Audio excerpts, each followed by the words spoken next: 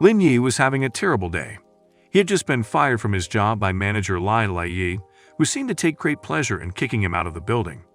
And as if that wasn't bad enough, his girlfriend had just broken up with him over the phone because he wasn't rich enough for her. Lin was feeling pretty low as he trudged towards the elevator, holding a box of his belongings.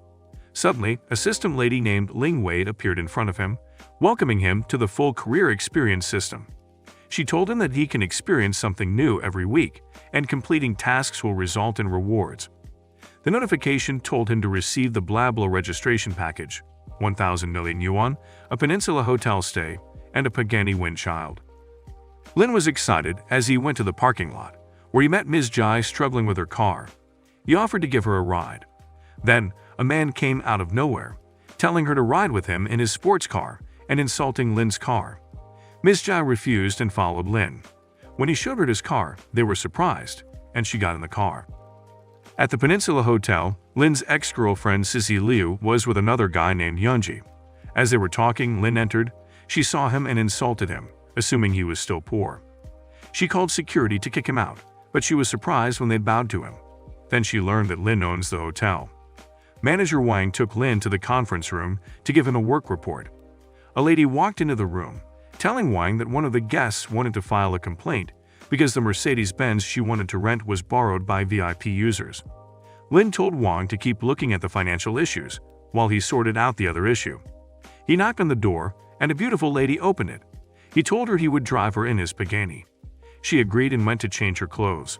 She came out of the room, and they went to the lobby. Sissy chased Yunji away and went to Lin, trying to get him back. Lin had no intention of getting back together with Sissy. He held Jinshu by the waist and told Sissy to get lost because she discussed him as they left the lobby of his hotel. He drove Jinshu to the Fairview Hotel where her classmate's wedding was taking place. Her friends were waiting outside to see the rich boyfriend she had bragged about and were surprised to see that Jinshu's boyfriend was indeed rich. As she walked towards them, Lin rolled down the window and told her to have fun. Meanwhile, landlady Wu Jinlan was furious with Lin for not paying his rent yet. However, when Lin showed up and transferred the rent along with some extra cash, she asked him about his plans for the future. Lin told her about his business plans and revealed that he was a rich second generation. At the Peninsula Hotel, Lin ordered some food before receiving a message from Wen Yan, who wanted him to pick her up. She got into the car, and Lin told her to place a BlaBla order first. After she placed the order, the system congratulated Lin for his second purchase and for transporting two beautiful women worth a score of 85 or more. She received rewards. Kin told Lin that her company is holding a launch, but she's having trouble finding a venue since all the hotels couldn't spare one. Lin recommended the Peninsula Hotel, but Kin thought it was impossible to book because it's a 5-star hotel. Lin drove to the hotel and said that she wouldn't pay for a single lane change if they couldn't negotiate. She offered to negotiate, and if the deal was done, she'd do squats for him. At the hotel, the receptionist recognized Kin as the boss and called the manager. The manager agreed to help Kin after Lin gave him the right signs. They left after telling the manager that the launch was in 10 days. At Ishi Villa, in Kin's room, she was doing squats for Lin when the door opened and her dad asked what was going on. Kin told her dad that Lin is her yoga instructor, but he didn't believe her. He asked him what he does for a living.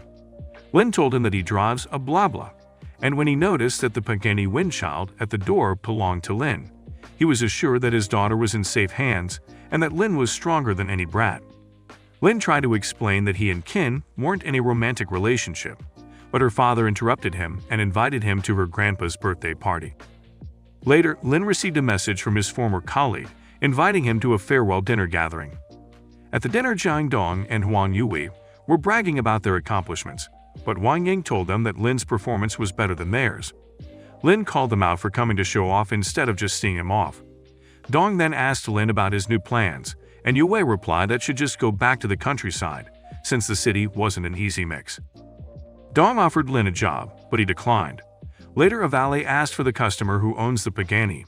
Lin asked what was wrong with it, and the valet told him to move it since it was blocking other cars. The colleagues told Lin that they were talking about a Pagani, not his broken Charlie. Lin showed them the keys and told them it was his car.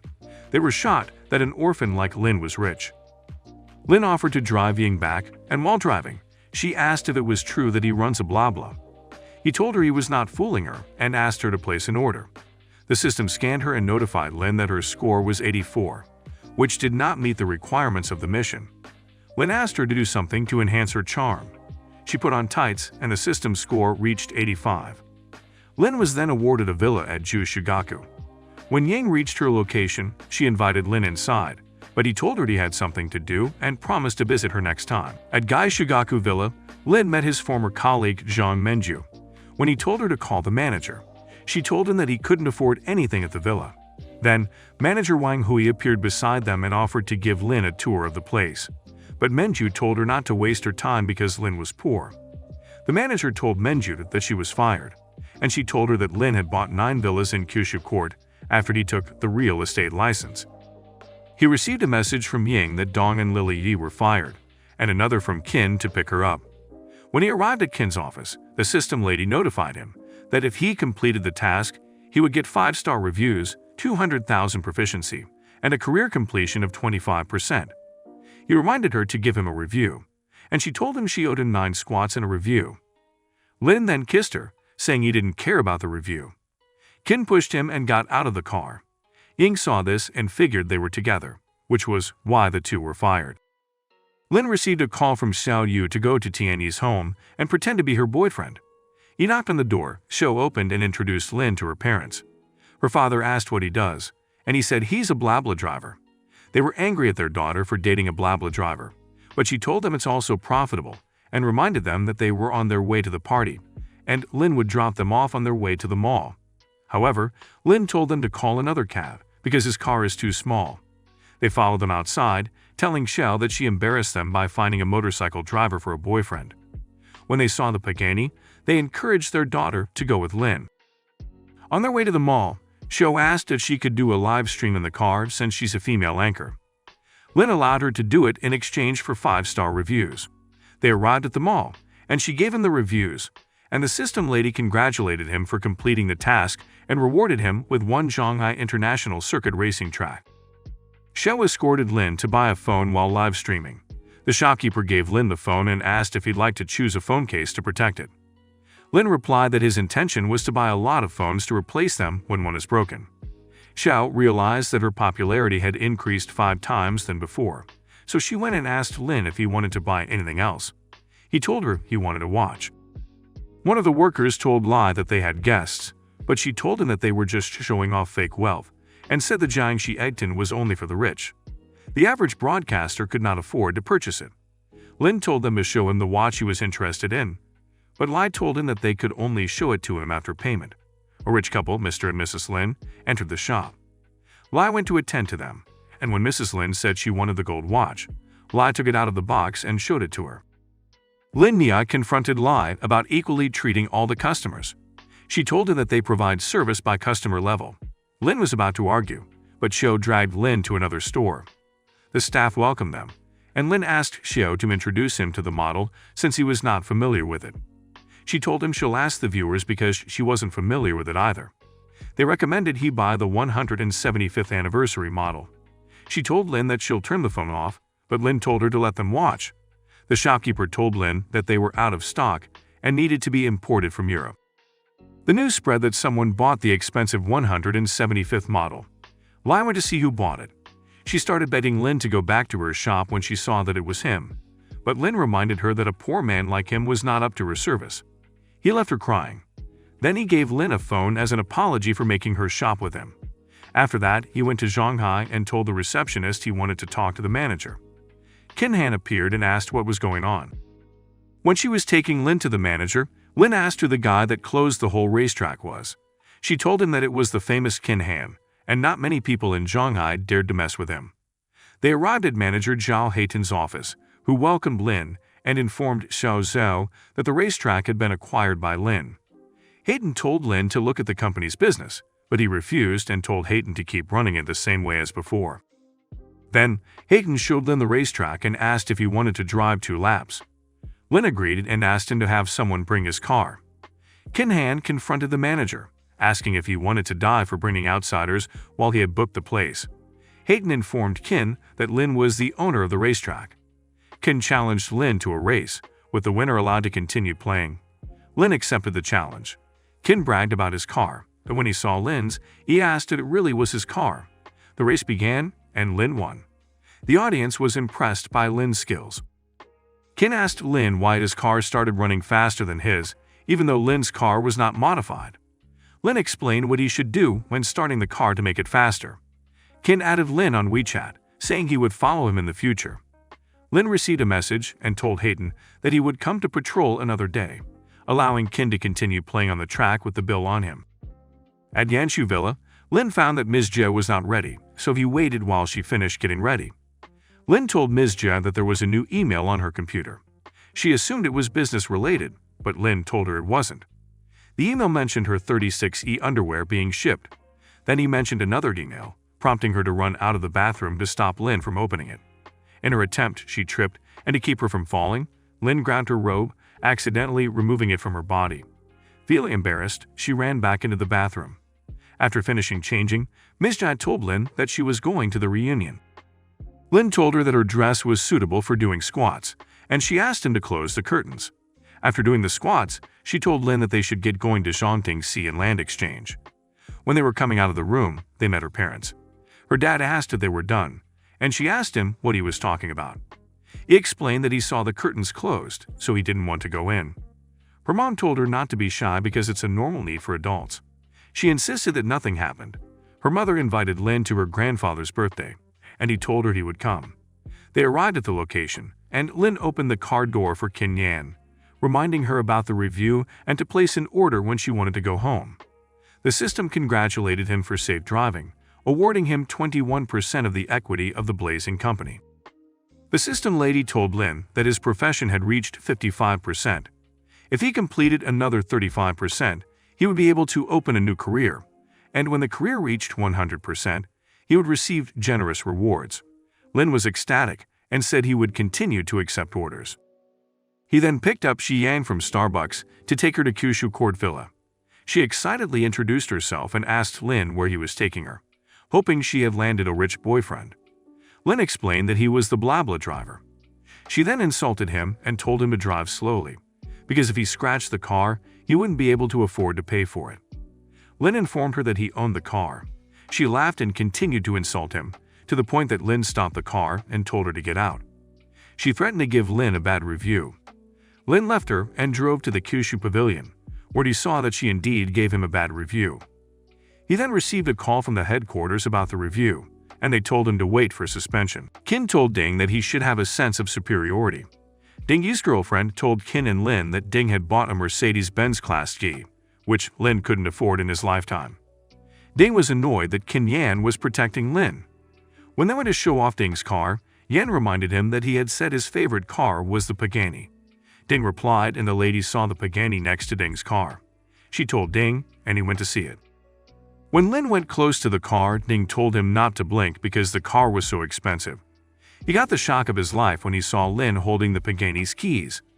When he asked how Lin had that car since he was only a blabla driver, Lin told him not to let poverty limit his imagination. Lin drove off, and Kin changed the location to the beach. While at the beach, she asked Lin to pretend to be her boyfriend at her grandfather's birthday party, and he agreed. Then she noticed that the pavilion lights were on. Lin offered to drive her there, or maybe she could stay there for the night. Lin showed Yan the outside of the villa. When he offered to show her the inside of the compound, she told him that they should just remain outside because it would be ugly to be thrown out. Lin asked what she would do for him if he took her inside. She told him she would let him watch her swim in a bikini. Lin drove past the security guards, and she was shocked that the guards let them in. When he was giving her the tour, they found a pool, and Lin reminded her of the promise she had made. She told him she didn't have a bikini, so they would talk about it later. He took her inside the villa and told her he had bought the whole Kyushu Pavilion villa. Kin Yan asked him if he had gotten his money from the wind. Lin told her that he had gotten it more easily than from a strong wind. Lin told Kin Yan to sleep in the villa for the night, and he gave her his pajamas. When Kin was taking a shower, Lin was reading a newspaper. She called him, and when he entered the bathroom, he saw that she had fallen. She asked him to help her up because she had twisted her ankle. While helping her, they noticed that they were too close to each other, and then they kissed. The next morning, Kin Yan woke Lin up to take her to work. After that, he went to the Peninsula Hotel to have breakfast. The manager offered to tell the kitchen to prepare it, but Lin told him he would do it himself. At the hotel restaurant, after he read the menu, he called the waitress to take his order and was surprised to see that it was Lai Yi, the manager who had fired him from his previous job. Lai Yi started insulting Lin, calling him a rich woman's plaything because that was the only way he could afford to eat at the peninsula. Her colleague tried to stop her, but she was too adamant about embarrassing Lin. Lin asked another waitress to call manager Wang. When the manager arrived, he told Lai Yi that Lin owned the hotel and informed her that she was fired. He called security to throw her out after telling her that he would blacklist her so no company could hire her. After apologizing to Lin, his food arrived. While eating, he received a call from the vice president of Blabla to schedule a meeting with him as the representative of the company. He told her he would contact her in the afternoon. Meanwhile, Vice President Chen Yan told her assistant Xiao Yan that she was going to take a look at the Jerez. The assistant called a cab. When Lin arrived, they were surprised that the company was powerful enough to use a sports car to drive Blabla passengers. Tian told Lin that girls would say it was hot when they got in his car. Lin asked if there was a rule that said he couldn't run Blabla if he drove a sports car. Tian told Lin to watch his words and threatened to suspend him. Lin asked if she had the power to do that. She showed Lin her card and told him that she was the vice president of Blabla. Lin informed her that he was also a shareholder and that she had called him earlier to arrange a meeting. She believed him and apologized. When they reached the location, she tried to pay, but it was declined. Lin saw the notification that the Jerez Corporation had suspended him. Chin offered to talk to them, but Lin insisted on going in with her. They entered the conference room, and Lin explained his problem. Jerez President Wenda Lu told the operations manager, Yuanfa, to take care of it. Yuanfa scolded Lin and told him to get out before he called security. Lin told Tyne to handle it while he was sitting down. Tan told them that she was the vice president of Blabla and that she exempted Jerez from operating for suspending a driver without proper investigation. She also informed them that Lin was a shareholder of Blabla. When Wenda Lu told Lu Yuanfa to apologize, Lin said that he approved of Tian's resolution and disqualified their operation. Then, Qin Yan called him to take her to the mall to shop for the birthday party. Tian told Lin that she had taken care of everything and also added new features to it. Lin asked Tian if she knew a place where they sold better antique paintings. Tian told him that she would have her assistant pick up a painting at Zhangdachin, and he shouldn't worry about the money. He told her to send it to the manager at the peninsula, and since he didn't like to owe people favors, he would give 1% equity for the painting. When he was about to leave, Tian told Lin that their president wanted to invite Lin to be a guest in Yangcheng. He agreed. Then he received another order from King Star to Goat Island Hotel. He drove Yang Qin-sin, who was talking to her boyfriend about the underwear she had bought. She told Lin that the company must be quite good to think of such marketing techniques. Lin told her that it wasn't the company's idea, but it was his car. He dropped her off at the Peninsula Hotel, and she gave him a 1-star review. Then he went to the mall with Qin Yan. He confronted her, saying that she hadn't given him a 5-star review yet. She told him that it would depend on his behavior. Then he reminded her about the promise, so they went into stores looking for bikinis. At the first store, Qin saw that they didn't have her size, so she told Lin and they went to another store. Lin chose a black, revealing bikini for her to wear when she was swimming in front of him, and Qin chose a less revealing bikini. He told her that she would wear it when she went out to have fun with her friends. They went to the 4th floor to look for outfits. While she was trying on a dress, she called Lin to help her with the zipper. Lin told Qin that the dress was beautiful. Meanwhile, a lady who was with Mr. Zhang liked the same dress and told him that she wanted one.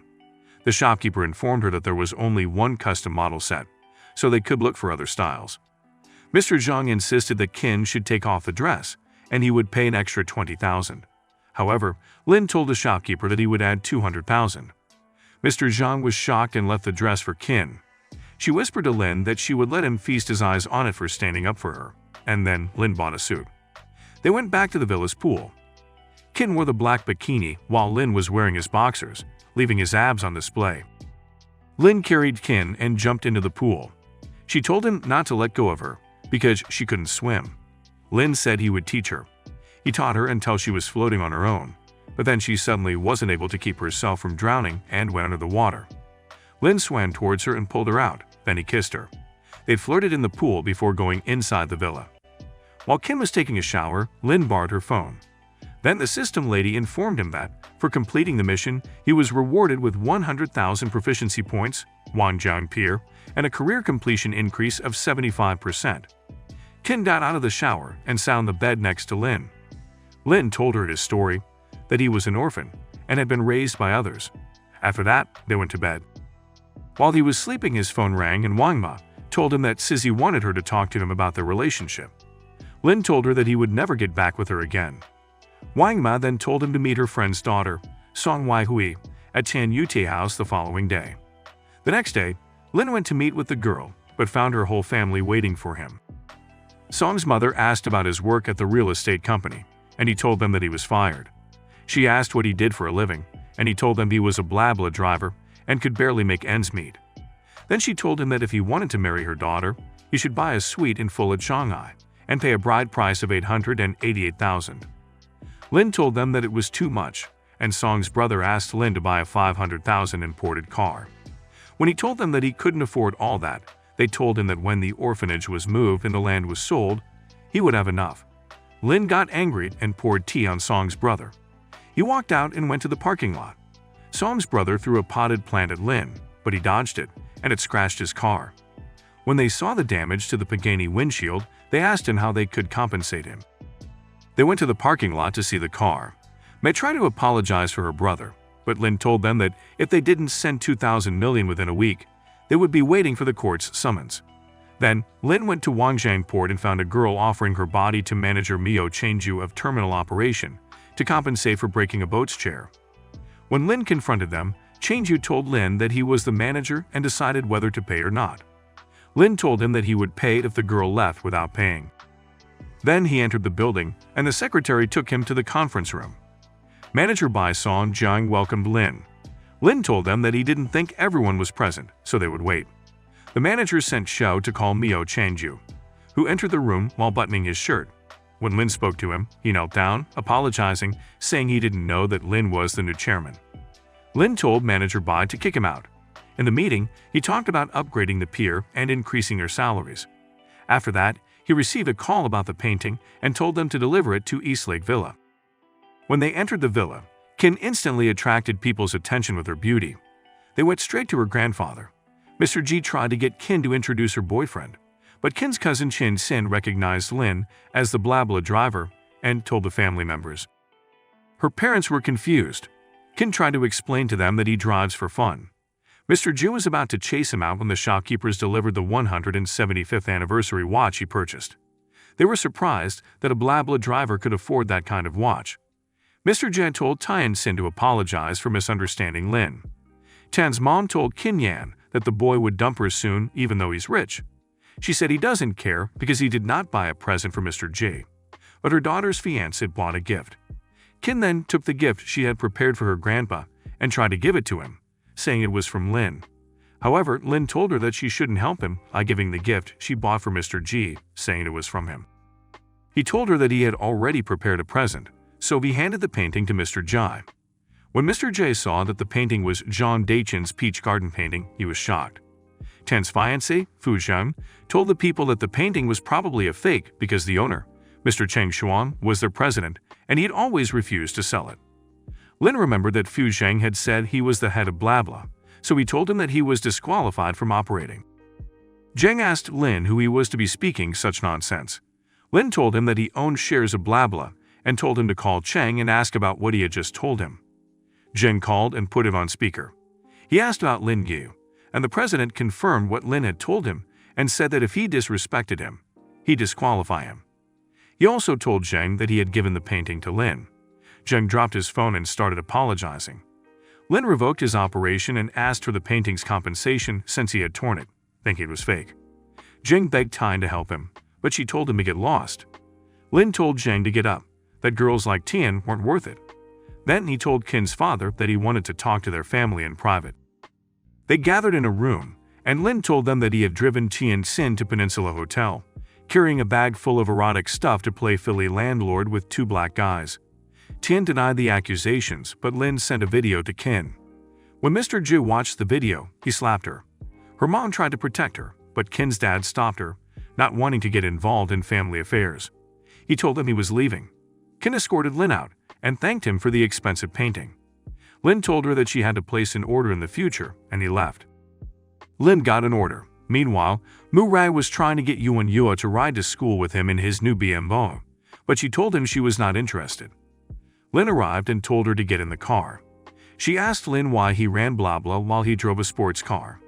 Lin told her that it didn't matter what car he drove. The important thing was to make money through one's own efforts. When they reached the location, she asked to add him on VX. When he asked why, she asked him if he believed in love at first sight.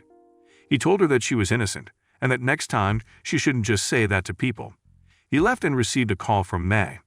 Lin asked if she called about the compensation money. She told him that the family was testing him the other day, and he had passed, so now they were boyfriend and girlfriend. Lin was on his way to Shanghai when he met Xiao Yu. He told her to get in the car and asked if she was going to Shanghai International Circuit. She told him that she was going there to do a live broadcast since an event was taking place there. They arrived and found Ren Zixuan and Sun Ru, popular anchors, arguing. Xiao asked them what was going on. Ru explained that Ren wanted to get rid of them so that she could do the live broadcasting alone. Ren told them that the owner of the track said only one anchor was needed. They continued arguing, and Lin told Ru and Xiao to follow him. Ren told Lin that if he messed with Qin Han, he would die without knowing how to die. They followed Lin to the track race. When they saw the expensive cars, Ru asked Lin if he was sure that they could broadcast live. Lin told them to prepare their equipment. Meanwhile, Ren told Qin and manager Zhao that Xiao and Ru had broken in, especially the one in the lead. She said this as she pointed at Lin, and told them that he was crazy. Then she saw that Zhou bowed to Lin and Qin was calling Lin's name. She asked them if they knew Lin. Qin told her that Lin was the owner of Shanghai Circuit. Lin told Qin that his friend had insulted him. Qin turned to look at Ren and told her to get lost. She pleaded with them to let her stay and do the broadcasting, but they called security to throw her out. Then, Qin Han challenged Lin to a race, saying he had improved his cornering skills. Lin accepted. When the race was about to begin, Qin told Lin that the loser would give money to the winner. The race began, and Lin won. Qin gave Lin 210 million. Lin gave the money to the manager and told him that his Pagani had a scratch, so he should get it fixed. Qin Han's jaw dropped when he heard that Lin was using so much money to fix his car. Then, Lin told Xiao that he was leaving. If they needed anything, they should find manager Zhao. Lin had 3 new orders, but he went to have lunch first. He arrived when Aunt Liu was about to close to go pick up Xiao Jing from school. He told her that he would pick her up before eating and then left after telling her the food he wanted to eat. When Lin entered Xiao Jing's class, he found a lady yelling at Xiao's teacher for not stopping Xiao Jing from scratching her son's face, saying it would delay his career because he wanted to enter the entertainment industry. Lin told the boy that he was overthinking it if he thought he could enter the entertainment industry with his face. When Xiao saw that it was Lin, she approached him, and Lin asked her what had happened. She explained and also showed Lin her torn clothes.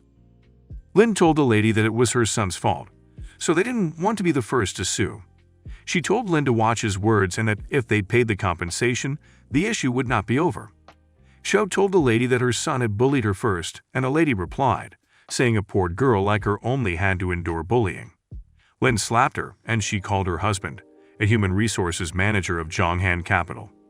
He barged into the classroom, and his son told him that Lin had slapped his mom. Lai Duwang asked Lin to apologize to his wife before he called his boss, Qin Han. He didn't know that Lin knew Qin Han, so he called Han and told him the situation. Qin Han called Duwang, telling him that he was fired. When Lin and Xiao reached Aunt Liu's restaurant, he told Xiao not to tell her mom what had happened at school. Lin went to Qin Yan's office and gave her the food he had bought at Aunt Liu's, telling her that it was the best egg fried rice. Yan opened the lid and asked Lin if it was from Aunt Liu's. Lin confirmed that it was and said she should eat it before it got cold. She asked Lin to feed her, and while he was doing so, Qin Han called Lin. He told Lin that he had found girls with top-notch bodies and invited Lin to go have fun with him. Lin replied, saying he couldn't join him because the girls on his side were nothing compared to the one girl beside him. Yan blushed when she heard what Lin said. Qin Han told Lin to take a picture and send it to him to see if the girl looked better than the ones on his side. If she did, he would live upside down to eat Shang. Lin asked Yan if they could take a selfie. She asked why he wanted to take a picture all of a sudden. Lin told her that he wanted to use her picture to show someone what real beauty was. Lin sent the selfie, and Kin Han sent a text telling Lin that the girl was very good-looking. Then they went to the car, and Lin asked Yan to tell him the procedures to follow to set up a charitable foundation. She told him that an organization like that was not easy to handle. He told her that he didn't care. He just wanted to do as much as he could on his own. She told him she would ask around for him. When they reached her location, he asked her if she could escort him to Yangqing with him if she was free, and she told him that it would depend on whether she was free or not. Then she gave Lin a 5-star review. The assistant lady told Lin that he had accomplished the mission and he could open a new career. His new career was a college physical education teacher, and he received a potion and sage wisdom. Lin drank the attribute increase potion, and his body changed. While lying in bed, his phone rang, and he was told that the Pagani's engineer had already been contacted. Qin Yan bought a first-class ticket for Lin and told him that she wouldn't be able to escort him. She asked the name of the orphanage he would be staying at. Lin told her that it was Blue Sky. On a plane, singing Feng and Lai Yu Yang were discussing that it was rare to see a handsome young man in first class. Feng Huoyub told them that later they would know that good-looking skin was the same, but a rich young man with money was 1 in a million. Lin looked at Huoyu and told him that if he wanted to act tough, he should do it himself and not bring him into it. Huoyu sat in the seat next to Lin and challenged Lin that they should ask the stewardess for her WeChat, and if she chose Huoyu, it would prove that money was more important than face value. He told the stewardess, and when he was showing off his watch, the stewardess saw Lin's anniversary model and instantly asked for Lin's WeChat. Then Yan entered. Huoyu saw her and told Lin that if he lost again, he would accept defeat. While he was asking for her WeChat, Lin held Yan by the waist and put her on his lap. Huoyu called Lin a scum for putting his arms around a woman's waist he doesn't even know. Lin told him that it's called love at first sight, and it's headed for marriage. They arrived at the orphanage, and the kids ran to them. Qin gave the kids the gifts she bought and introduced herself to Wang Kuping and Zhao. Kuping sent Zhao to go share the gifts with the kids. Zhao saw that Ning Yu has arrived with her boyfriend. He called Kuping to come and see. Yan asked Lin who Ning was, and he told her that her full name is Gu Ning Yu. She went out of the orphanage and went to a college in Yangcheng. The kids ran to King and started touching Wang Tao's car. He yelled at the kids, saying they should not make it dirty because he would have to pay a lot of money to paint it. Ning Yu excitedly introduced herself to Qin Yan. Wang Tao tried to shake Qin Han's hand while introducing himself, but Lin slapped his hand, making Tao furious. Wanting to humiliate Lin, he told Wang Kuping that he will donate 100,000 yuan to the orphanage, but she rejected his offer, and Lin told her to accept it. Then Tao told Lin to donate, and Lin told him that he will donate 100 million. Tao laughed, saying if an online car driver like him donates 100 million, then he will donate 10 times more.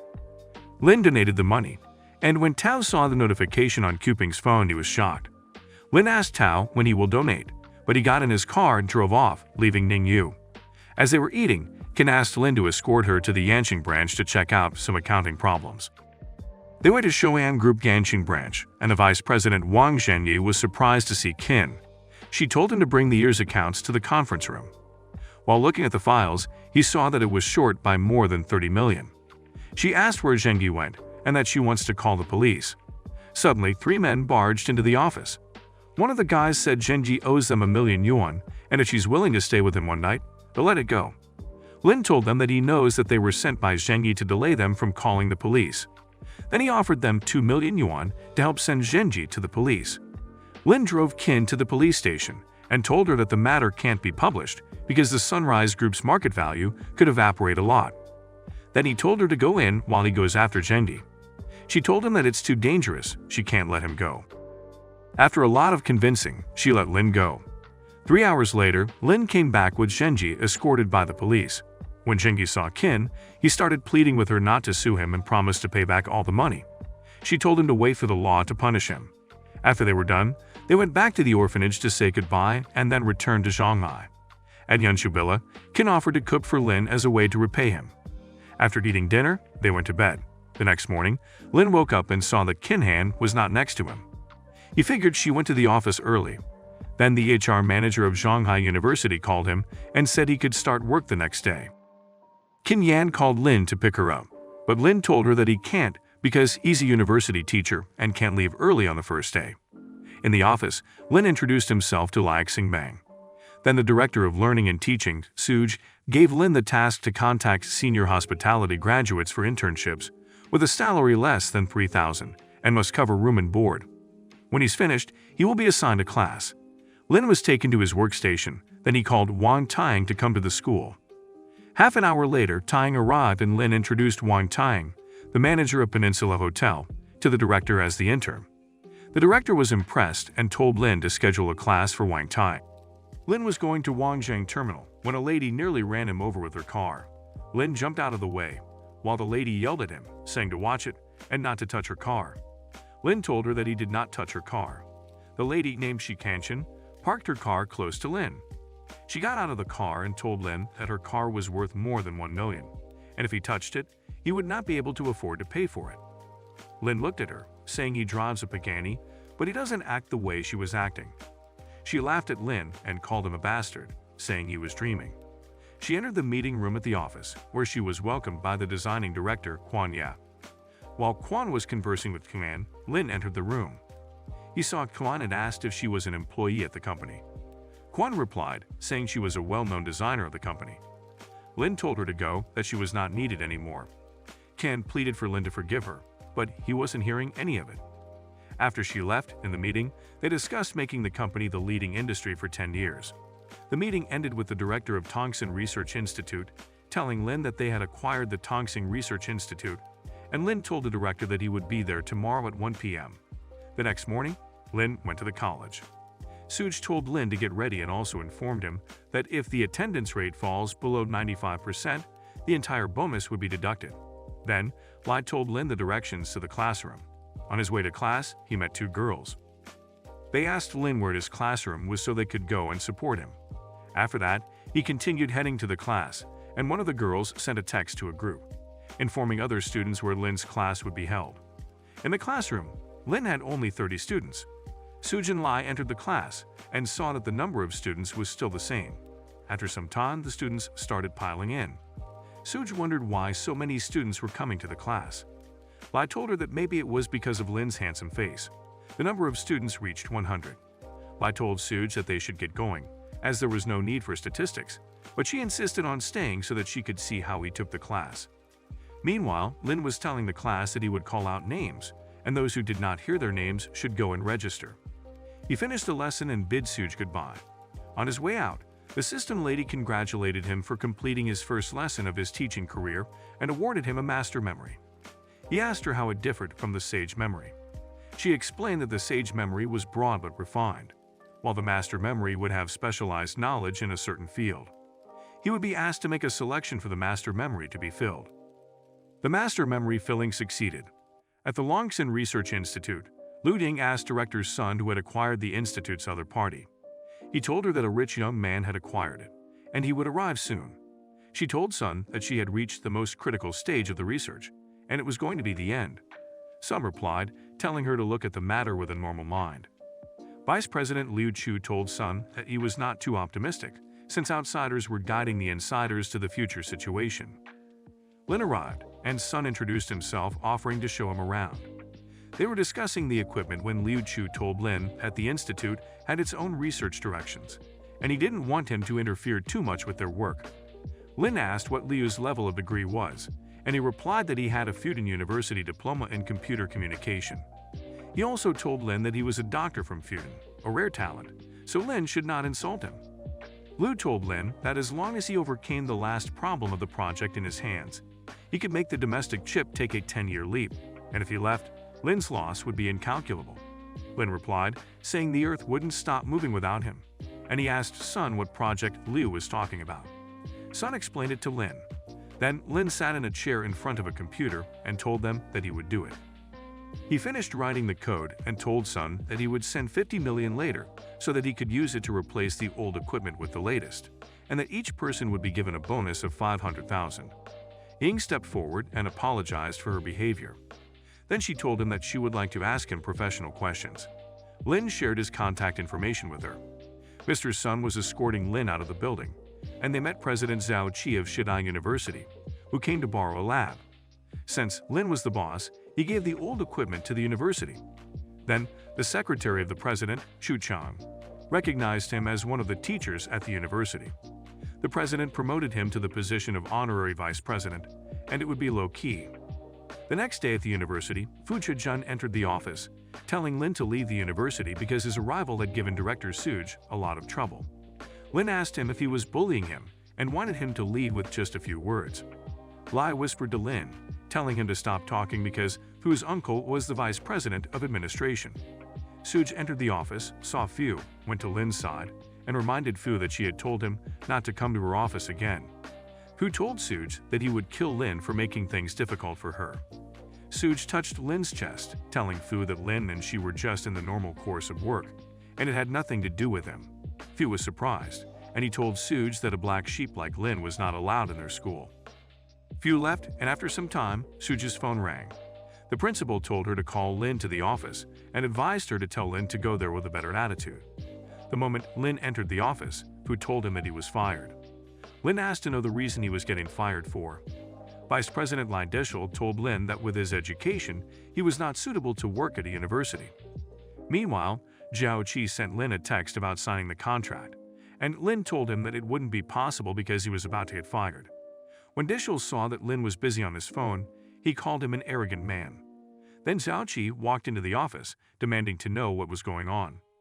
He listened to the explanation, and then Zhao yelled at Deshul, saying he had a hard time trying to make Lin an honorary vice president. Fu and Deshul were shocked, and Zhao told them that Lin was the director of the Longxin Research Institute. He fired Fu and Deshul and promoted Lin as the director, stating that they could share the office with Suj. The system lady congratulated Lin and awarded him the Twin Mansion. A person from the Twin Mansion called, and Lin told the person that he would go there tomorrow morning. After that, Lin entered Suj's office without knocking and found her changing her clothes. She chased him out. Lin arrived at an event with Qin Yan. While she was chatting with her friends, he went to get food for himself at a table in the room. A woman approached him to get his WeChat, and he told her that it was inconvenient. She insulted him and left. Then he overheard Yan and her friends talking about the big project at Yalu Design. Yan wondered who the boss would end up being. The general manager of Shanghai Wingfeng Engineering, Wai Ziyang, asked Yan if she was interested in the renovation project of Wangjing Terminal. She told him she was interested, but the problem was that there was no network in the area. Ziyang told her that he could make a way since the boss was his cousin. He just had to meet him for dinner to discuss it. Lin was watching this. When Ziyang tried to touch Yan, Lin walked over to them and slapped his hand, saying he should forget about the dinner. Yan turned him down because she already had dinner plans with Lin. Ziyang called her arrogant for saying no to the big project. When Lin told him that the project would not be given to him, he laughed. Lin told him to call his cousin. He called, and Lin mentioned his name. Ziyang asked his cousin if he knew Lin, and the cousin confirmed that Lin was the one who gave him the project. Ziyang apologized for his behavior. Then, Lin told Yan that he would wait for her in the lounge. After some time, Yan went to the lounge and found Lin sleeping on the couch. When she went closer, he grabbed her and made her sit on his lap. Still on his lap, Yan told Lin that she couldn't see through him anymore because he had acquired the Wangjing Terminal. She assured him that she would finish the Wangjing Terminal project with quality and quantity. Lin told her that he didn't give her the project, but she convinced him until he agreed. The next day, Lin went to the place where he had bought the Twin Mansion. He met Mo King Wan, his college classmate. She asked him what he had been doing after they graduated. Lin told her that he was a college teacher. Wan bragged about the money she got paid and asked what he was doing at that place. He told her that he wanted to buy a house. The workers were standing at the front of the building, waiting for the rich man who had bought the Twin Mansion. The Far East marketing manager, Ren Zhongshu, called Xing Wan. She introduced Lin and told Ren to have dinner with them so that Ren could arrange a new job for Lin. Ren told Wan that it was a waste to have dinner with Lin because he was a poor man. Then he told Wan that they should go. Lin walked towards the workers, telling them that he had not only bought 2 of their buildings but also that the show was quite big.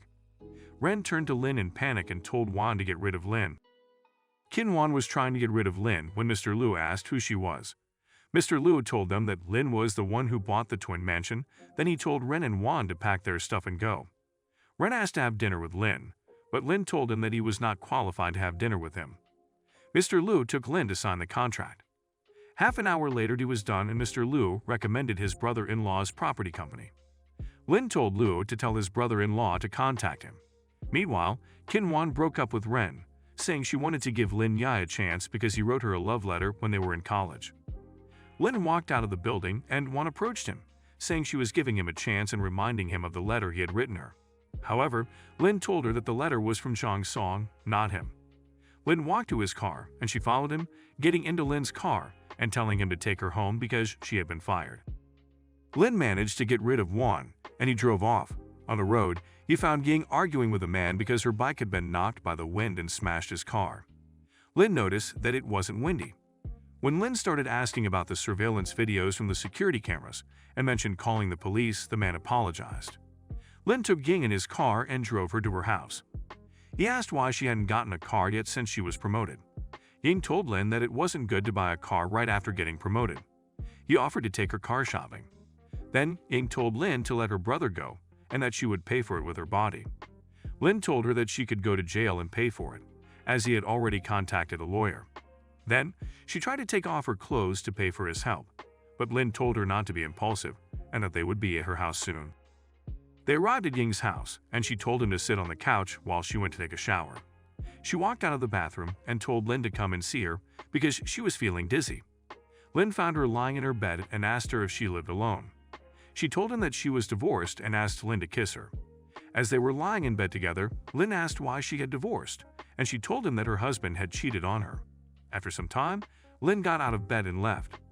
The next morning at the college, Lin found his desk missing. When Lai told him that it was in Suju's office, he asked Lai to help him move it out because he didn't want to be with a tigress. Suj came out of the office and asked Lin who he was calling a tigress. Lin stammered, saying that she had misheard him. Then the office phone rang and Suj answered. Liu Yang told her that Sun Xiaoyu was about to jump from the building because of work. Lai asked her what was going on, and she explained it to them while running to the exit, telling Lin to follow her. When Lin asked who the girl was, Suj explained to him that she was an outstanding student. She had rented her an apartment after the internship, and she worked at Zhonghan Capital. Now, she didn't know what was going on. They reached the scene and went to the rooftop to try persuading her with the permission of the police. Suj asked Xiaoyu what had happened, and she told them that she had been molested by the vice president of the company, and her boyfriend didn't believe her. When they tried to move closer to her, she threatened that she would jump off. Lin told her to jump and not waste everyone's time. He also told her that if she dies, the one who molests her will not be brought to justice. She told him that it was impossible because he is the vice president of Zhonghan. Lin promised her that he would send him to jail. When she tried to jump off, Lin went and dragged her back to the rooftop. Then, he told the police to make a statement as soon as possible. Suj asked Lin where he was heading to, and he told her that he was going to Zhonghan Capital to look for evidence. Suj told Lai to take care of the girls, and she went to Zhonghan Capital with Lin. They reached Zhonghan Capital and told the receptionist that he was looking for Kui Bin Long. When the receptionist refused to let him see Bing, he dialed a number and asked for Ben's office. They barged into Kui Bin's office while he was talking to Liu Changming. Lin asked Kui how he would justify molesting a student. Kui told them that Xiaoyu seduced him, and he didn't want to, so she framed him. Suj tried to slap him, but he caught her hand and pushed her to the side, saying she's not in a position to talk to him, and he has left the matter in the hands of the legal affairs. Lin kicked Kui, sending him flying to the ground, and Kui told Liu Changming to call the security guards. Then he stood up, planning to lunge at Lin, but Lin was fast, so he kicked him again in the face, making him lose a couple of teeth. The head of the legal department of Zhonghan Yu, Jin Song, told Lin to stop or they would be prosecuted for international assault. Someone yelled that Mr. Qin was on his way. Kui told Lin that his good days are over. Lin asked him if he thinks Lin would stand up for him. He told him that Qin Han would help him because Qin's father is his cousin's uncle. Qin Han arrived, and Lin explained the situation to him.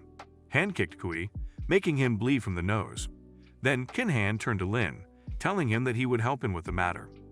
Lin told him that he was leaving and reminded him to send Kui to jail. He grabbed Suj's hand, and they walked out of the building. The system lady congratulated him for accidentally saving the student, rewarding him 1 billion RMB. Then Suj told Lin to go home and rest so that tomorrow he could escort her to see Choyu's boyfriend. While he was resting at the Kyushu Pavilion, his phone rang, telling him about the property. He told Yang Chanbo to meet tomorrow because he was exhausted. Meanwhile, at Triumphville, Han's father Zheng Qin asked Han why he sent Kui to jail. He explained that he offended his friend.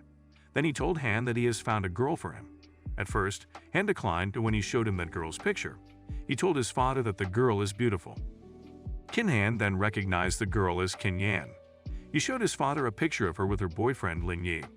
The father told Han to go and have fun and that they would talk about it later. The next day, Lin entered a building and Feng Xin, a receptionist, asked him if he came to do business. Lin told her that he wanted to register a company. She gave him some forms to fill out. He gave the forms to a man, but the man gave them back to Lin, saying they were not filled out correctly. When Lin asked where the mistake was, the man told him that the registered capital was written as 500 million. Lin told him that it wasn't a mistake. The man laughed. Feng Xin walked towards them and told Mei Yi that it was just a form, and she would help him fill out a new one. But Lin insisted that it wasn't a mistake. Then he showed Mei Yi the supporting documents from the bank, but he still told Lin to refill the form because he wrote the entire twin mansion. Lin told him it was his company and showed him the purchase contract. Then Suj called Lin to meet her at Star Dad to talk to Xiaoyu's boyfriend. Later, Yang Feng arrived and sat across from them, playing with his car keys. Suj explained to him about the situation with Xiaoyu and that he should step in and comfort her, but he told her that they broke up and had no intentions of being with her. Then Feng's father took Feng to a meeting. When he saw Lin, he told him to stop chasing after him, because he won't care about that woman. His father asked him what he was talking about, and Feng told him that Lin is a teacher at his university. Tanbo slapped Feng and told him that Lin is the one who bought the twin mansion. He continued beating his son, and then a man stepped out of the building, asking Lin if he wants them to be kicked out. Lin told him that he would take care of them. They stopped and looked at Lin. He told them that he also owns the Peninsula Hotel. Chenbo apologized for his son, and Feng told Lin that he would get back with Xiaoyu and marry her. But Lin told him to leave her be. Then he told Tanbo to send his son back so he could talk to them alone. Feng left, and Lin told Tanbo to control the son. Otherwise, the future business will not be big enough for him to lose. Lai and Suj were talking about Xiaoyu when the phone rang, informing her that Feng is in the office waiting for her. She entered her office and asked Feng what he wants from her. He apologized to her and said that Lin made him realize his mistakes and he wants to see Xiaoyu. She told him she would take him. Meanwhile, Lin knocked on Ning's door to take her to buy a car, and he found her making breakfast. She offered him some. After breakfast, they went to the car store, and Ju welcomed them and asked for the car's specific requirements. Ying told him that she wants a good-looking car priced within 200,000. When he heard the amount, he told Jining to help them because their money was little. Lin asked Ju if he didn't want to help them because their money was little, but he told him they didn't have enough money. Manager Tiu came and asked for the owner of the sports car parked outside. Ju saw the car, and then Lin asked the manager about the sports car. He told him that it blocked his car, so he wanted it to be moved. Lin apologized and told Ying that they should go to the store across the street. Ju begged them to stay, but Lin didn't, so the manager told Ju that he was fired. He bought Ying a Leopard Horse 7 and offered to take her to practice since she hasn't driven for a long time. Then Lin met with Quan at a restaurant and told her that he would give 400 million to hire more companies to complete the work early and to design a logo for the company he just set up at the twin mansion. After they were done, Lin was walking to his car and saw a waitress escorting Suj outside because she had too much to drink and couldn't walk on her own. He spoke to her, and then the waitress explained that she got cheated on. She left Suj with Lin to take her home. While in the car, Suj told Lin to take her to a bar, as she wants to continue drinking. But Lin took her to the Peninsula Hotel and ordered wine for her. When she was about to take a sip of the wine, Lin grabbed her hand, telling her to stop drinking. Suj asked Lin if he's afraid that she might do something to him. Lin told her that he's not the one at a disadvantage. Then she told Lin that she has a surprise for him. She took Lin to the bedroom and told him to lie on the bed. Then she kissed him. The next morning, she woke up and saw Lin lying next to her. Feeling embarrassed, she got out of bed and left. When Lin woke up, he found that Suj had left. Then, the system lady told him that he had completed 70% of his career and asked Lin if he wanted to open a new career. Lin did, and he became a delivery boy and received a career package of 10 million RMB, a limited edition Tambourine T12 motorcycle, and a master skill. She told him that the motorcycle was parked in the hotel's parking lot. He went to check it out, put on a helmet, and hopped on it. He drove off. He drove to the university and met Suj. He told her that he had come to resign. After he finished the procedures at the university, he received an order to deliver a piano stand. He arrived and gave it to Professor Ruoguo of Shanghai Music School. While he was waiting, Horan came in, yelling that Lin had arrived too soon because he hadn't finished playing his game yet. Lin told Hugh to listen to his mother because she has good intentions. Horan told him that he should practice if it's good, and if he had skills, he wouldn't have been a delivery boy. His mother heard him and yelled at him and apologized to Lin. Lin told her that he does know how to play, and if he wins, Horan will listen to his mother and practice. Lin played one of the difficult syllables that even Gu couldn't play. They were surprised. Then Lin reminded Horan to listen to his mother. She thanked Lin and told him that with his skill, he can change to a high-paying job, but Lin told her that he has no intentions of changing jobs. Then she added Lin on WeChat. The assistant lady congratulated Lin, rewarding him the Bay Moon Beach. They called him at Bay Moon Beach to do the procedures. He went and met Kai Ting Ting. She gave him the files and told him that he only has the right to use them for 70 years, and it needs renewing after it expires. He wondered if he could deal with the actual manager of Moon Bay Beach. She told him the location, and when he was heading there, he called Bison Zhang to ask how much he knows about the Moon Bay Beach. He told him that it owes more than 200,000. He told Zhang to put the debts together because he's coming to get him. They arrived at Bay Road and found two boys playing around. He gave them the files and told them to tell Dong to evacuate and pay the debt.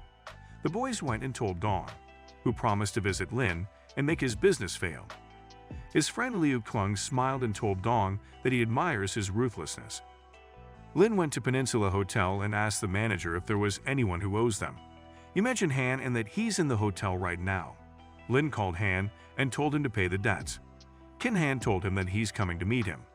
While Lin was waiting for Han in the manager's office, someone told them that a man named Dong Lai wants to see Lin. Dong entered with his boys. Wang sent someone to assemble the security guards and wait for his notice. Dong dropped a box on the floor and told Lin that it was a token of appreciation, that they are going to do great things together. Lin refused to work with him, so Dong threatened to put the word out so that his business would not be made in the future. Lin pinned Dong's head to the ground, and his boys tried to interfere, but Lin beat them.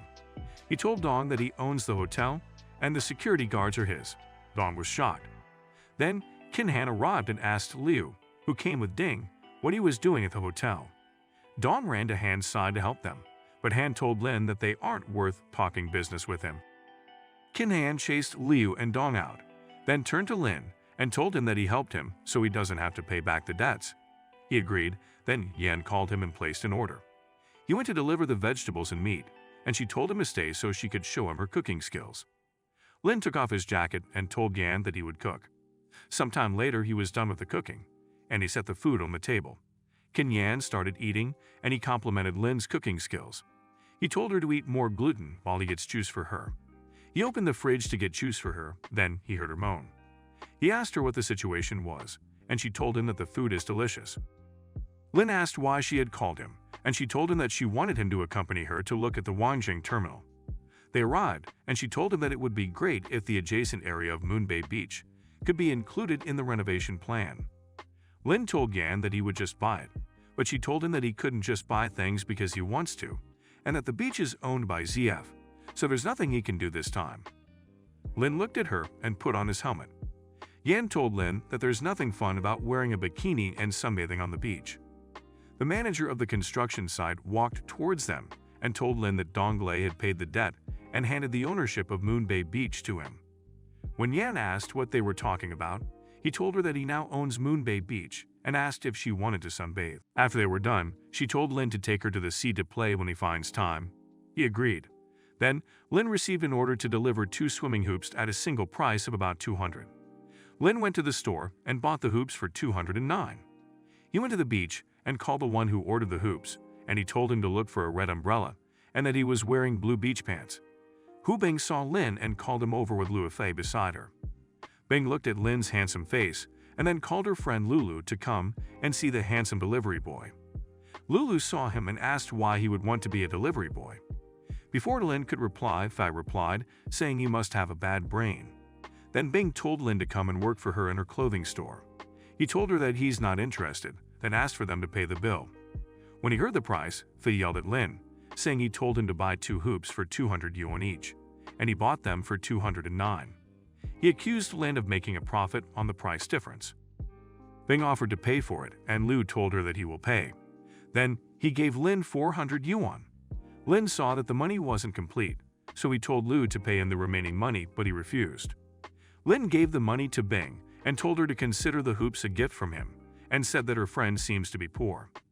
Upon hearing that, Liu Fei told Lin that his company's annual profit is nearly 2 million, and he placed an order challenging Lin to buy a Ferrari 812, and he would give Lin the money when he brings the car. Lulu laughed, saying Lin cannot afford to buy a Ferrari. After some time, they were still at the beach drinking wine. Lin showed up with a briefcase, and he emptied the papers for the Ferrari on the sand in front of Liu Fei, and showed him the Ferrari that was in the truck. Liu was surprised to see that Lin really bought the Ferrari. When Lin saw Fei's expression, he smirked and told Liu Fei that he's so rich he should be able to pay for it. Liu looked at Lin with his mouth agape. Liu Fei apologized and told Lin that he doesn't have much money. Lin told him to kneel down 3 times, but Liu refused and called Dong Lei with his men to help him settle the matter. Bing told Lin to run because he can't afford to mess with them. Dong arrived, and Liu pointed at Lin. When Dong looked at Lin, he and Liu apologized for causing him trouble again and asked him what he wants to do with Liu Fei. Lin told them that Fei wanted to make him kneel down and called him Grandpa, so they made Liu Fei kneel on the sand until nightfall. He begged, saying he will never do it again. Then Lin told Dong and Liu to go to Bisongjiang and ask him to arrange jobs for them. Bing asked Lin for a ride, and Lulu said she needed one as well. He told Lulu to take the truck. On the motorcycle, the system lady congratulated him for completing 3 orders and receiving 5-star reviews. She rewarded him 1 billion. When he was checking the notification, Bing saw the message and gasped. He took her to her clothing store. Lin asked if the store was hers, and she replied that she graduated from Dongwei University in fashion design. He took her business card and left. Then his college roommate, Zhang Song, called saying he may come to Shanghai to visit him. Lin told him to call him in advance when he comes. Next, he drove to Longsing Research Institute. He told Sun and Yang that he heard Cisco has developed the final program for the control unit, and he knows that the person should be Liu Chu, who was fired by him. Yang told Lin that Liu's results must have loopholes. As far as Liu Chu's skills are concerned, Lin asked her if she had applied for patents, and she wondered if they could register the patent before they establish it. Lin replied that they should have registered long ago, and he told her that when the time comes to bite back, they will become the laughing stock of the entire industry. Some took the blame and told Lin to fire him. Lin refused to fire him and told them that they should work together so that they can go beyond the technology Cisco stole from them. He stayed on the computer for 12 hours and completed the program, but not the domestic lithography. So he told Sun to find a way to get 1,000 clutch lithography machines, and he told Yang to arrange for the development of a new cell phone system as soon as possible. That is not inferior to the 150 ecosystem. He left the building, and he received an order to deliver a duck peak battery charger. An hour later, he knocked on Zhao's door to deliver the charger. When he told him the price, Zhou accused Lin of making the difference. Zhou's wife appeared behind him and told her husband to pay, and he did. As Lin was about to leave, Zhou's wife told him to take the garbage bags with him, but Lin refused, and she threatened him that she would file a complaint and give him a bad review. Lin told her to do it. He walked out of the house and found a delivery boy struggling to carry a table because of its weight. He helped him put it down. Mr. Zhou came out with garbage bags in his hands and yelled at Lin because he had not left yet. He threw the garbage bags on the floor and threatened to kill Lin with his car. Lin showed him his car, and he was astonished to see the kind of car the delivery boy was driving. Lin told Zhao that if he continued treating people the way he did, he would soon be unemployed because he was also engaged in the industry. Mr. Zhu kneeled to correct his garbage bags and told Lin that he would never do it again. Then he received another order and went to an apartment to deliver medicine. The girl who opened the door recognized Lin and mocked him, saying that he had lost all his money, so he was working as a delivery boy. She dropped the medicine to the floor and told Lin to return it. Some guy came out of the bathroom and saw what the girl did to Lin. He recognized Lin and slapped the girl, telling her that Mr. Lin is not bankrupt but experiencing life. Lin gave the medicine to the man and told him to give him a 5-star review, then he left. In his car, Kin Yan called him to remind him that he said he would cook for her, and she told him to meet her at the Times Square supermarket to buy ingredients. They met, and she told Lin that she heard a new big market has opened, and Lin is a diamond member, so he could get them a discount. They went to the market, and Lin was surprised to see that she's only putting cakes in the trolley. She told him that a woman's good mood is given by desserts. While they were shopping, a man named Pan Wen asked Lin Yan if she was interested in the entertainment industry. She told him that she wasn't interested, but the man was persistent. Then Lin told him that she had already said she wasn't interested, and he should ask the fish lady instead. Pan Wen mentioned how he made Liu Fangfi an annual income of more than 100 million, but Lin told him to come back to her in 15 years. He showed Wen his bank balance and told him that he had 1.5 billion, and he wanted to support Yan for 15 years. Pan Wen apologized for troubling them, and then he ran away. They went to Yan's house, the Yunshu Villa, and Lin asked her if she was sure her parents weren't at home. She asked him why he was being timid, and he told her that he wasn't timid. He was just a little embarrassed since he had been seen there several times. She handed the files to Lin and told him about the formalities of the foundation. She said that she would arrange a meeting for him to meet the people in charge of the foundation. The next day, she reminded him about the 12 noon meeting. Then he received an order to go to a certain address, but he shouldn't buy anything. He went there and found 5 other men and a guy telling them to take his car out of the ditch. Lin told him that 6 people aren't enough. Then he made his way to his car. The guy told him that he'll still be an errand boy in 10 years. Lin got in his Ferrari and drove past him. The guy was surprised to see him driving the Ferrari. He went to Yan's office.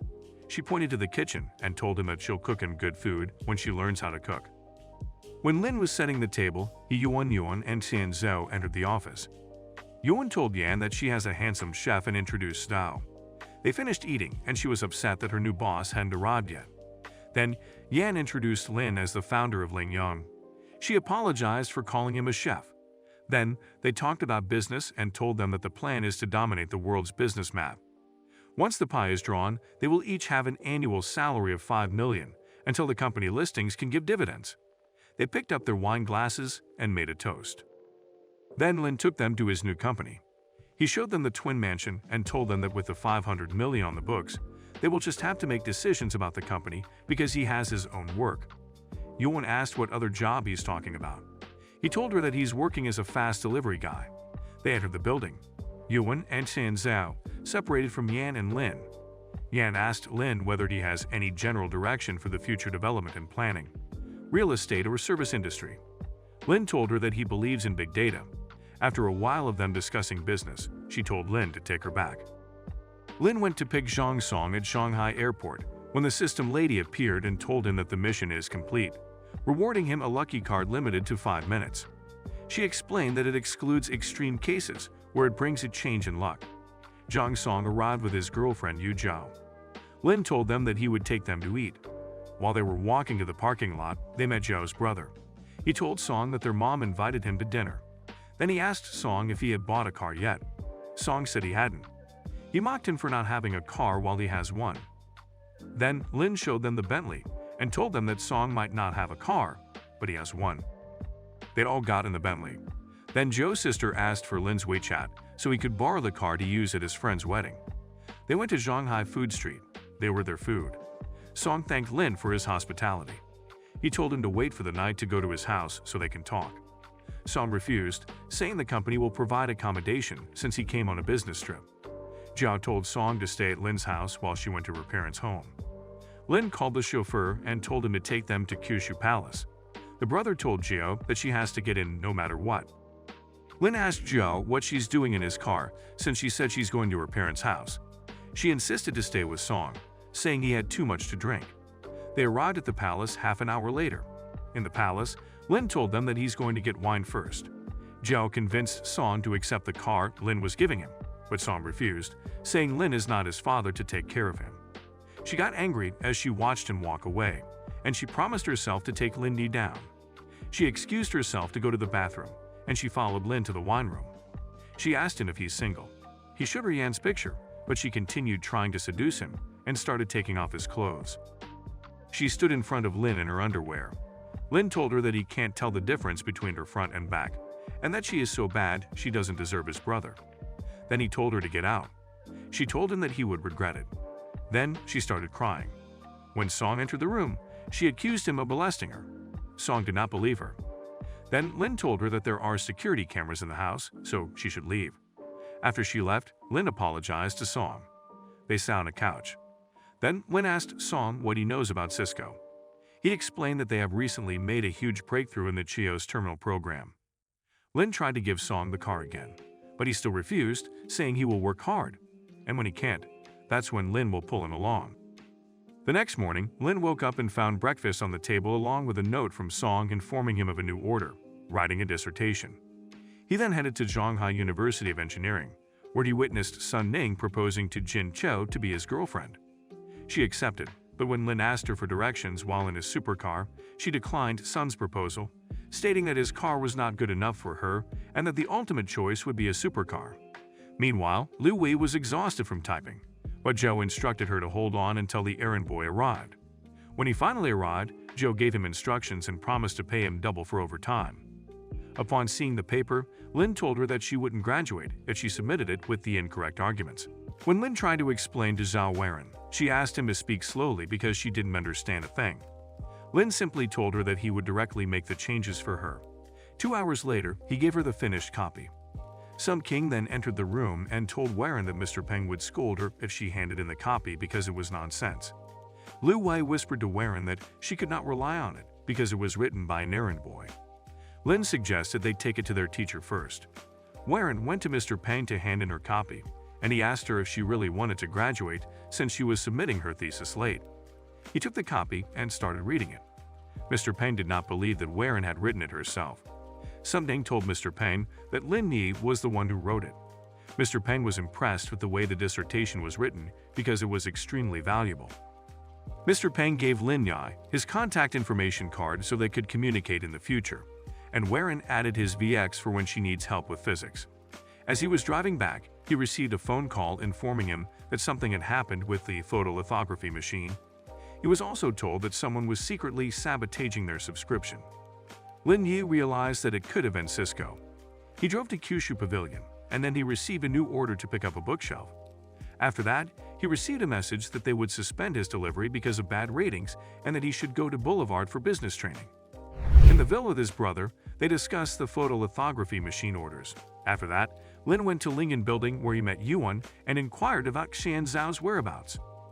He told them that he wants to buy 1 billion terminal chips, so they should disguise themselves and go to Cisco to negotiate for him. He gave them his key to use his sports car when they agreed. Then he went to Boulevard and found lots of people wearing uniforms. The administrative assistant told them to follow her upstairs where she introduced them to the operations manager, Liu Shuang. Liu saw that Lin was not wearing his uniform and scolded him. Then he told all the people present to pay a 3,000 yuan deposit. The people were hesitant because the money was too much. The manager told them that they either pay or leave. Lin stood up from his chair, walked to the door, and told Shuang and Peng that he had recorded everything and was going to send it to the internet.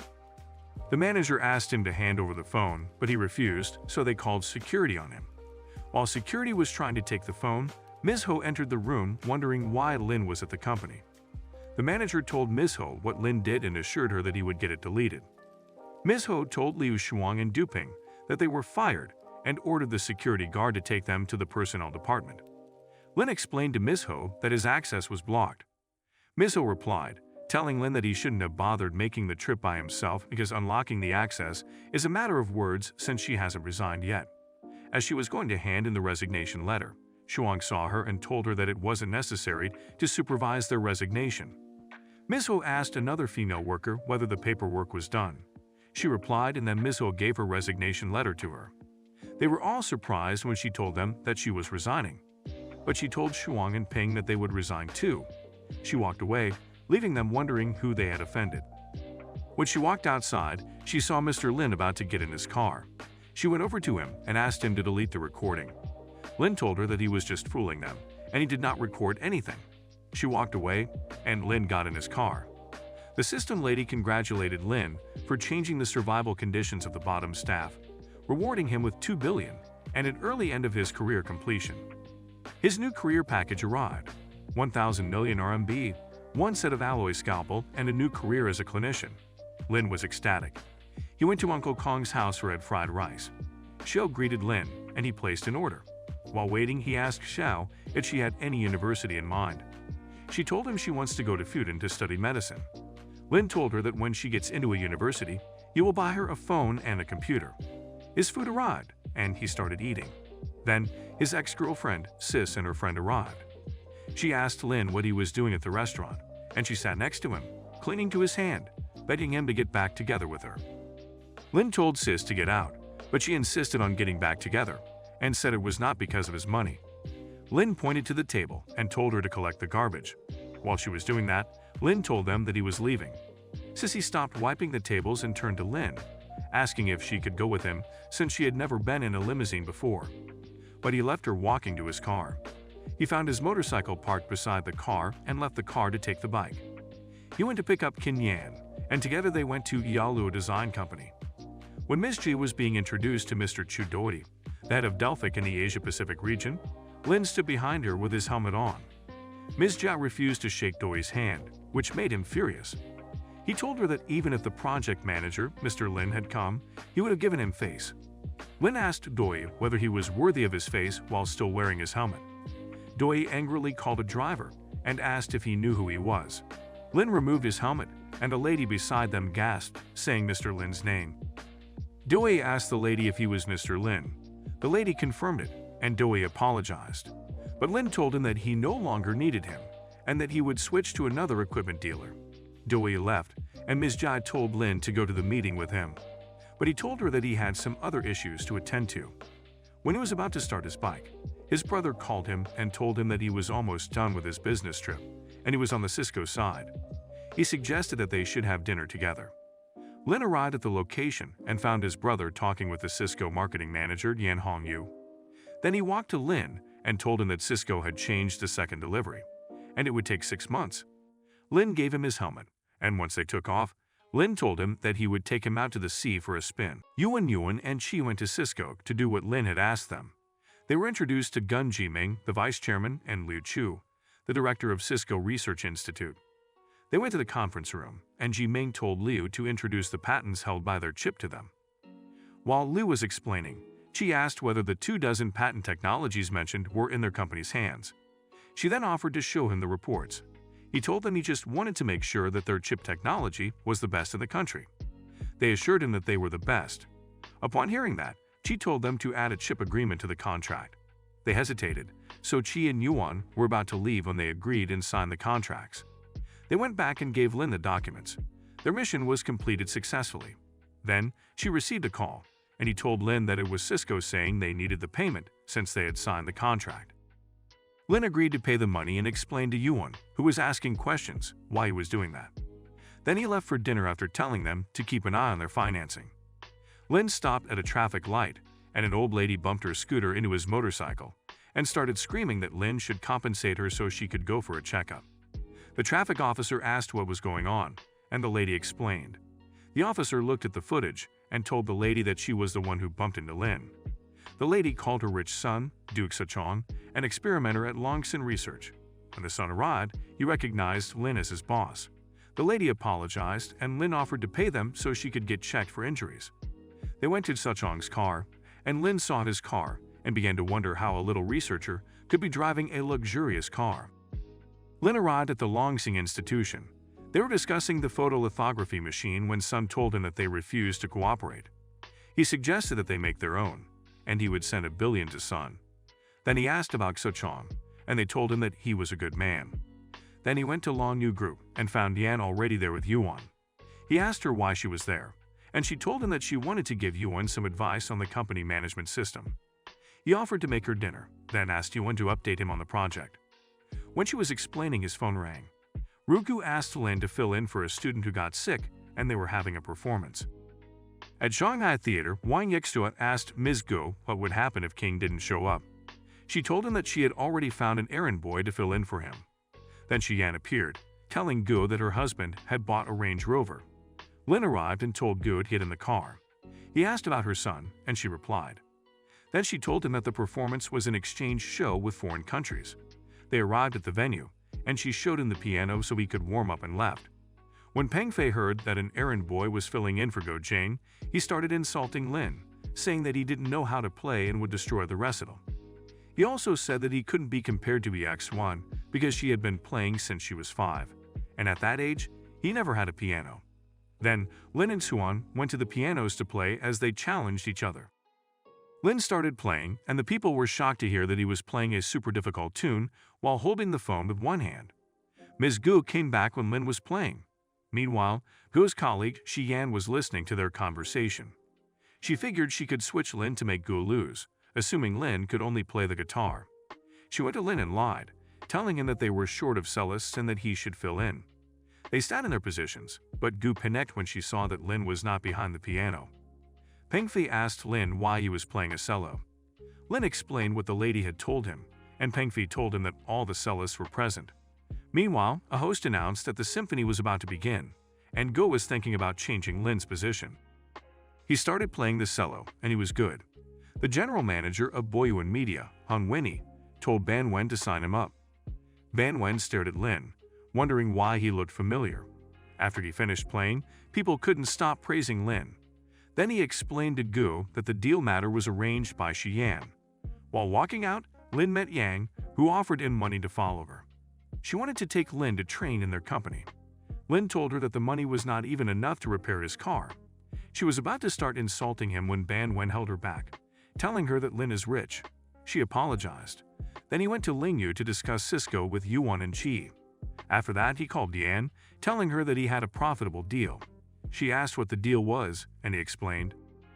While he was still at Lingyun, Shou King called him to go to the fried rice stand. Something happened to her parents. He arrived and found her crying. She explained that her parents were taken to the hospital due to the beating they received from the thugs who were hired by the owner of the bar across the street. He called Tin to help him with the Hurricane Club. The police arrived, and he told Shou to go and check on her parents. Lin was walking in the bar when he met Liu Yingxi, who was sent by Qin. He told him not to go in because his life is in danger, but Lin went inside anyway. He found people laughing and discussing the school drill at the fried rice stand. Song Wenlong, the leader, saw Lin and asked him who he was. Lin told him that if they bully the people at the fried rice stand again, he would make it impossible for him to keep the bar open. Wenlong asked if Lin was the girl's boyfriend. He didn't realize that she was so innocent and troubled. Lin picked up a bottle and smashed it on his head. His goons were about to attack Lin, but Yingxi tried to stop them, yet they didn't listen and lunged at him. He kicked one of them, then Wen told his goons to hold Lin, but Kinhan arrived and started apologizing. When he was about to punish them, Lin told Han to let them go. They walked out of the bar together, and, as they were parting ways, Lin received a message from Yan saying he should go to her office tomorrow. The next day at noon, Lin went to the office and prepared delicious meals for her. She was worried about her weight, but Lai told her to exercise before she eats. They were about to kiss when Yu and Yuan walked in on them. Then, Fan told her that they should get down to business and talk about the investment. She informed them that the procedures on Lingyun had been completed and would start operation in the near future, and the interview would start tomorrow. Lin told her to keep an eye on the matter, and then he would give $1 billion to the orphanage. But Kim Yan told him that they should focus on the Lingyun group and the foundation as a supplement. Then Yuan told them that Cisco's financing was very smooth, and they didn't suspect Kim Yan's investment. Lin asked for any other movement, and she told him that they had expanded the plants and bought new equipment, and Sang Yu was the chairman. She also informed him that experts said Cisco's chip technology was already the highest level in the field of chips in China, so their compensation clause may not be realized. Kim Yan agreed with Yuan, saying that their people engaged in scientific research at Cisco, and he didn't match them. Lin told them not to worry. Then Yan told Lin to escort her to pick up a dress she had ordered. He asked her where she was going to wear it, and she told him about the charity event, and his foundation had been established. They'd arrived at the clothing store, and Qin Yan tried on the dress and was showing it to Lin. Another lady offered to pay 20% more to have the dress, but Lin told her to get out of their way. The lady angrily walked back to her car. When superstar Liu Fangfei asked her what got her angry, she explained what went down, and Fangfei told her that she could also be stunning without the dress, so no need to get angry. Meanwhile, Qin Yan was trying on earrings. The next day at Yunlin Hotel, Fang Fei was walking on the red carpet and the lady trailed her while people took photos of her. The lady told her to go inside because Kin Han had already arrived. While they were about to enter the hotel, Lin and Yan arrived, but Lin refused to walk on the red carpet, saying he would go through the back. When Yan stepped on the red carpet, the cameraman took many photos of her and complimented her beauty, which made Fang Fei furious. She asked the lady who Yan was, and the lady told her that she's the same woman from the clothing store. She stopped Yan as she was about to enter her hotel room to humiliate her. She called security, saying they shouldn't have allowed her to enter, and she didn't want to be in the same frame as her because she would bring the party down. And if they allowed her in, the party would be without her. The security guard told Fang Fei to leave since she didn't want to be in the same frame as Yan. She was shocked. She told the security guards that she's a superstar, so they should not kick her out. The security guards told her that Yan is the president of the Sunrise Group. Fang started sweating, and the lady apologized for her. They entered the hotel atrium, and Lin met with Kin Han, and he boasted about the girl he brought. Then he asked Lin if he wanted to go to the club and get a car with him, but Lin said no. Then he met Ms. Guo. She told him she is the vice president of Shanghai Culture and Sports Association, which is why she was invited. Then she told him that she wouldn't talk with him long because she came with her husband. After she left, he received a message from Yan saying she met her friends on the second floor. Then Fang Fei saw Lin and asked the lady. She told her he was with Yan, so she set out to humiliate him. She tried to pour a drink on him, but Lin saw it coming and moved on time. She tripped on her feet and fell. A man helped Fang get on her feet. Then she accused Lin of tripping her. The man ordered Lin to apologize, but then Kin Han walked towards them. When Fang Fei saw him, she rushed to explain to him what happened. Kin Han told them that Lin is his brother, and if they mess with him, they won't stay in Shanghai. They apologized and ran. Then they went upstairs, and they parted ways. Lin heard the founder of Hong Foundation, Zheng Yan Zhao, telling his assistant to clear out the people so he could propose to Yan. Lin refused to leave, and Zhao offered him money. He denied it, saying it wasn't enough. Then Zhao offered him 100,000 for 10 minutes to buy his way out. Mr. Zhao gave Lin the check, and then Lin walked towards Yan and held her by the waist. She said goodbyes to her friends Zheng and Xiao and walked out, going to the first floor with Lin, leaving Mr. Zhao and his assistant's mouths agape. Then Zhao promised to fix Lin up when he gets a chance for making a fool out of him. The host announced that the charity event had begun, and they were on the dance floor while Zhao watched them in anger. While still on the dance floor, Lin received a call from Lai, telling him to cover his class because he had been hospitalized with acute appendicitis, and he didn't want his salary to be deducted. The next day, the students welcomed Lin, and the excitement was evident on their faces. At the pool area, a foreign male student was asking his friend named George if he was going to take Chinese class. George told him that he's not going because his goddess is coming soon, so he will be there for her. Then, Lin walked into the pool area with the students. Lin was wondering who the people in the pool were, and Wang told him that they were international students. Then George introduced himself to Wang and said he wanted to be friends. Lin angrily told them that students were not allowed to enter the pool area privately. George told Lin that he was a foreign exchange student, so they must swim because Taurians would die if they didn't swim in ice. Then he continued to woo Wang, who hid behind Lin. George started yelling for them to beat them if they can, and his friends joined him in insulting their kung fu.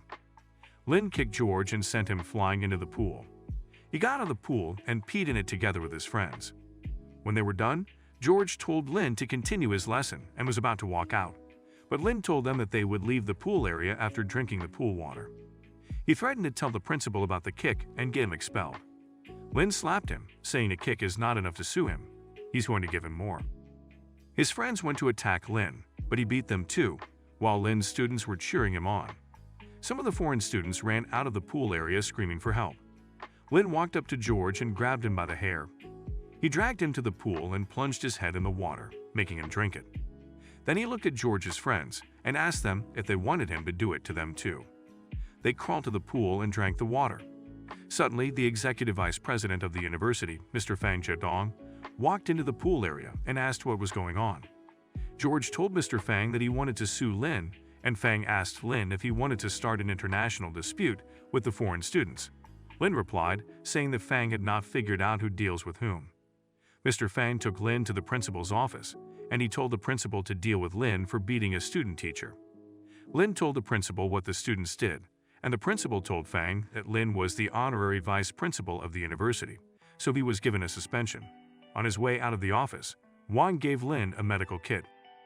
She helped him wrap his wounded knuckle, and then they parted ways. Kinhan called Lin to have drinks with him at the metropolis.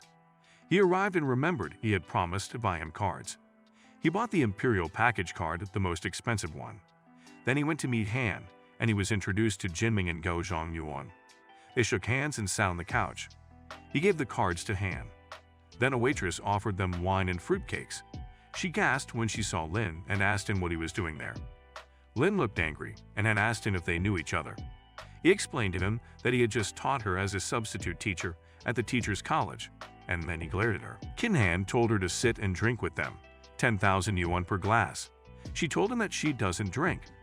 Then Lin asked her why she was working at the bar if she doesn't drink. She accepted and started drinking. After 2 drinks, she threw up, and then Han gave her money and told her to leave, saying that was her limit. She left, and then Lin told Han to send someone to trail her so that she doesn't get in trouble. He sent Yingxi. Sometime later, Lin's phone rang and told him outside because there was trouble. When Han was about to go with him, he told him to stay and continue drinking. He went outside and saw Yingxi holding Wang. Lin asked what was going on as he saw that they were surrounded by people. Yingxi explained that when he exited the building, he met the people trying to take Miss Wang away. Lin turned to the people and asked them what the matter was. One of the hooligans spoke, saying they wanted to take her because she was the #1 girl at Metropolis, and she had promised to have drinks with them later in their room. He said they were Song Wenha's men. Lin told him to call Song to come. If he accepted to come, he would give them the girl. The man refused and folded his arms, attempting to take the girl, but Yingxi lunged at him with a dagger and stabbed him in the thigh. His fellow Gumans grabbed their weapons, preparing to lunge at them, but Yingxi threatened them and told them to go and call Wenha. Wenha arrived and apologized to Lin for their behavior. Lin told him to take care of his boys, and he didn't want to see them again. He took Wang to the Peninsula Hotel. She told Lin that she wanted to go home, but he told her that her family would be worried if they saw her in that condition. She started crying and told Lin that her mom was bedridden and needed surgery for a heart attack, and her father was dead, so she had to make money to pay for her surgery. She and her grandmother talked about selling their house. Lin asked her how much the house cost. Lin sent someone to go tell the manager to give him 500,000 in cash. The guy brought the money, and Lin gave it to Wang to get her mom treated. She thanked him and told him that she had nothing to repay him with. He told her not to worry about paying him back. Then her phone rang, and her grandmother told her to come home because her aunt and uncle had arrived. Lin heard this and offered to drive her home. They arrived at Shuguang district and got out of the car. Lin told her not to worry about her mom because he had contacted the best hospital, and they would come to pick her up. The minute they walked into her apartment, her relatives figured out that Lin was rich by the clothes he was wearing, so they started asking her about the money they had borrowed from her. Wang started crying while asking them about the amount of money her father had given them while he was alive. They told her that they didn't care about what she wanted, they just wanted their money back. Lin told her to give them the money. She put the briefcase on the floor, opened it, and took out 10,000 yuan to give to them. She chased them out of the apartment. Then her grandmother asked her where she got the money from. Lin explained that he gave it to her, and she would pay him back by working in his company. The ambulance arrived, and they took her to the hospital. Then, Lin went to meet with Sun and Ying. She handed Lin the file and explained that they tapped a total of 32 experts in the field of chips and lithography. Lin dropped the file and asked to know the other skills of the 5 people who had been in the business for years.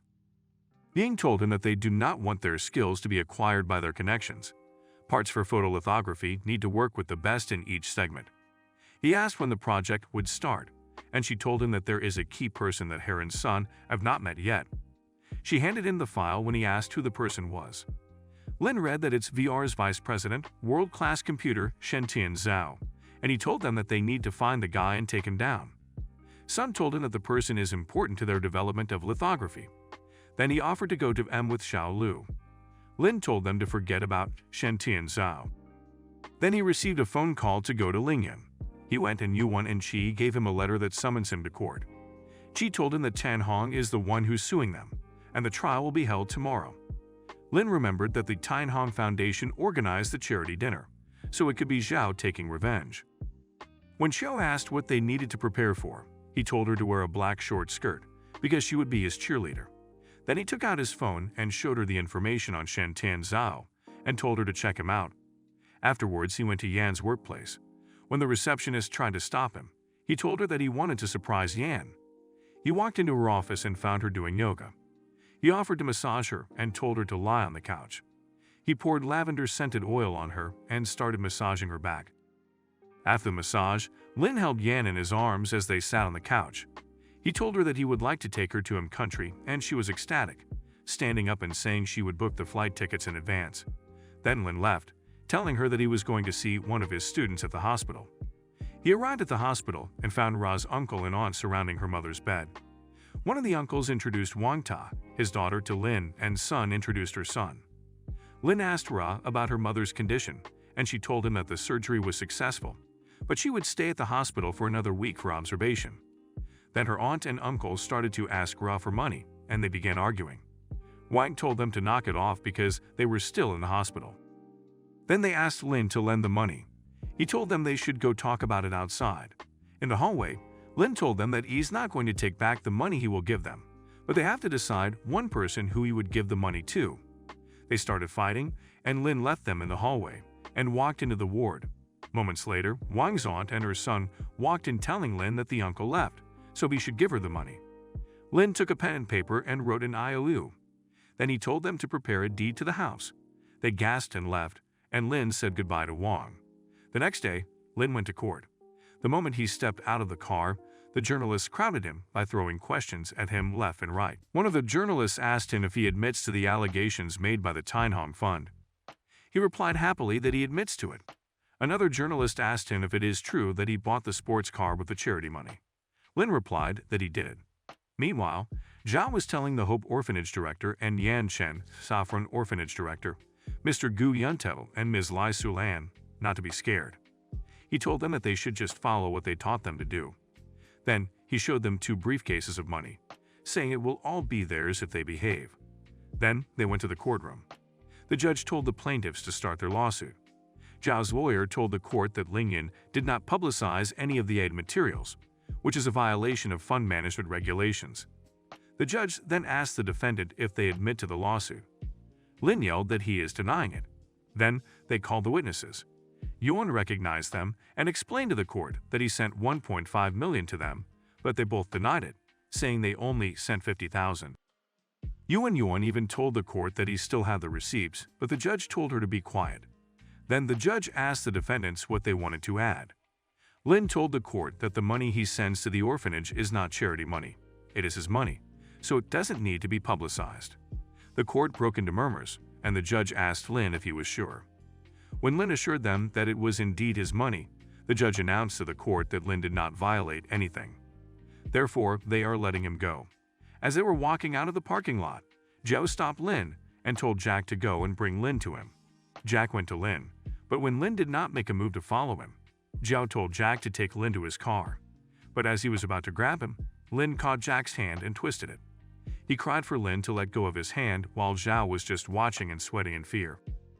Jack was groaning in pain on the floor. Then, Lin told Zhao to come and get him.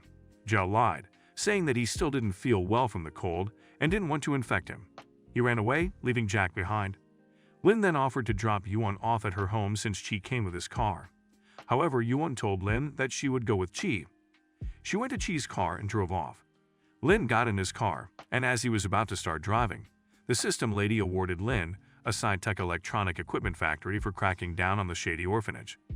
He immediately looked it up on the internet and found that it was a chip company that was on the verge of bankruptcy. Then the president of the company called Lin to go to the company to do the handover procedure. Lin told him to send the address so that he could send someone to do it. He arrived at the sci-tech building and found Ying waiting for him. He told her to go and do the paperwork for him, and then they went to the sci-tech factory, where Cisco's factory is located. As they were looking around, a worker asked them what they were doing. Ying showed the man their work ID cards, and he let them into the factory. They walked around, inspecting the place and equipment. Then they walked out of the factory. As they were about to turn the corner, Lin quickly grabbed Ying, and they hid behind a wall. She asked him what he had seen, and Lin told her that he saw a car parked in front of Cisco just now, and it was running towards them. He fished out his phone and texted Yuan the details of the car to help him check it out. They got into Lin's car and drove off. Lin went to Kyushu Pavilion and found Yan with a bowl and a cooking spoon in her hand. He asked her what she was doing, and she told him that she was preparing ginseng soup for him. Then he received a call from Yuan telling him that the car belonged to Kyo Sanju. He hung up, and Yan asked Lin why he was so surprised after the call. He explained to her that he had just acquired a sci-tech company, and he went to check it out. He ran into Kyo Sanju, the son of Cisco's boss. She told him that maybe he was there to be proactive and seek cooperation to consolidate his position in the company. Then, he gave her the bowl of ginseng. Then he received a call informing him that Sanju had phoned them and seemed to have the intention of cooperation. Lin and Yan were ecstatic when they heard the news. The next day, Lin and Yan were at the airport, and they met with Mr. Zhao.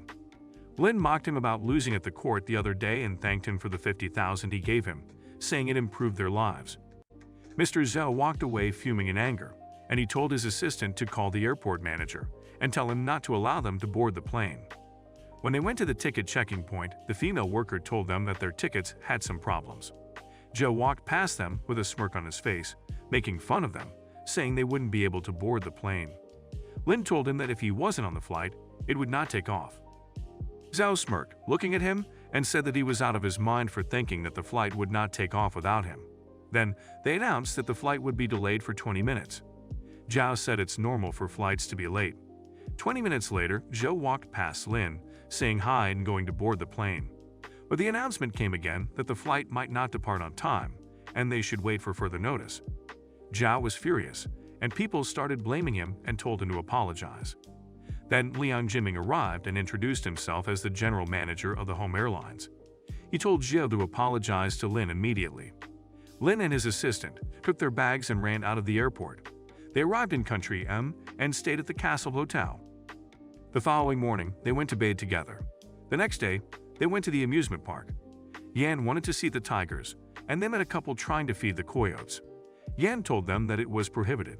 The lady named Wang Zi told Yan that she can do what she wants, and it's not her home anyway.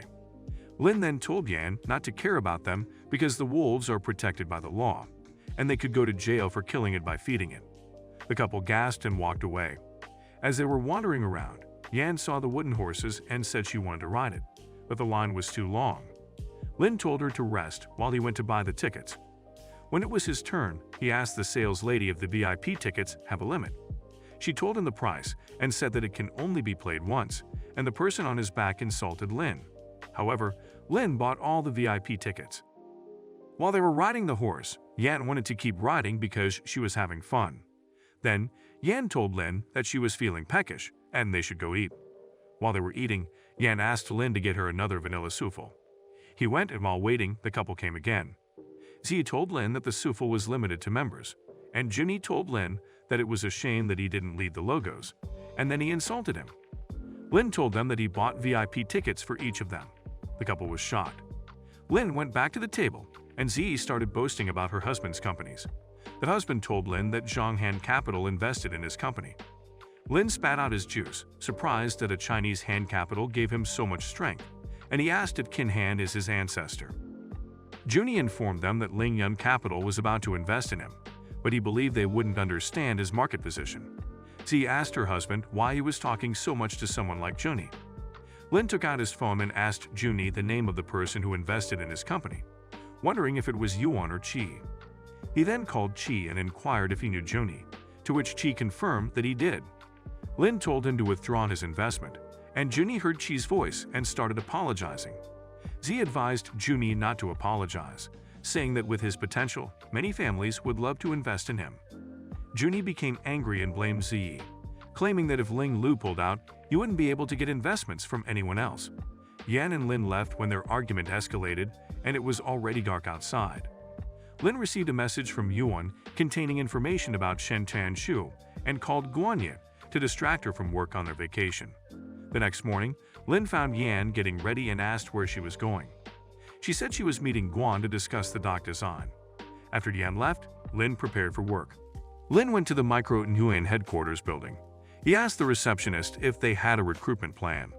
She told him to fill out a form and wait for the notice. Once she saw the position and the salary he had applied for, she told him that she's not going to turn it in because there are a lot of scammers. The president's secretary, Jessica, and Carson walked up and asked what was going on. Callie explained that Lin had applied for the executive vice president job. Jessica told Lin that she was skeptical of his abilities because of his age. Lin asked her why a big company like theirs would only look at age. They told him to pass a test, and then they would help him with the entry material. Lin started writing the code, and when it was done, several people failed to read it. Then they called Shen Tanzuo. He arrived and asked what was going on. Jessica explained, and Lin showed him the code. He looked at the code and told Lin that he was a genius because he had been thinking about the code but couldn't crack it. They went to Chan's office and discussed making Lin the vice president of the global marketing department, so he would become the executive vice president sooner or later. Chan told Lin that the program he had written was exactly what they needed because they were working on a new security system related to photolithography. They shook hands and bid each other goodbye. Later at the hotel, Kin Yan arrived and found Lin sitting on the couch doing nothing. She asked him if the afternoon was fun, and he told her that it was okay, but he needed to be compensated. The next day was the same. After she left, he went to his new workplace and met Mr. Zhao and his assistant, saying he was there to talk about business. When Lin was going into the building, Zhao told his assistant that he was done with business and would deal with Lin later. Lin was introduced to Ji Xiao, the manager of the marketing department, and Shang Wenzhong, the director of the marketing department. Jessica walked into the room to tell him that the client had arrived. Lin asked if the client was Mr. Zhao and requested to go with Xiao. Jessica went to tell Mr. Zhao to have patience because their new president would arrive later to sign the contract. Moments later, Lin and Xiao walked into the room. Upon seeing Lin, Zhao yelled and asked him what he was doing there. Xiao told him that Lin was the vice president. However, Zhao started insulting Lin, saying he wasn't qualified to be the vice president of Gai.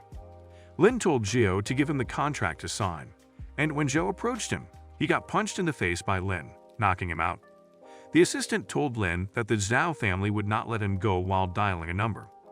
Then Xiao showed Lin his office and asked if he needed anything. Lin told her that he needed a computer. Hours later, the computer arrived, and he started working. Mr. Shintin walked into Lin's office, complimenting how hardworking and fast he was and that he would become the executive vice president soon. However, Lin told him that there was no need because he was ready to leave the job. Lin told him that he was ready to go back to his country and asked him if someone was willing to fund him and give him unlimited freedom of research and development. Would he like to go back to his country? Mr. Shen told him that he would, and Lin shook Shen's hand and welcomed him to the Longxin Institute. Mr. Shen was in shock as Lin introduced himself as the director of Zhonghao Longxin Research Institute. Mr. Shen asked Lin to give him 2 days to think about it. Lin told him not to forget about his team while walking out of the office. When Mr. Shen arrived at his home, he found Lin chatting with his wife. He asked Lin what he wanted from his villa. Lin walked up to him and told him that his wife also wanted to go back to China, so he should start packing and get ready to move. Lin went back to the hotel, and Yan told him that everything had been taken care of, and they could go back.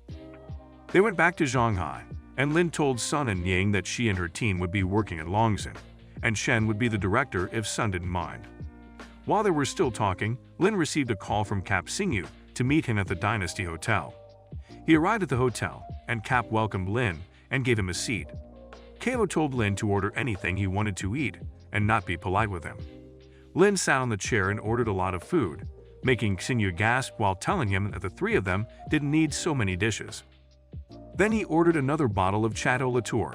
As they were eating, Kao told Lin that since he was in charge of the sci-tech factory, they were practically neighbors, and he wanted to introduce him to a business opportunity. Lin asked if it was the kind of business that made money, and Kao told him that they intended to take 20% of his company since their production was down. Lin agreed, saying it was a good idea. Kao told Lin that they charged an 80 yuan fee per chip, but Lin negotiated to 100 yuan. Then they gave him $500,000 and told him to count it as a personal favor. Lin saw the money and told him that they could use all the equipment at the factory. Lin took the money and was about to walk out when Kao stopped him and told him to sign the contract. As Kao and his assistant were celebrating fooling Lin, one of the hotel workers came in and gave him the bill. She explained that Lin had taken bottles of expensive red wine when he was leaving. Lin went to Ling Yu and asked if anything was going on at the company. Yuan told him that she were looking at a few projects and working on them to see how much money to invest. She gave Lin a file, and he saw a media company. He asked why they were investing in it, and they told him that they needed the media company to deal with public relation problems when they encountered them. Lin showed them that the owner was Kyo Jingju and told them that he would operate it by himself. Then he received a call from Wangra, saying she was in trouble because she had spilled medicine on someone's bag, and they wanted her to pay a lot of money. The lady had grabbed Wangra's hair, threatening to kill her if she didn't pay. Lin pulled up, and the lady told him to pay 20,000 yuan. Lin paid, and Ray told him that she owed him. Lin told her that he had work for her to be his secretary, but first, she was responsible for interfacing with a man named Kyo Xanju of Cisco. He gave her a file so that she could become familiar with the business. Afterward, he drove to the Golden Joy Palace to meet with Qin Yan. She introduced Lin to her teacher, John Manhwa, and her husband, Mr. Peng Xingguo.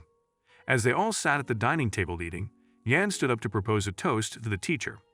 Ms. Manhwa told them that all of them were just like her children, and then she told Yan to hurry up and set a date for the wedding so they could drink more wine. Liu Yada, one of Manhwa's students, spoke, saying marriage matters could not be rushed because many men were not reliable and have no substance. Yan defended Lin, saying he was a good man and also good at playing the accordion. The teacher was excited since it had been a long time since she had heard someone play the accordion. She told them that the instrument was under the bookshelf, and Yida went to get it. Mr. Peng asked him to play Lake Baikel because he couldn't play it, and he would like to learn. Yida started playing, and when he was done, he asked Lin for guidance. Yan told him that Lin wasn't studying music. Yida told her that since Lin knew how to play the accordion, he was one of them, and he could talk freely. Upon hearing what he said, Lin stopped eating and told him that the Lake Baikel he had just played had so many mistakes.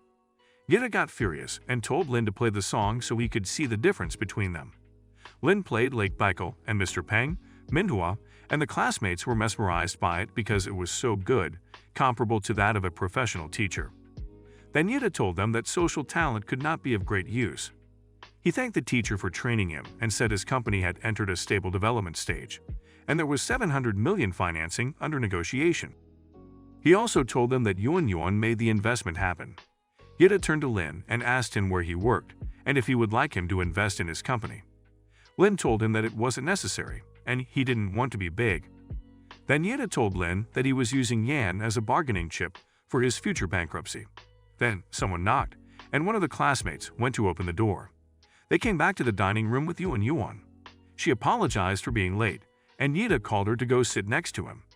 She saw Lin and asked him what he was doing at her teacher's house.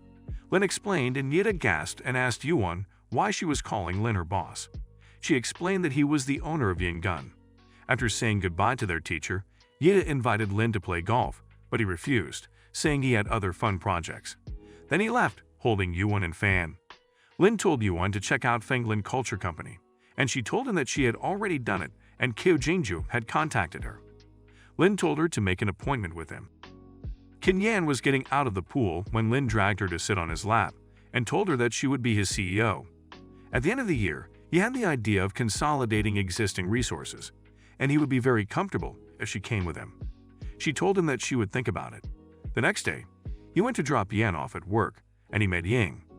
She complained to Lin that she hadn't recovered her account, yet because the company owed more than 100 million, and Yu Lily made things difficult for them. Lin offered to go with her and called some people to meet them at Qin Feng entrance crew. When they arrived, he told the people to wait outside and follow his orders. Wang Ying introduced herself and Lin to the secretary and told her the reason for their visit. She replied that he was in a meeting and had no time for them. Lin walked into the office and told Mr. Lai to pay back the money. He replied that he would give it back to them, so they should go back. Lin told him that he would give him 10 minutes to get the money together, or his company would be finished. Mr. Lai told Lin that even if they sued him, it wouldn't affect his reputation because of Ms. Kao of Fenglin Culture. Then he called Si Zhang, the secretary, to call security. The people Lin came with threw the security guard on the ground and threatened to tear down his office for provoking Mr. Lin. Mr. Lai paid back the money. After Lin and his people left, he told Ms. Kao to put public pressure on the Choyan group. She replied that as long as there was money, she would take any kind of business. That she left to meet up with an investor. She was surprised to see Lin from Lingyan Group. After discussing business, she told him that Lai Qingfeng wanted to deal with him. Then her phone rang, and her father told her to do some work for him, so she left. Lin also received a call from Wang Rui, telling him that she had heard Kao Xinju saying that Cisco seemed to have the idea of increasing foundry. He told her to contact 2 excavator drivers and go to the factory. He would need them later.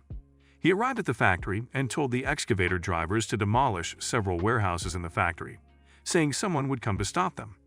True to his words, Mr. Kao ran to the site and stopped the excavators from destroying more warehouses. He asked Lin why he was demolishing the houses. Lin told him that he wanted to build a pond because the money he had given him was used in 2 days, and he owed 200 million. Kao told him to give him the management of the warehouses, and he would give Lin the money. Lin agreed, signed the contract, and Kao gave him the money. Xianju went home happily, screaming and telling his father that he had great news. He found his sister Jingju sitting next to their father. The father asked him what the great news was about. Xianju handed him the file and said that the sci-tech is now under his control. His father told him that he did a great job. Jingju asked to know who was in charge of sci-tech and asked her brother if he had been cheated. Xingyu told her that she had just graduated from college, so she didn't know anything about business. Her father told her not to worry because the contract had been signed. She told them that she was not in the same boat as them and walked out to her car, wondering how stupid her family was. Lin received a call from Mr. Chen, telling him that he and his team would be arriving in Shanghai tomorrow at 1 p.m. The next morning, Lin went out to arrange accommodation for them. He told the woman showing him the houses that he seemed to be in the wrong place. The other workers assumed Lin couldn't afford the house, but then Lin asked her if they had villas. The other workers followed her as she was going to show Lin the villas. They thought that Lin was just bluffing about wanting to buy the villa. The sales girl introduced Lin to the first villa, the most expensive one, and as she was about to introduce the others, Lin told her that he would buy the first one and gave her his credit card. The workers were surprised. Moments later, the manager came back with the card and a file for him to sign, confirming that the payment had been made. Lin went to the airport to pick someone up when he saw a beautiful girl standing next to him. When they saw Mr. Shi walking towards them, both Lin and the lady started approaching him too. The lady yelled, asking Lin why he was following her. He told her that he was there to pick someone up. Then she went and shook hands with Shen. She invited him to the banquet, but he declined, saying he was with Mr. Lin, while pointing towards where Lin was standing. Mayor Liang Ruoxu turned to look at Lin and invited her to join them for dinner. She accepted, and while on their way to dinner, they introduced themselves. Ruoxu was surprised to learn that Lin was the director of Longxing. He asked her why she was convinced to come back to the country, and Dr. Shen told Liang that Lin was an expert in computer chip fuel. Lin then took them to the Peninsula Hotel, where Mayor Liang offered to pay for the meal to make up for her behavior at the airport. However, Lin informed her that he owned the hotel and was not going to let her pay for their meal. They then went to the banquet room so that Dr. Shen could meet with his colleagues. After the event, Mayor Liang went back to her house, where her grandfather asked her how she felt about meeting Dr. Shen in person. She told him that he was a good person and had been invited by a powerful man for the purpose of photolithography. Her grandfather then advised her to take care of companies that have a positive impact on the country. Lin sat on the couch and instructed the system to open a new career. Lin was awarded a career package that included 1 billion RMB, a set of alloy scalpels, and 80% equity of blah blah travel. He found the box containing these rewards in the trunk of his car. The director of the personnel department at Hoshin Hospital called Lin and informed him that he had passed the interviews and should report to the Human Resources Department at 9 a.m., 2 days from now. Lin then drove to Lingyan Group to inform Yuan that he had acquired blah blah travel and that he needed big data for blazing trips. He suggested that they implement the acquisition and move the headquarters to Shanghai. She replied that he would arrange it. After that, Lin went to Yan's house to share the good news with her. However, Yan advised him to slow down because his rapid rise could cause other companies to react. She also suggested that when he goes to Yanqing to complete the acquisition procedures, he should take her so that she could see Wang Ma. Lin replied that he didn't have time for that because he was now a doctor at Hoshin Hospital. Qin Ye informed Lin that she wanted to bid for a piece of government land and invited him to go with her. They arrived at the bidding venue and met Mr. Zhao, who was about to mock Lin. However, he stopped when Lin informed him that he was no longer interested in Qin Yan and advised him not to bid for the tender because he had no chance. Lin told him to wait and see as they walked into the building, with Mr. Zhao following them while talking to his assistant about talking to Mayor Liang about the tender. They entered the waiting room, and Qin Han saw them and suggested they go to the VIP room. There they met Lu Wan, the president of Far East Crew, who greeted Lin and introduced him to his girlfriend, Yan. When the host announced that the bidding was about to start, Yan told Lin that she wanted to talk to Mayor Liang, but she wasn't answering her calls. Lin told her to wait while he went to look for her. He texted her asking where she was, and she replied. On his way to her room, he met Han, and they went together. They saw Mr. Zhao waiting outside the mayor's room with flowers. They started arguing about who was there first, and just as the door opened, Zhao was about to give her the roses. However, Lin walked towards her, held her by the waist, and walked away from Zhao and Han. Han called his father and told him that the bid had fizzled out because he saw Lin walk away with the mayor. Meanwhile, Liang yelled at Lin to let go of her and asked him what he wanted from her.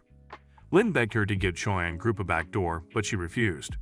Lin went back to Yan and found Zhao telling her that Lin was hooking up with the mayor. Yan told him that he was being ridiculous because Lin didn't know who Mayor Liang was. However, Lin walked up to them, and Yan went to him and told him that it was time to submit their bid. They submitted it and walked out of the building.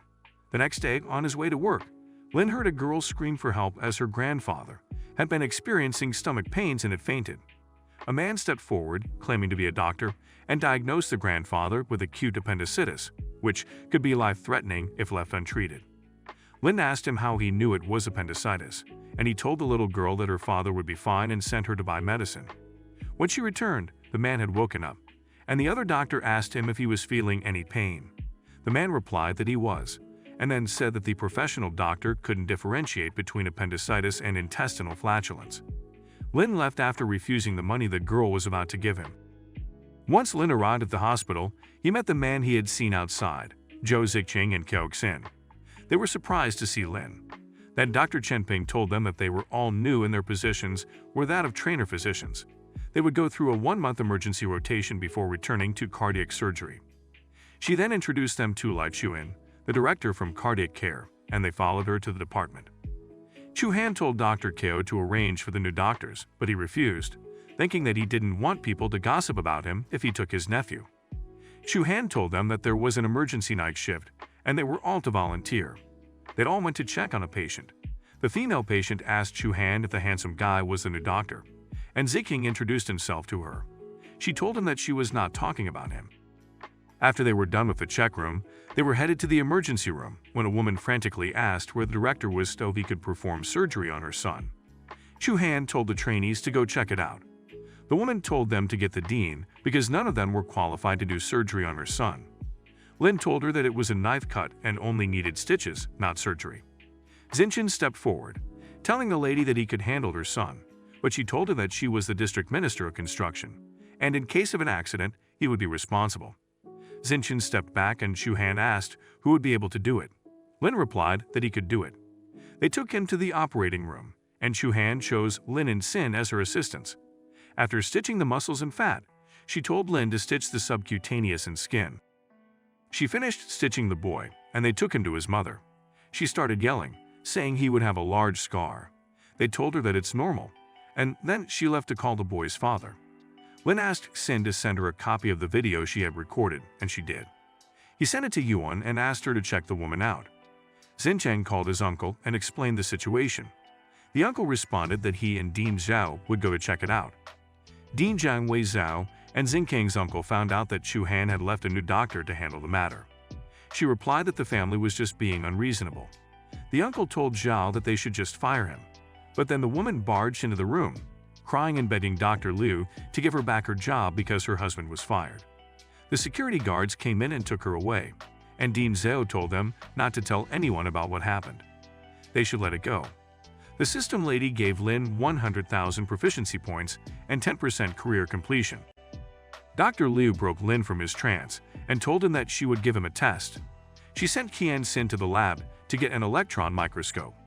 She came back a few minutes later to tell her that the microscope had a malfunction and the new spare had not been sent yet.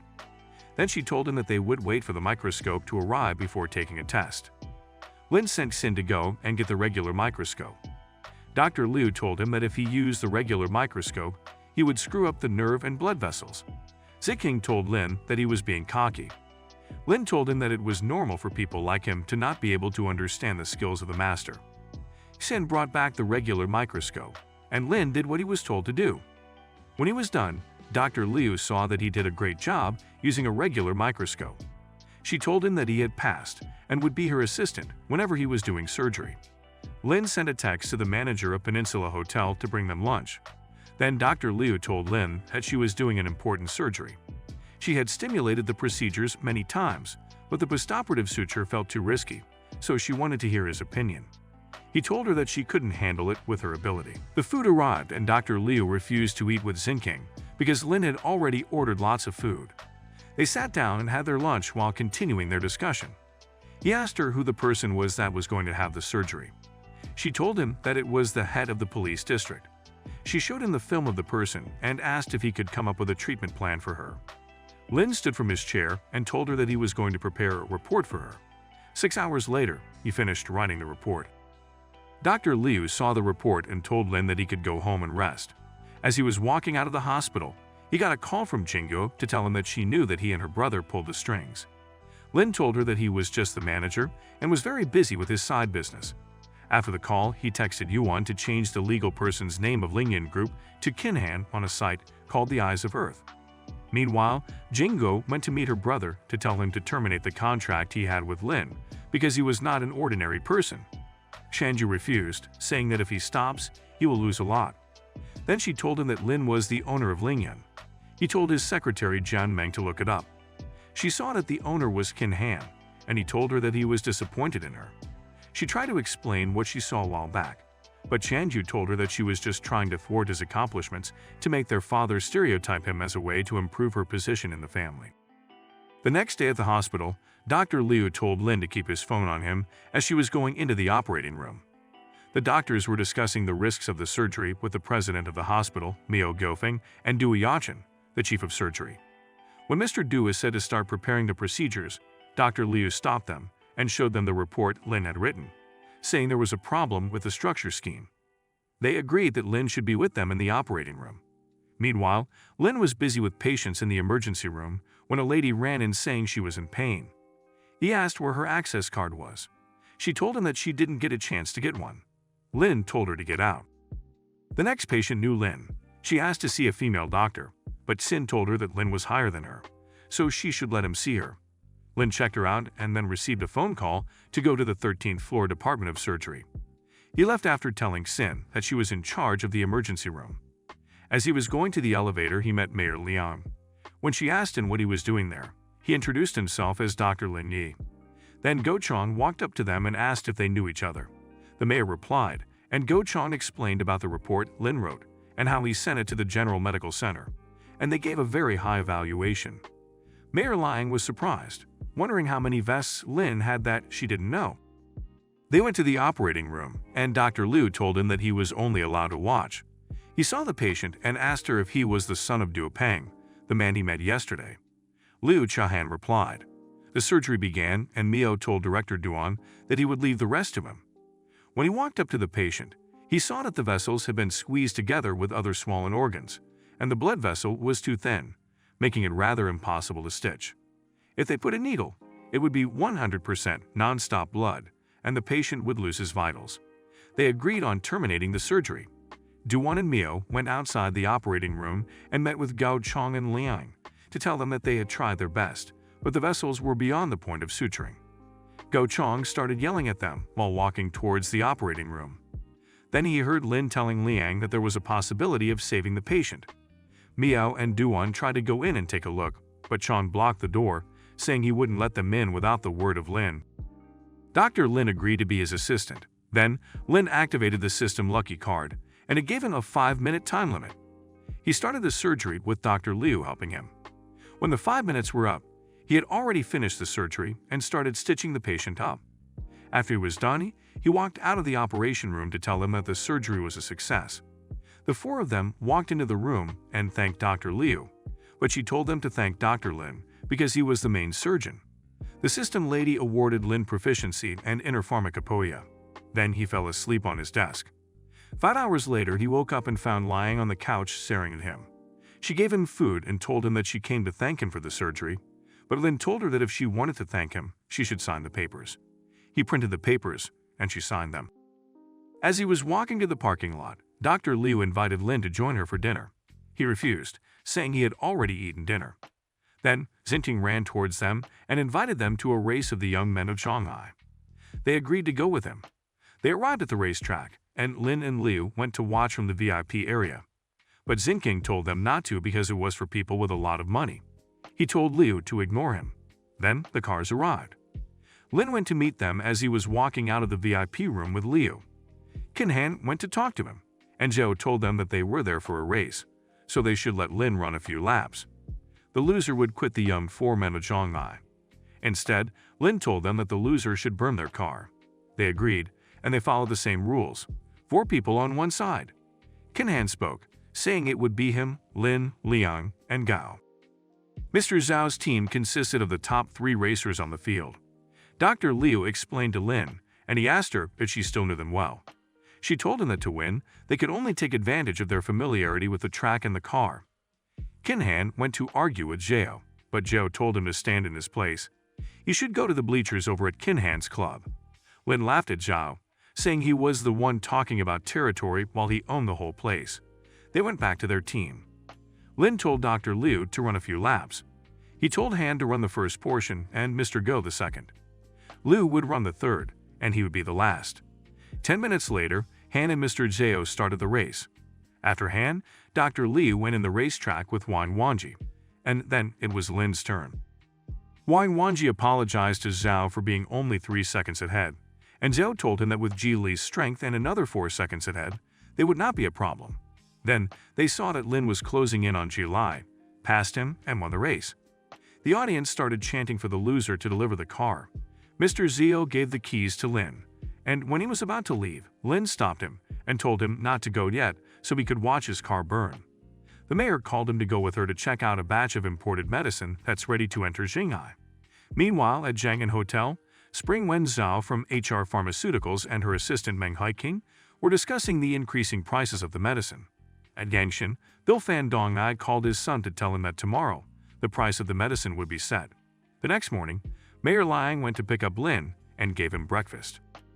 They arrived at the location, and negotiations started. Wang Yangxing negotiated from 459 a box to 398 a box and told Wen Zhao that if the price was not reduced to less than 300, then no one would accept it. She told them that 299 was their bottom line. Wen and Meng walked out to discuss the matter. Moments later, they were called back in. Yangxing told them that Mayor Liang was not satisfied with the price. Wen asked them for the price they had in mind, and they told her 279. Wen told them that they were willing to concede up to 10 more in profit. Then the mayor asked Lin what he thought, but he didn't answer. She looked at Lin and saw that he was sleeping. She called him again, and he woke up. She told him the agreed-upon price. Lin asked Ms. Zhao if she was at Huaxia to make money. Ms. Zhao replied, saying that the HR Pharmaceuticals raw material costs, production costs, and transportation costs are very high. Lin told her that she knows the price better than he does, so he set the price at 9 yuan and 9 yuan for shipping, and he told her that's their proposal. If they agree, they will sign the contract, and if they don't, they will leave. Ms. Zhou did not agree with the price, so they were walking out when she told the mayor that she hopes to make another appointment to renew their conversation. Mayor Liang told her that it will be 3 days later.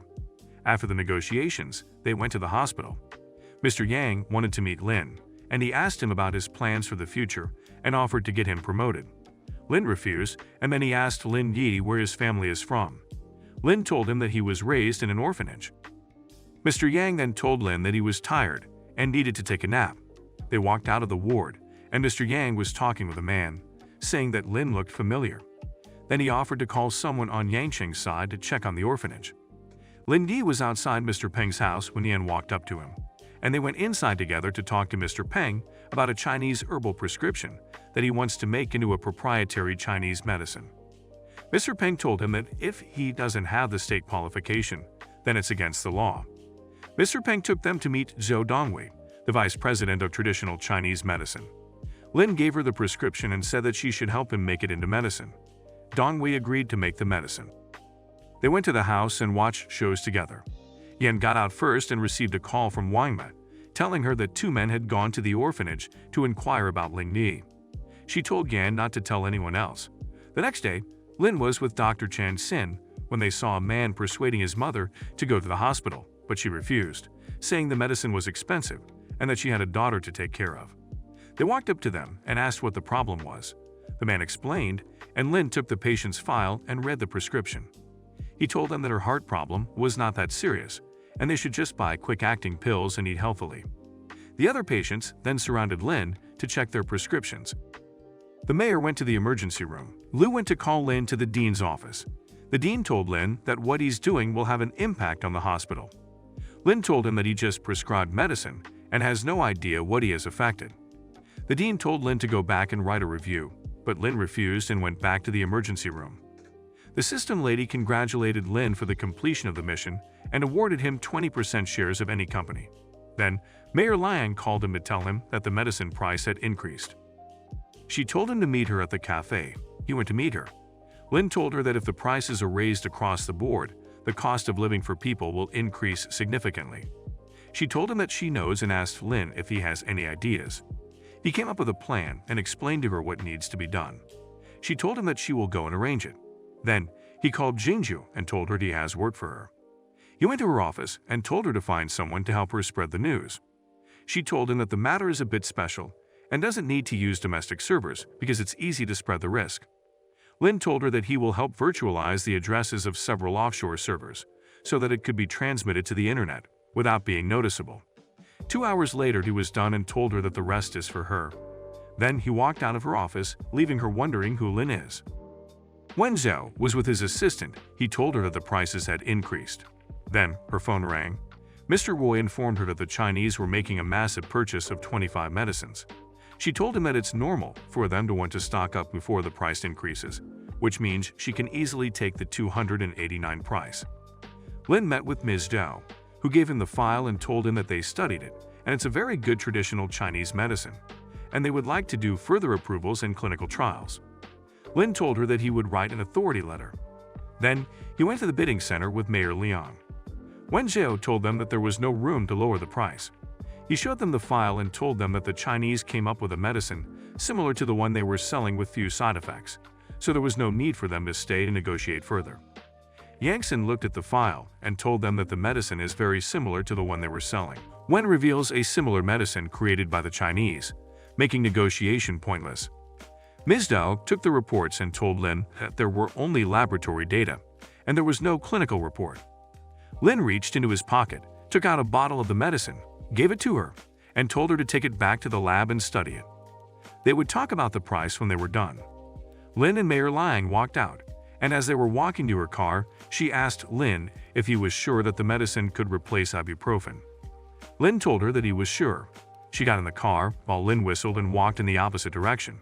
Meanwhile, Wen's assistant told her to report the matter to the headquarters. Her phone rang and Mr. Troy excitedly told her that the negotiations must be over, and he would have a party for her when she returns. Wen apologized and told him that the deal went bad. She explained what happened, and Troy was angry. He told them not to go by shipping but air and to make their own money.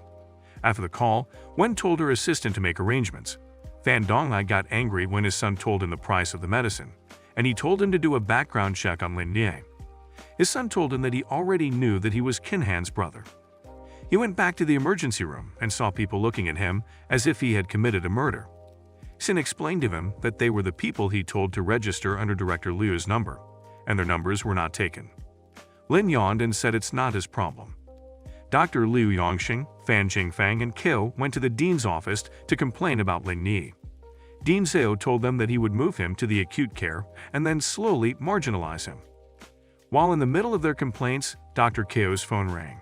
He went outside the dean's office to answer it.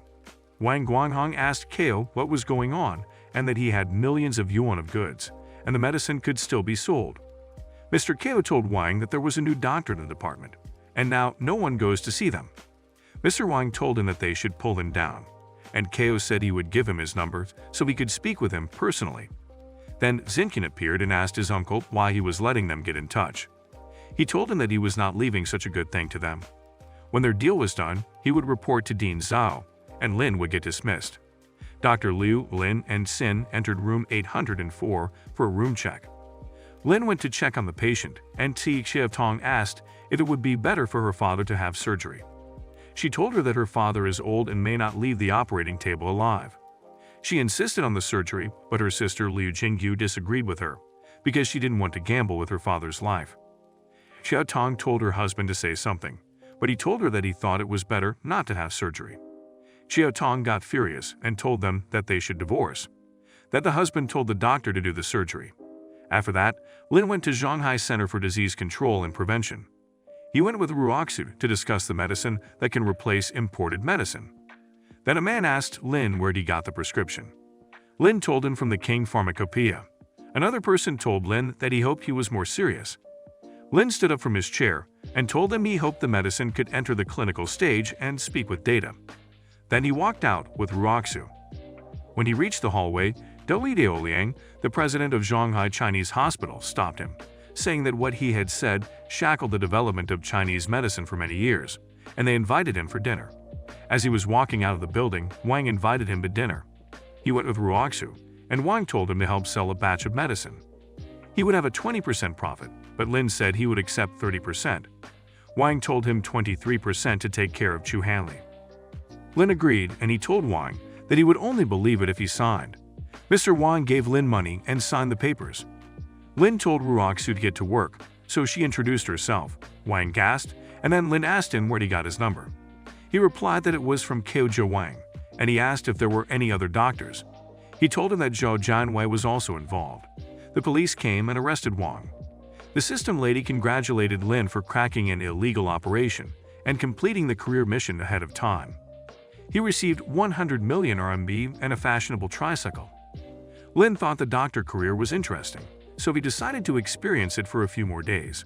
Meanwhile, Dr. Kao and Zhao were discussing calling the police on Lin, assuming he had signed the papers. The moment Lin walked into the office, Dr. Zhao scolded him and said he wasn't worthy of being a doctor at Huashan Hospital. Then the police arrived and told them to arrest Lin, but the police told them they came to arrest them. Dr. Kao asked the officer why they were arresting them instead of Lin. He showed them the arrest warrant and told them that they should know better about private dealings. Sin wondered where Lin could be, and Zinking told her that Lin would most likely not be back because he went to see the owner of Tian's pharmacy. Dr. Lai and Sin refused to accept that Lin could do such a thing. Then Lin walked into the office with the police behind him. They also arrested Yongxing and Chifani. As they were about to leave, Lin reminded them to take Xinchin as well. After some time, Shu Han told Lin and Sin that she had been promoted to chief of cardiac surgery, and Lin was made deputy director. They went to do surgery on an old man. Meanwhile, Xia Tong went to secretly meet with her boyfriend. The boyfriend wanted to see if the old man would die after surgery. The doctors walked out and told the family that the surgery was a success. The husband thanked Xiao Tong for insisting on doing the surgery, and Dr. Liu told Lin and Sin to keep an eye on the patient. As they were resting, Xiao Tong's husband barged in screaming that his father had lost his heartbeat. They immediately went to the ward together with Chu Han. Xiao Tong started blaming Sin for the old man's death, and Lin slapped her. The husband tried to defend his wife, but also got beaten in the process. Then they went to look at the body. Sin told them that the face looked slightly greenish and purple. Once they realized that it was murder, they called the police. When the police arrived, Xiao Tong tried to run away, but Siki Yuan saw her and started chasing her, while ordering the other officers to block the hospital exits. She caught her and told Dr. Liu that she was taking the suspect and the deceased family back to the office. They went back to the emergency room, and when Zhao entered, she saw Lin and couldn't believe it was him. She told Lin that the major tertiary hospitals in China had signed huge orders with them at an increased price. Then she received a call telling her that the departure department said their goods had been held up because they had problems. When she asked Lin whether he was behind it, he told her that the contract stated that if they failed to deliver the goods, then they had to pay for a breach of contract. Wen fainted, and Lin told Sin to get her hospitalized while he texted Jinyu to get to work. He went to Wen's ward, and she asked him if he went to show his superiority. Lin told her that HR's share price was down, and showed her that the company's popularity had already climbed to 1 billion in just a day. She started coughing blood and Lin called the nurses. The next day, he went to check on Wen.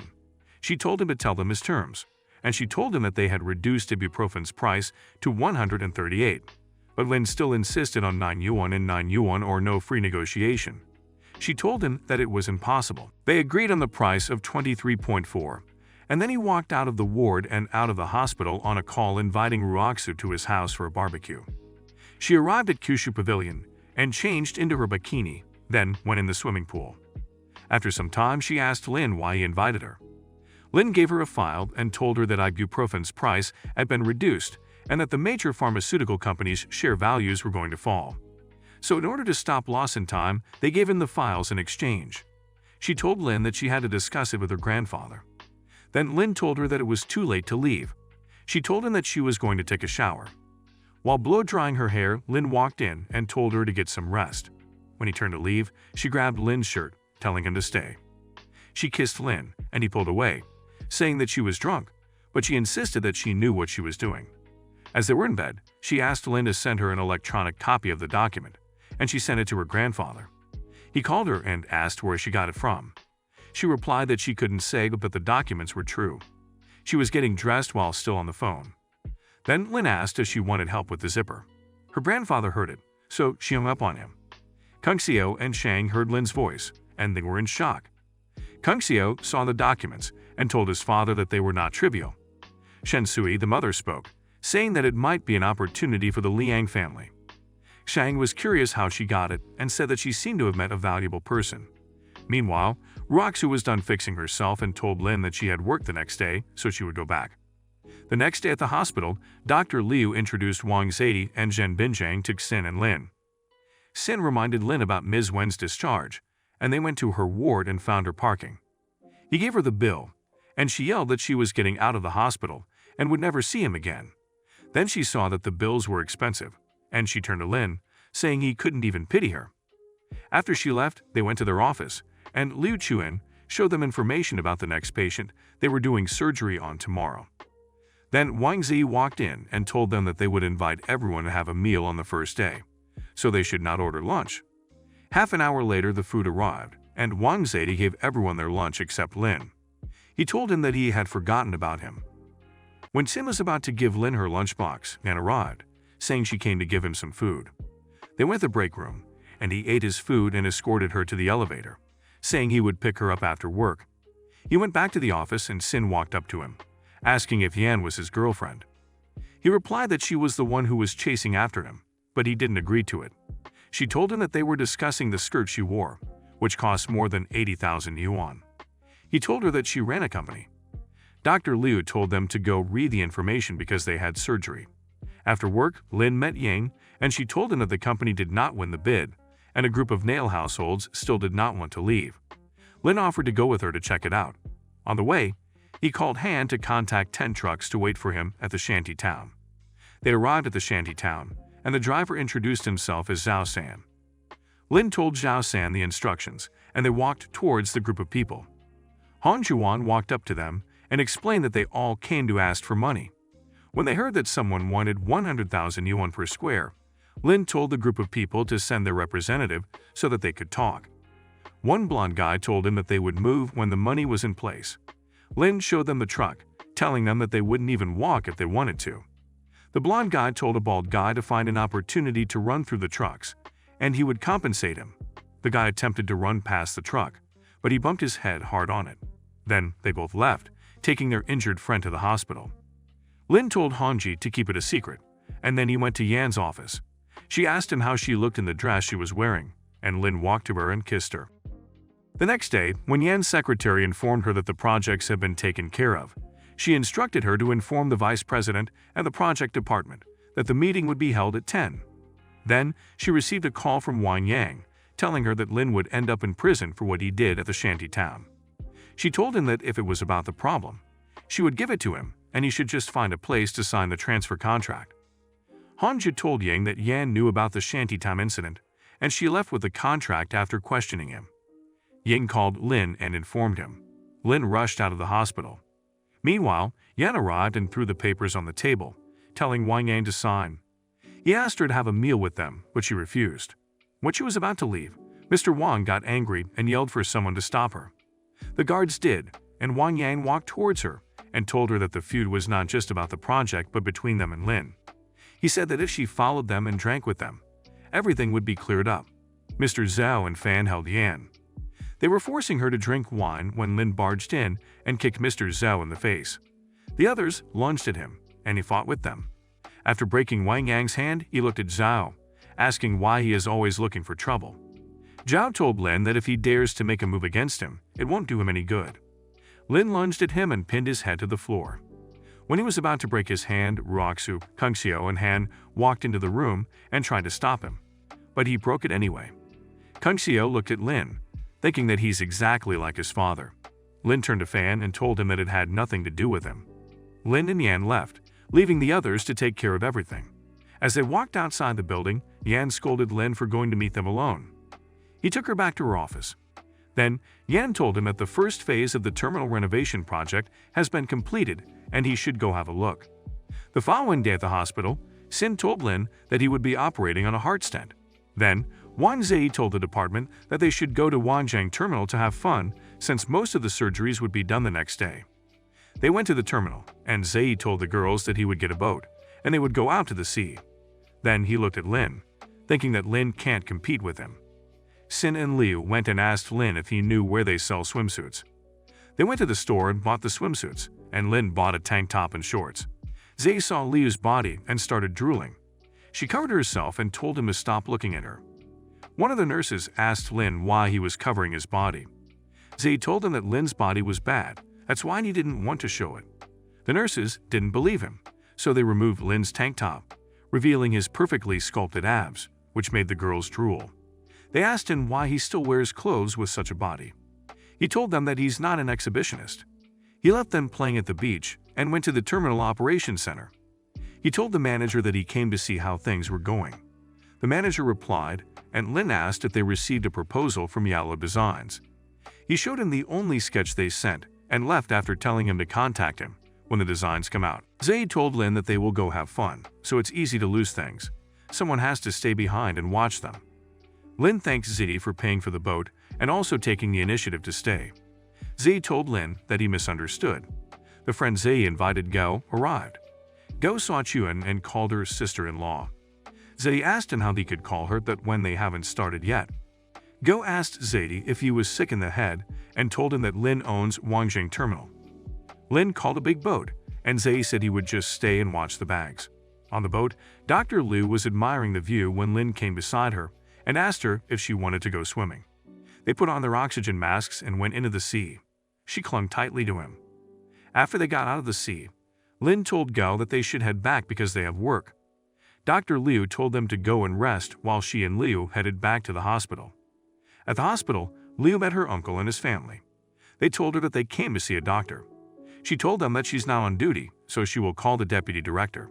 They started insulting her, saying that now that she's in the city, she doesn't want to treat countryside people, and reminded her of all the things they gave her when they were poor. She told them to go and register at the outpatient window. After that, they went to her office. Urju explained how he feels, and she told him to do an electrocardiogram and cardiac ultrasound. Moments later, they came back to the office yelling that the doctors asked him for an invoice. Lin explained that the hospital equipment isn't free, and he told them that if they want to see a doctor, they should go to the examination room, and if they don't want to, they can leave. So they left. The next day, Liu met Zei carrying a box of staff. She asked him whether he got fired. He told her that he's going to the USA to further his studies. Then the cops showed up, telling Zei that they are taking him in to open a case because his father, Yangxing, was involved in a major embezzlement. Dr. Liu asked Lin what he wants to eat for lunch. He told her that he has things to do and won't be eating. During lunch, he went to Lingyan Group. Yuan told him that they moved the Blah Blah Center, and she invested in orphanages. She wants to invest in some poor countries to build Hope Elementary Schools. Then she showed him the current options, Baekyo Town and Furong Town. They decided to build the school in Baekyo Town. When she talked to him about the road conditions and the recruitment of teachers, he offered to fix the roads and bridges. Then he went to Shanghai Teacher Training University to talk to President Zhao about recruiting teachers. He told him to offer internships. Then he invited Lin to the orientation party. As he was leaving, he saw Ruoxu and sneaked up on her. She dodged and pointed a gun at Lin. When she saw who it was, she withdrew the gun. Lin asked why she carries it around. She told him it's for protection. Then she told him to go with her to the orientation. They went to the auditorium. The orientation started and Ruoxu asked Lin what he wanted to talk to her about. He told her about Baekhyeo and asked her to contact the location. She told him to perform first, and then she would do it. Lin went to the stage and announced that he was going to sing a song. He sat on the chair and started singing while playing the piano. After he was done, she ran up to him and asked how many more secrets he had. Then she told him she would fix the supporting fund. Then he went to Longxing. He asked Shen how things were going. Shen explained that he would soon be able to break through to the 17mm process. Director's son entered the room. Lin informed them that their Chip 1.0 technology could be ready to launch, and after the launch, the court summons would be received in the afternoon. Lin went to SciTech and met with Xiao Liu. He whispered something to him and left to meet with Wanra. He asked her how things were going. She told him that nothing was big now, that the workshop and warehouse are controlled by Cisco. Then she told Lin to arrange another job for her, because she felt like she was doing nothing. Lin told her that the business between SciTech and Cisco would end soon, so she wouldn't have to stay long.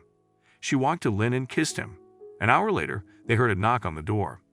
Chanju asked Lin if he was the one who sent a man to guard the toilet. Lin told him that he lost money, so he has no pocket money. Chanju asked whether he would let Rate pay a toilet fee. Lin told him that she didn't have to pay. Then both of them went to the warehouse. Lin told Xiao Liu to follow him around.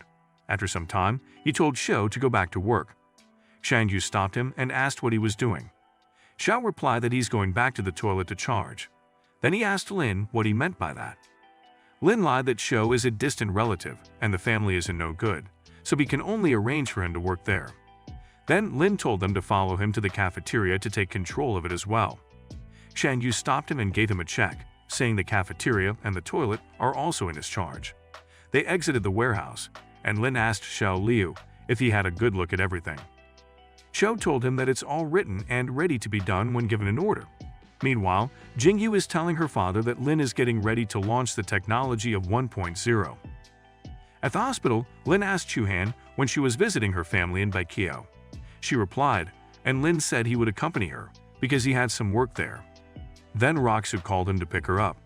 She sat in the car, and then her mother called, asking what she was up to. She replied, and then she saw her mother knocking on the car window. Lin got out of the car and greeted her.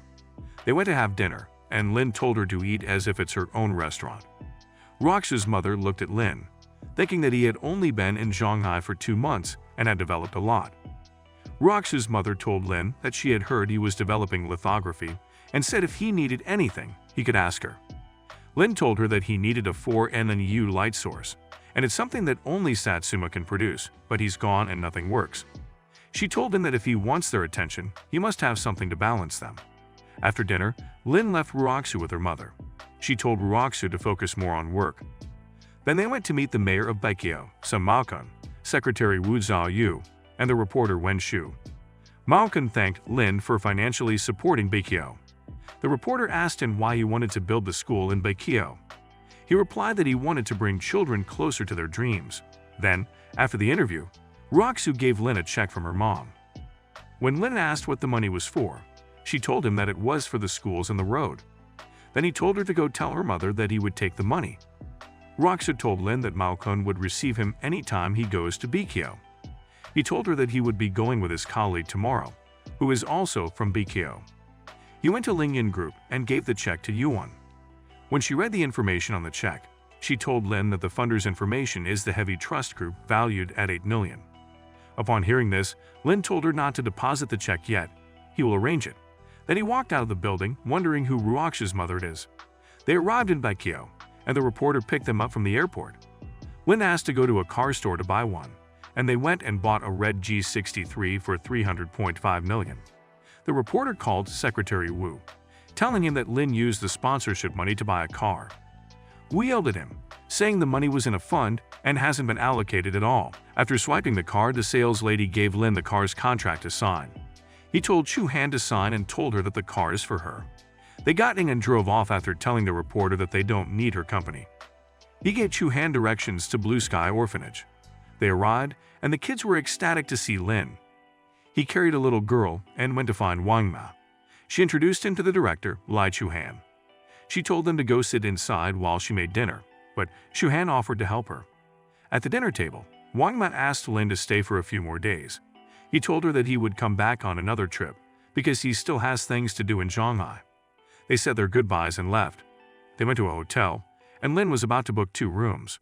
Chu-han insisted that they book 1 room. They went to the room, and he told her to go take a shower first, and he would shower after her.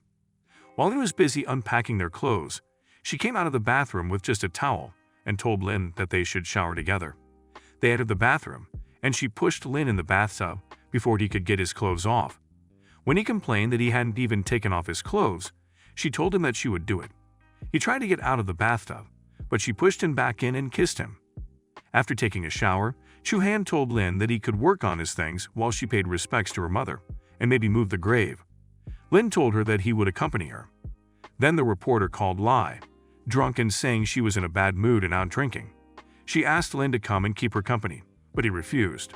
The next morning, they were heading to the graveyard, and as they were passing the bridge, fish vendors were forcing them to buy fish, and if they didn't, they wouldn't be allowed to pass.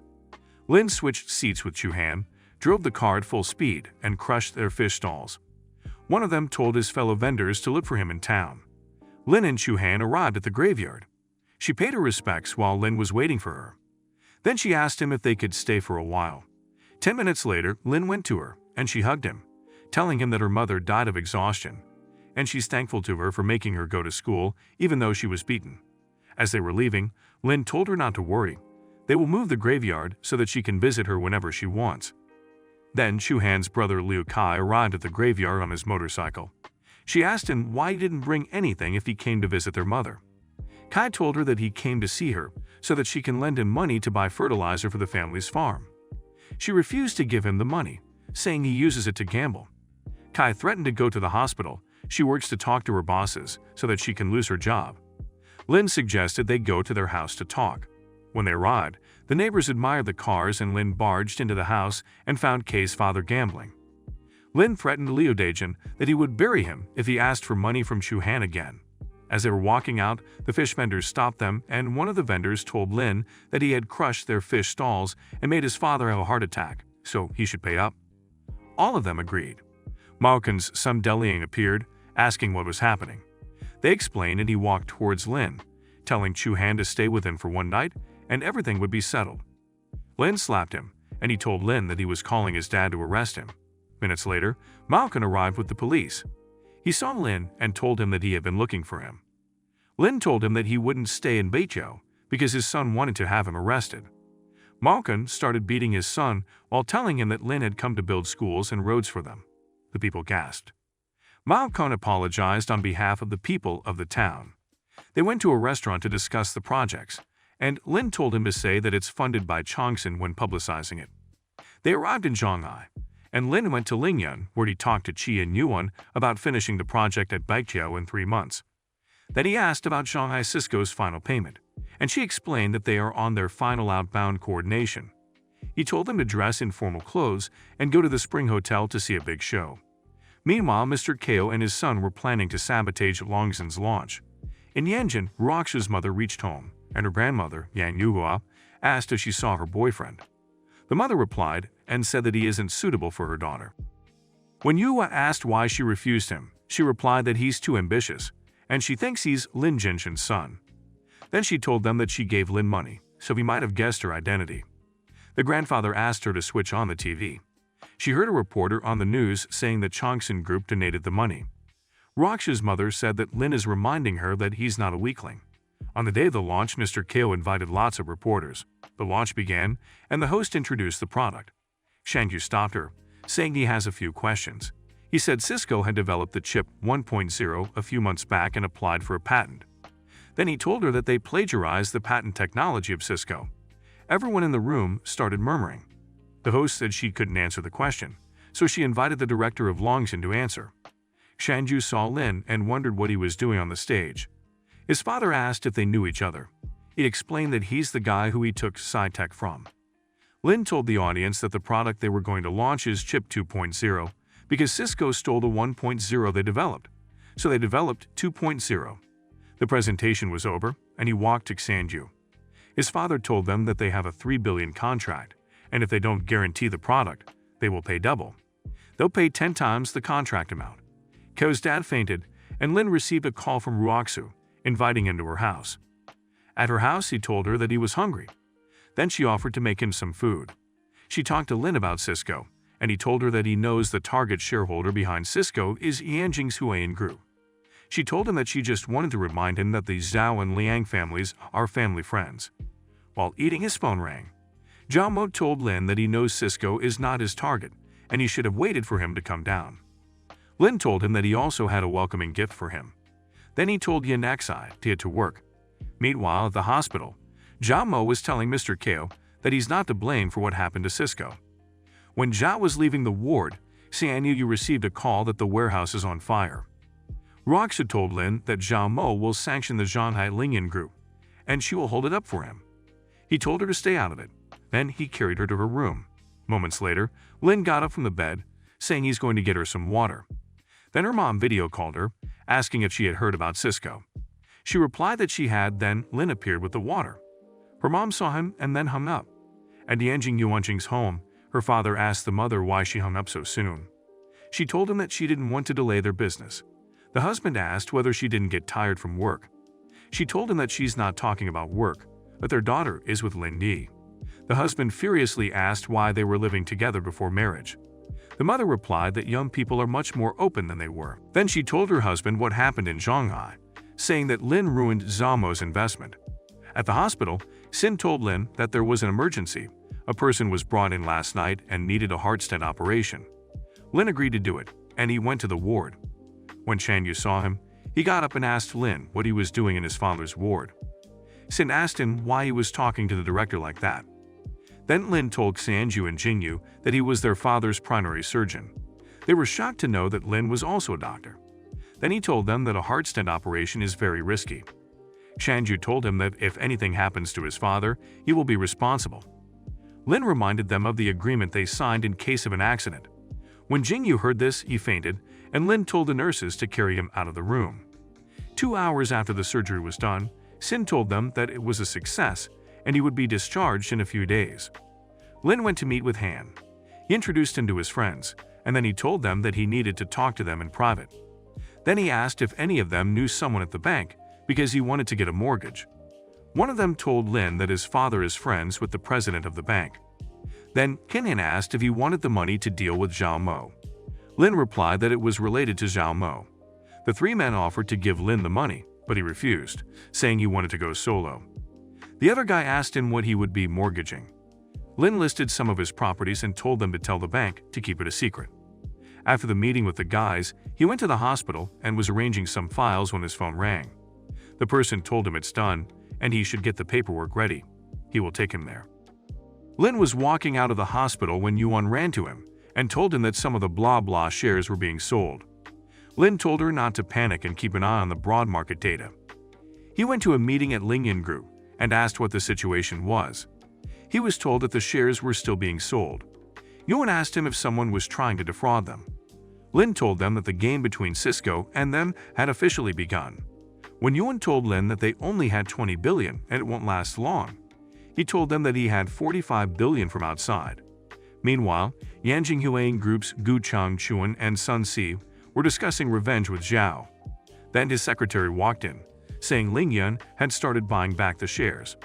Sun Si suggested they go to the affairs department to see what was going on. One of the workers told Zhao that they caught all the billion shares they sold, and Zhao told him to throw away another 10 billion. He told him to keep throwing the money, but he should first throw 10 billion to see if he would be able to catch it. Then Sun told him not to panic because he had 40 billion, so Lin wouldn't be able to catch it. Chang Chuan suggested they should go to a place to unwind. At Changsan, Ruoksu's mom was watching the bidding war. Mr. Liang asked what Lin's side of the situation was. She told him that he caught it all, and she wondered if Lin's capital reserves were not enough. Mr. Liang told her that Lin might have taken a mortgage since he just acquired blah blah, and if he used Longxin, he could have easily exchanged 40 billion. Her phone rang, and she told her husband that Ruoxu had been calling her, and she keeps on rejecting because she doesn't want to get involved. Meanwhile, Yan was asking Lin how he could be swimming at a time like this. Lin called her to come to the pool. She went to the pool, and Lin dragged her into the pool. They flirted and kissed in the pool and then got out of the pool. Yan looked at the laptop and told Lin that they have almost picked up 22 billion, and the curves seem to have smoothed out a bit. Lin replied that Zhao must have judged that he could only come up with 10 billion, which was already the limit. Yan asked the amount of money he thinks Zhao could throw. Lin replied that it was 30 to 50 billion, and that no matter how much he throws, he can catch it. Zhao and his friends were in the pool when he received a call that they had already picked up 2 billion. He told the person to wait for a few minutes. One of his friends suggested that he might have applied for a loan. Then Zhao called Ruoxu to ask if Longxin asked for a loan approval. She told him that he didn't. Then Zhao realized that Lin might have put his properties as mortgage. Zhao called Ruoxu to confirm, but realized that Lin may have put his properties up as mortgage. Chang Chuan told Zhao Mo that he would have someone check it out. Sun Bai replied that there was no need. Chuan told them that he had calculated that Lin would get a 50 million loan if he mortgaged his properties, and if he mortgaged Longxin to go against them, the news that I exposed would dive. Then Zhao, one of his workers, told him to keep throwing. At the hospital, Ruoxu told Lin that Zhao called to ask whether he had mortgaged Longxin. Lin dragged her to the break room for some lunch and replied that he didn't mortgage Longxin. Ruoxu then showed Lin a video of a child with a rare disease called congenital arterial transposition and asked Lin if there was a chance of saving such a case. Lin told her that he would think of something before he quits. Meanwhile, Zhao Mo and his friends were discussing since Lin had dumped 35 billion, his loan would be sold off by no tomorrow, and his company would go down. Zhao Mo was informed that the 32 billion dumped by Lin Yi was caught. At this point, Zhao and his friends were convinced that Lin did not mortgage Longxin. Then Zhao Mo told his friends that he would borrow 60 billion and add it to the 40 billion he already spent, making it 100 billion. They went to see if Lin would be able to catch it. A Yanqing reporter named Wen met Xu Feng of the Mixed Waters Company. He introduced himself and asked to have a chat with her. They went to a restaurant, and he asked her to provide negative information about Ling Yi. She said she knew some. Later, Wen Zhao called Lin to tell him that the Harry and 6 major pharmaceutical companies valued his capabilities and hoped to start a cooperation with him. They would send representatives to Shanghai. The representatives who arrived in Shanghai were Trey Ross, the Director of Global Marketing, Kang Wei, the Global Associate Director of Global Marketing, and Wen Zhao. Ross asked Wen why Lin did not come to the airport to welcome them. She told him that Lin was busy working on medicines that could replace ibuprofen, so he didn't see the need to come. Ross told Lin that it's not easy for them to let go of ibuprofen since they invested a lot of resources to develop it. When asked if he meant that the Chinese side was falsifying information, he replied that it's all fake and made up. Later, Lin received a call that Zhao Mo had stopped throwing money. Lin replied that his borrowed stock should be gone, and now it was time for Mixed Waters Company to enter. He entered the building, and Wen introduced him to the representatives. Lin told them that their ibuprofen would be left out, and the remaining 25 proprietary Chinese medicines would pass the phase. Ross and Kang Wei introduced themselves to Lin, and he asked why they came to him when Mince's clinics were awesome. Then he realized that they set the location in Shanghai, so he asked them to leave. White told Lin that they had to go back to decide the site of the institute and asked him what he required from them. He told them that he would participate in the development of the medicine, and the medicine from their research center should not be sold at a price higher than 50%. Wen told the representatives to express their views on the matter. Kang Wei replied that the move is totally unethical, and by doing so, he will push the cooperation to a dead end. Lin Yi left them discussing his request, and they decided to convey his idea to the headquarters. Yuan called Lin to inform him that Zhao Mo's team had started bidding again. Lin went to Lingyan Group, and she told him that almost 2 billion had been spent in half an hour. She suggested that the stakeholder might have been encouraged to follow the bidding in large numbers. Lin told her that there might be a good chance that the capital would go down. Then she told him that the money in their account would not last long. He told her to go to her job, and he called one of his friends to contact the bank because he wanted to credit Longxin out. Later, he went to Metropolis to hang out with Kinhan and his friends. They told him that Zhao Mo's friends might have helped him. But when they offered to give him money, he refused. His phone rang and Yan asked where he was. When he replied, she told him she would meet him there. She arrived, and some drunk men were making perverted comments about her. One guy tried to grab her breasts, and she slapped him. When the guy tried to fight back, Lin told him that he would bankrupt his entire family. He saw Kinhan and apologized, and was chased out of the club. Yan told Lin that Yuan told her things weren't going well, so she had come to offer him some money. But when he learned that the money came from her company, he told her to put it back. Later, one of the workers barged into Zhao Mo's office, telling him that the money they bid was caught by Lingyan Group. Zhao started to wonder where Lin got all his money from. At Lingyan Group, Yuan told Lin that Zhao Mo had stopped throwing money. He told her to inform the public relations department of Lingyan and to let everyone know that Mixed Waters was coming down. Then he left for the hospital. When he arrived, he found reporters outside talking about the surgery of the child with the rare disease. Lin entered the hospital and told Sin to tell the security not to let any of the reporters inside. Sin went to do what she had been told, and Lin went to meet with the child's parents. He told them that he would do everything in his professional capacity to make the surgery a success and that he would take it seriously. As he was returning to prepare for the surgery, he spotted reporters in the corridors. They complained about not being allowed to enter and accused him of hiding the surgery because he had no medical ethics. Sin tried to get them out, but they were persistent. So Lin grabbed them by their shirts and threw them towards the exit. He told Sin to call someone to take them out, and then he went into the operating room with Liu Chuhan. Meanwhile, the Lingyan Group could not reach Lin, so Yan told them that he was doing an important operation and would not answer the call. She told them not to be nervous and assured them that Mixed Waters would not find any negative news about them. Then, one of the workers walked into the office and told them that Weibo had exposed a lot of their negative news. They went to check it out and read that the president of Shanghai Lingyan Group had abandoned King Yan and maintained inappropriate relationships with several women, one of them being Liu Chuhan. She told Yan that he would ask the legal department to send a letter from a lawyer. Yan replied that they didn't have to make a big deal out of it. She said that when the time comes, she would ask the public relations department of Cheong Group to clarify. Then she stood up and told them that she had to go and deal with the public relations side of things. Meanwhile, Wen Zhao and the representatives were busy signing the contracts. One of them noticed that something seemed to be happening on Mr. Lin's side. Then she saw the negative stories. Mr. Roth explained to the others that if Lin was in trouble, then their interests would be affected. Wen told them that they must talk to their leaders first before sending the contract. 10 minutes later, they all came back with the same answer. So she took the contract to give it to Lin at the hospital and found him in the operating room.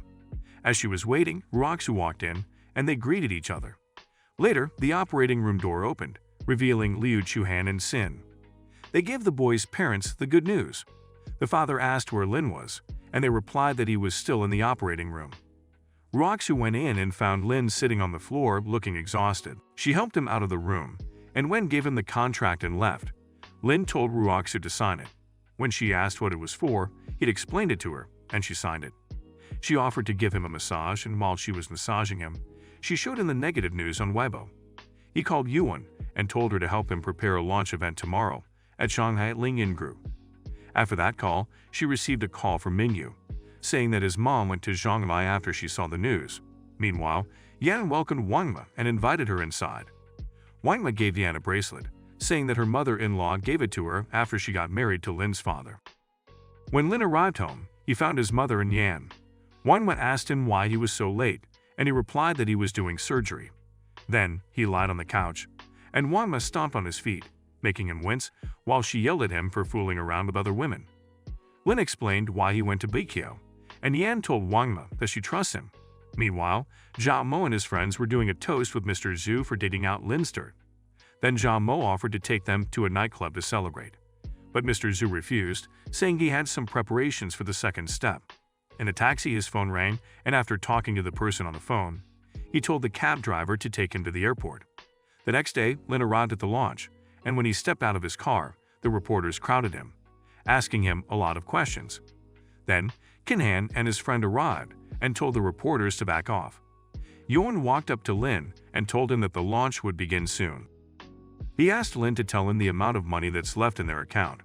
She replied, and he told her to add the money that his friend and Yan gave him and get to the bottom of the stock market with Qi.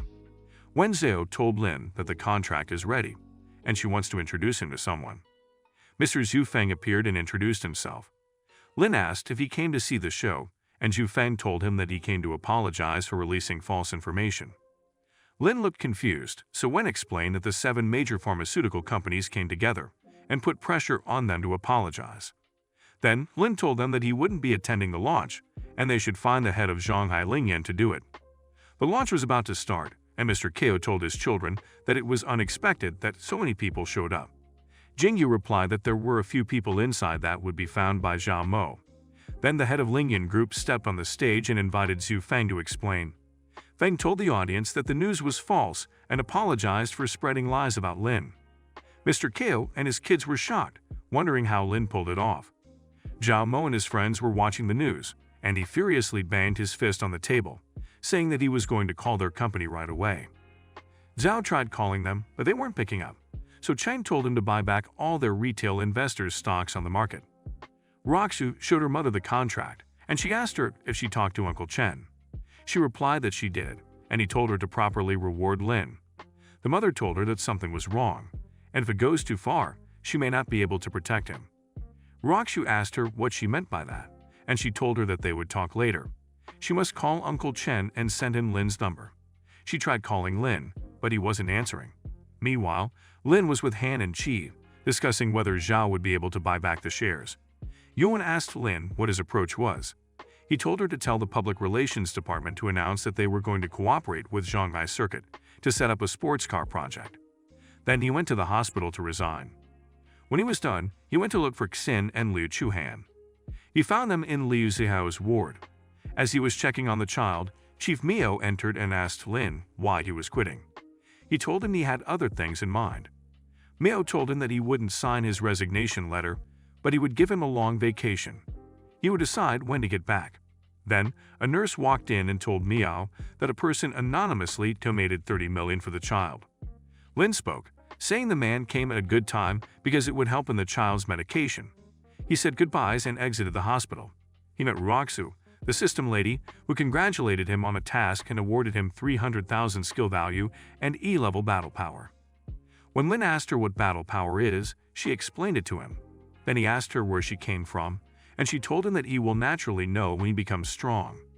Roxu broke him out of his trance and told him that her mother had been trying to get a hold of him. He looked at his phone and saw that she's calling, so he answered. She talked to him about Zhao Mo and how the business world works. At Shoan Group, Vice President Wang Lai walked into Roxu's mother's office. Wang Lai showed her an article about Lingyan Group and figured that whoever posted it was trying to get Lingyan Group in trouble.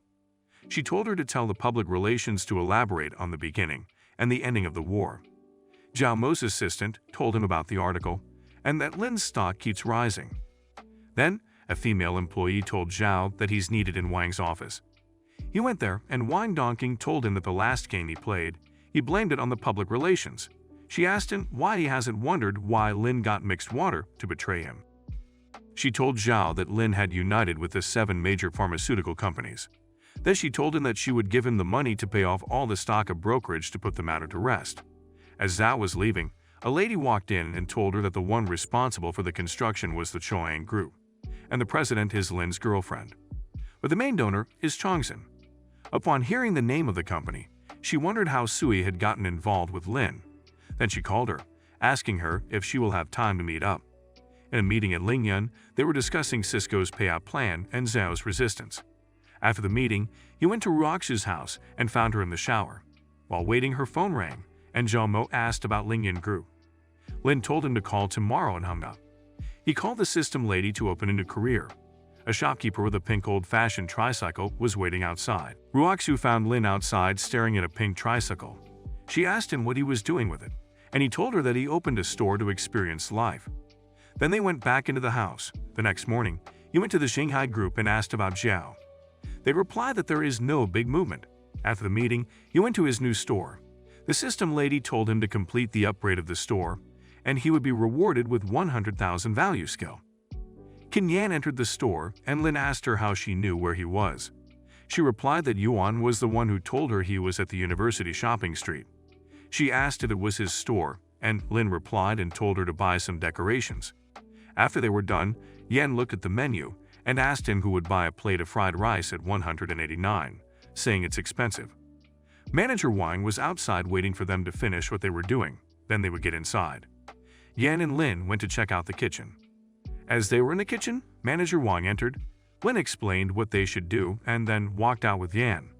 She suggested doing a grand opening and inviting people, but Lin refused, saying he just wants some peace and quiet. The next morning, he went to the restaurant and told Manager Wang to give 1,000 yen to everyone who was working. Then some men delivered a plaque. Everything was set, and he was given a bonus recipe specialization matter level. Yuan came with Yan to help him serve the food. Outside, Liu Jian and Tong Fei saw the restaurant and thought it was unique. So they went in to give it a try. When they entered, Tong Fei told Liu Jian that they should change restaurants. As they were about to leave, Yan welcomed them. Jian looked at her and changed her mind, while Tong Fei insisted. Then Lin appeared. Tong Fei looked at him and was immediately charmed by his handsomeness, so they went to sit. Yuan gave them the menu, and they started to complain about how expensive it is. But when Yan came back, Jian ordered subconsciously. The food came, and they started eating. After they were done, they complimented Lin's cooking skills and paid. The system lady congratulated him and gave him a bone density potion, which boosts bone density into care. 5 hours later, as they were about to get off work, another customer entered and ordered egg fried rice and a drink. When Yuan told him the price of the rice, he changed to tea. He asked why she was working there when she's beautiful. She told him that it has nothing to do with him. Fen Yush introduced himself, saying he is a teacher in the directing department of Shanghai Theater Academy. He told her he can take her into the entertainment industry. The order was finally ready, and she took it to his table. After eating, she told him the cost, and Yushi said that they are a shady restaurant, and he will report it. Lin slapped him, telling him to pay up and get out. The system lady awarded him a refining essence. Then Mrs. Gu entered the restaurant with her friend Wang Mayan. She asked Lin what he's doing at the restaurant, and Mayan asked if they knew each other. Mrs. Gu and Wang Mayan ordered their food. Lin brought their food and told them to give a review. Mayan took out her card and gave it to Lin so that he could call her, saying his restaurant is expensive so business may not be very good. Then Yan entered. He went to her, and she told him that Zhao Mo has returned $50 billion, and Cisco's compensation has arrived. Mayan was shocked when she heard how much money Lin had. They paid and left. The system awarded him a lucky card limited to 10 minutes. He asked Yan about the investment in high-tech industries for lithography. She told him she talked to Mr. Han and a few companies. Then Yuan and her colleagues entered the restaurant, and they discussed investments. Lin told them to redo the investment plans and asked how the mobile system is doing. Some told him that they are focusing on developing the ecosystem and have made some breakthroughs directly. He added that although they made a good system, if no one is willing to develop software to match the system, it's good for nothing. Lin told him to leave the eternal issues to him. At the end of the meeting, he told Sun to continue developing the cell phone system. He told Wan Rui to deal with the integration of Longson and SciTech for listing specific business and procedural issues. Then some girls entered the restaurant and ordered food. They asked for a waitress job, and Lin told them that they have a high threshold for recruitment, so they should study more. One of the girls asked Yuan what degree she holds, and she replied that she has a doctorate in computer science and technology. The girls were surprised. He closed the restaurant, and the system lady congratulated Lin for completing his career. He was awarded 100 million RMB, a solar-powered range phone, and his new career was to experience being a network anchor. Qin Yan told Lin that they should go out for some air. They went to a nearby university, and a girl called Lin to play basketball. The other students underestimated Lin, but he showed them that he is also good at basketball. Yan was impressed, and she told Lin that she didn't know he was that good. Then, one of the players asked Lin to play, and he agreed. When he showed off his stunts, Yan hugged Lin, and he asked the students if they still wanted to play. They ran off, and Lin and Yan went back to Kyushu Pavilion. She straddled Lin and told him he was great, and that she will always love him. Then he went to Liang Roxu's house to tell her that they were developing a cell phone system with the name instructor written for her, and he wants her to get a discount. She asked to know the discounts he was talking about, and he replied. She told him to wait while she calls her mom. Moments later, she came back, saying her mom will help him contact a few companies. After that, he went to Longson. Lin told Mr. Shen to go find some manufacturing factories because they are ready to enter the cell phone industry. Yuan asked Lin if he was ready to close the restaurant, but Lin told her that they will not close it. Then, Lin's classmates, Shobin, entered the restaurant with his friends. One of the classmates, Song Kekson, asked Lin if he was working as a chef. He replied, and Shobin told him to find a decent job. He started bragging about his work, and Zhou Hao told Ben to talk less. Lili Huang spoke, saying there is nothing wrong with being a chef. If he saves enough money, he will open his own restaurant. Lin took their orders, and after eating, he told them it's on him. Then he got a message from Ruoxu to pick her up. As they exited the restaurant, Wang offered to give him a ride. Yuan called Lin boss and told him that she's leaving. Wang asked Lin if Wang works for him, and he told her that she's the vice president of his company. Then he went to his car, and his classmates gasped when they saw the sports car. They arrived at the incubation center, got in the elevator, and reached the top floor. Josie asked them if they had come to rent the building's office. He told them that he wants to set up a company, so they should do some research to avoid bumping into each other. Lin replied that he's got eyes on this floor, so he should go and pick other floors. Xiao Wan told Xiao Zhe to leave it alone, because Lin doesn't seem like he's in a good mood, and they should settle for the second best option. He told her that he will ask his father to make him a contract, and he will try to get the lease signed in advance. Xiao Wan told him that she's counting on him. In the Lingyan group meeting, Lin asked Yuan how the launch of Longxin and SciTech was going. She replied that it won't take long to go public. Then he told them that the city set up a high-paying industry incubation center, and he's going to put the address of the new company there. He went to the bar, met up with his friends, and talked to them about the cell phone system. They discussed app ideas, and Wang Rui called him as he was still at the bar, telling him that the office equipment has been moved. He told her he will go over to take a look. At the incubation center, Josie told Xiao Wan that the top floor is out of order as he pointed at the sign written Longxin at the top of the building. Josie told Wan that the top floors are taken and have nothing to do with Lin. They went to welcome them with flowers. Wan introduced herself to the manager and gave her the flowers. Then Lin walked in with Wang Ra. Wan asked him why he was there, and he told her that he's the owner of the company. She asked how he could be the owner when Longxin is a wholly owned subsidiary of Shanghai Lingyan Group. He replied that he also owns Lingyan Group. They apologized and she introduced herself. Lin asked what's the main business of their company, and she replied that they are developing an online app. Lin went to pick up Yan and asked her if she wanted to accompany him to the orphanage. They arrived at the orphanage, and Wang Ma and Ningyu welcomed them. They invited them inside to eat. Yan asked Ningyu what she's been up to. She told them that she's an anchor, and Yan offered her a job in her company. She refused. Wang Ma asked her when she will be getting a boyfriend. She replied that she has a boyfriend, and they will meet him soon. She asked Lin and Yan to stay one more day to help her keep an eye on her boyfriend, and they agreed. In the hotel room, a lady delivered Lin's new phone. The next morning, he tried to wake Yan up, and she told him she needed to rest, and he should get up first. Ningyu arrived and asked where her sister-in-law was. He told her that she's still sleeping. Yan and Ningyu made plans to go out and have fun while Lin went to the orphanage to help out.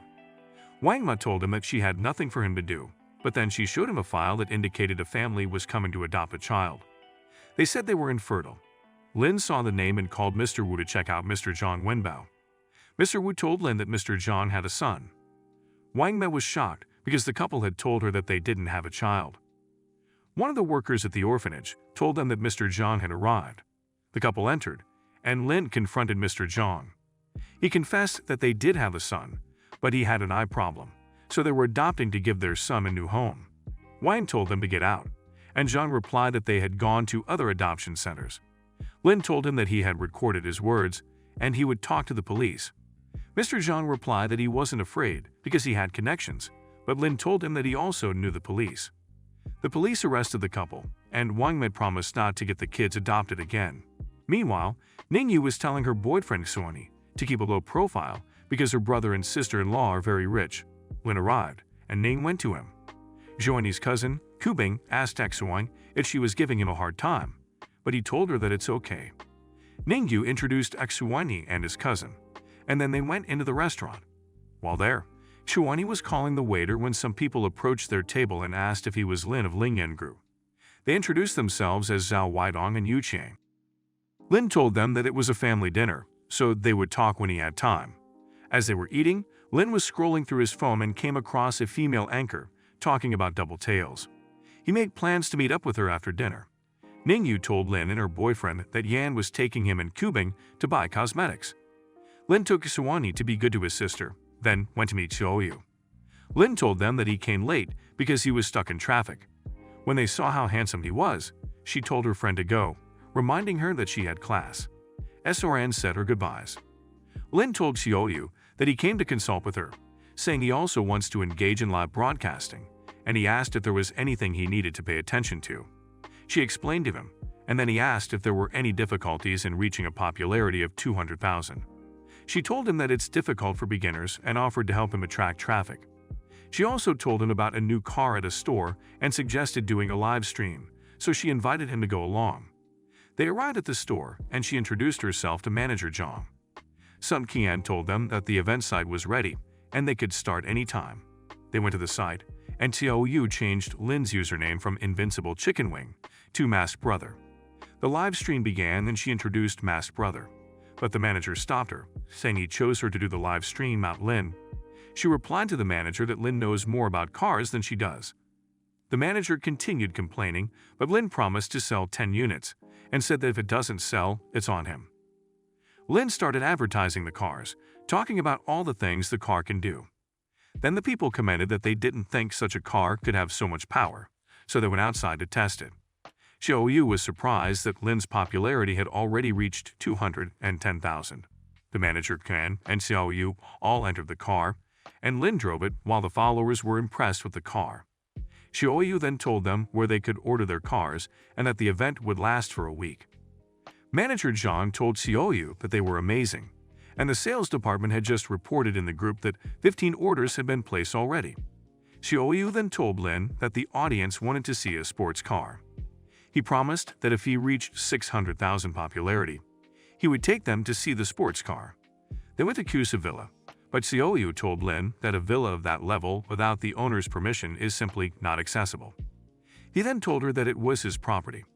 The popularity reached 750,000, and she told them that if they reached 1 million, they would see the sports car up close.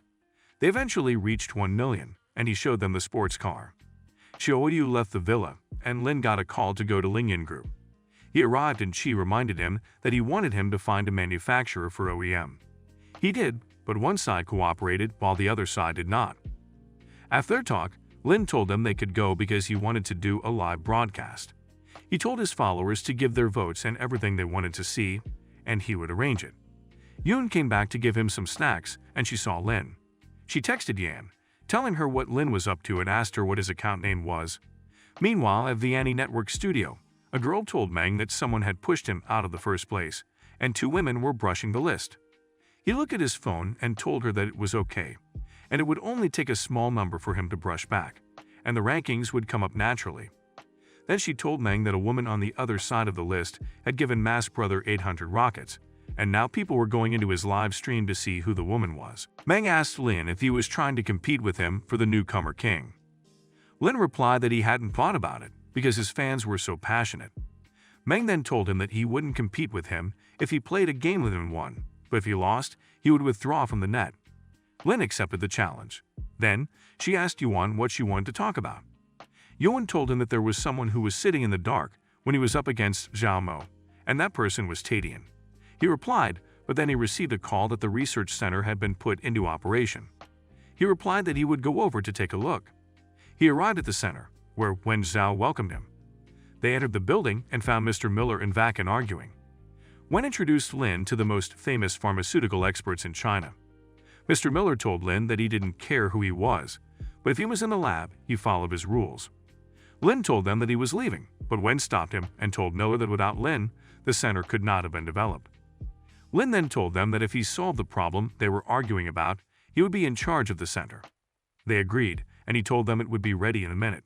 Moments later, he walked out of the lab with a test tube and told them to do the math.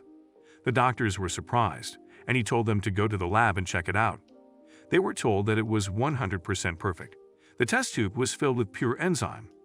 Lin told them that Stowgrass was not the best plant, so he would try to replace it. He went back to Kusa Pavilion, where Yan asked him how the preparations were going for the PK battle. He told her it was not a big problem. Then he put on his cap and mask, preparing for the battle. The battle was about to start, so he activated the lucky card. Lin Yai won the battle, and his followers were telling Meng through the comment section to withdraw from the network. After the battle, Zhou Yang and Lin Lai were discussing the new anchor who won the battle against Meng and had a lot of followers. Zhou Yang, their leader, told Lin Lai to immediately contact Mass Brother, so that no other platforms could take him. Then he told them that Longxin was developing a new cell phone system, and they needed to adapt the app. Meanwhile, Lin's followers were asking him to show them a hatch party, and he promised to show them. The system lady congratulated him for reaching 10,000 followers and awarded him the muscle density portion. Lin Li called Lin to talk about the contract with the platform, and they set up a meeting. Xiaoyu took Lin to interview a person, and when they reached the location, Lin recognized Mr. Yang, and he did too. Yanku, the host of Discovery, introduced herself and the cameraman, Liang Xingai, to Mr. Yang. Xiaoyu greeted Mr. Yang and called him Grandpa, but Mr. Yang told her that she didn't need to be formal and could just call him Mr. Yang. Mr. Yang's assistant told him that they were ready to conduct the interview, but Mr. Yang told him that he wanted to see how the anchors did their live stream. After they were all gone, Mr. Yang told Lin to take off his mask, which he did, and then Mr. Yang asked him how he was doing. Mr. Yang thanked him for what he had done and told them that he would take them around to do live streams. While they were busy working, Yang told Gao to pull Lin to training when they were done with their live stream. Then he took them to the boxing ring, and Yang told Lin to go up in the ring and fight. Lin told him that he didn't want to hurt anyone, but Yang replied saying that if he really had that confidence, he should go and fight. If he injured his people, then he should consider himself competent. Xiaoyu was still live streaming when Q saw Lin taking off his shirt to go into the boxing ring. She asked him what he was doing, and he replied that Yang had asked him to compete. She told him that he was a small anchor and should go look for attention somewhere else. Lin looked at her and asked if she was looking down on him. She told him that he could compete. Lin looked at his opponent, but he refused to fight him and said he wanted to fight the big guy. He went into the ring and fought with the big guy and won. Mr. Yang told Xu Wang to go and try, and Lin defeated him as well. Then, Go told Mr. Yang that they seemed to have misjudged him because he was more powerful than they thought. Mr. Yang told Go to go into the ring, and they fought. Go was knocked to the ground, but he got back up, and they continued fighting. When Lin saw that he was going to win again, he told Gao that he would save him face, and he surrendered. Mr. Yang asked Lin where he learned all the skills he just showcased, and Lin told him that nobody had taught him. Then, they said their goodbyes and left. Mr. Yang turned to Gao and asked him how he was feeling. He replied that he had bruises all over his body, and when he tried to punch Lin, it was like punching a stone. Mr. Yan called a number and told them what Lin had just done. Thinking that Lin Jingzhan's secretary came back and taught Lin the ancient way of power generation. When they hung up, the person on the phone was asked by Baiken why they were talking about Jingzhan. He explained. Meanwhile, Lin went to Lingyan Group and asked Qi where Yuan was. Qi told him that he had gone out to sign a contract. A female worker walked into the office, saying she had brought papers of the investment they had just negotiated and asked Lin if he wanted to see them. The head of Lingyan Group showed Lin a contract for an investment in the livestream platform. He told her that he would not read the content and she could handle it herself, then left to attend a meeting with the livestream platform workers. The lady asked him to take off his mask, but he refused, saying that it was his personal style that must not be easily broken. She told him that she wouldn't force him and handed him the contract. When he saw that they were expecting him to do more than 100 hours of livestream per month, he told them that it was impossible for him to be in front of a camera every day. The lady told him to give it serious thought because they had a contract fee of 50 million. He asked them if he looked like a person who was short of a little amount. Then the man asked Lin why he was an anchor if he didn't need the money. He told the lady that the investment talk was over, and they didn't need to waste any more time talking to him. Lin told them not to think about the investment because it wasn't happening. The man replied that the investment negotiations were over, and a company like Lingyun wouldn't easily backtrack. Then Mrs. Tian called the lady and said that they wanted to invest. Lin told them that if one of them offered to leave, then maybe there might still be a possibility of this project becoming a reality. The man asked him if he thought he was the boss of Lingyun, and if he was, then he would quit his job. Lin texted Mrs. Tian to continue with the investment. She called the lady and informed her. Lin exited the building, and the lady ran after him, telling him that she would change the contract and that if he had time, he could go to a live event to help farmers, and the head anchor would be there. Lin told her to contact him when the contract was ready. Liang Roxu called Lin while he was in his car to tell him that the medical institute they launched would be officially launched tomorrow, and if he had time, he should go. The next day, she met Roxu outside a building and gave him a file. He read it and found out that he had been made the Secretary General of the medical associations. Roxu told him it was a way to thank him for the things he had done for China.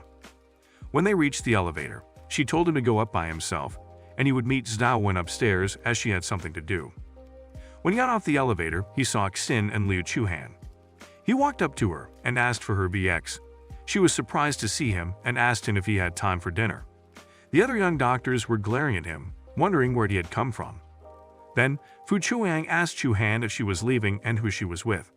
She replied that he was her former colleague. He reminded her of what they were discussing, but she told him that there was no need as she would talk to Lin. Choyang glared at Lin and asked him where he was working, and Lin told him what he did. Lin replied that he quit his job as an anchor. Choyang told Chuan that Lin was just an anchor and would not understand high-level issues when they discussed them with him.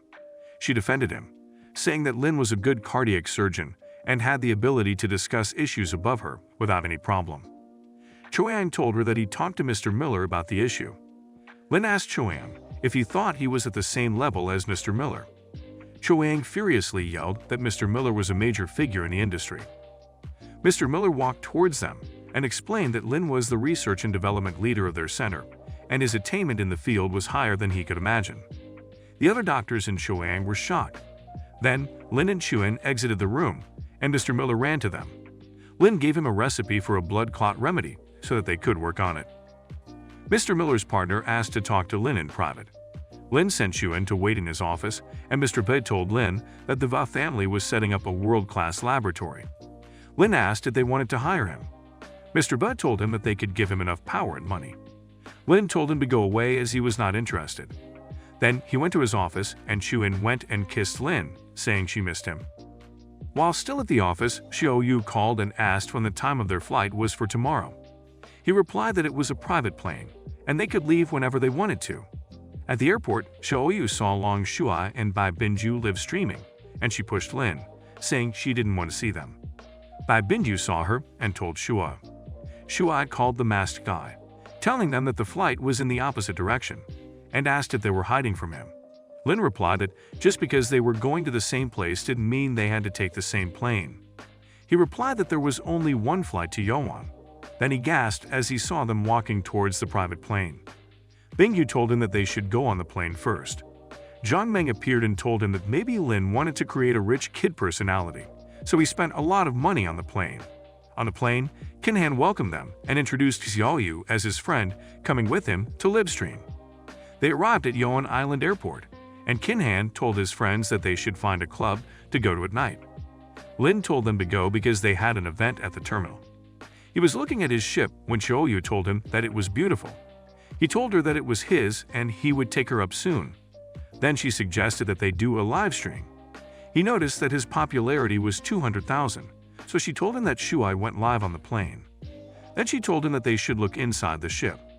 Shuai walked towards them, saying that the starship was the second largest ship and it didn't accept anyone. Lin asked him if he wanted to board the ship, and he replied that he couldn't get up there and neither could he. Lin told him that if he couldn't get up there, it didn't mean that he couldn't either. Lin walked towards the guard, removed his mask, and the guard recognized him and let him through.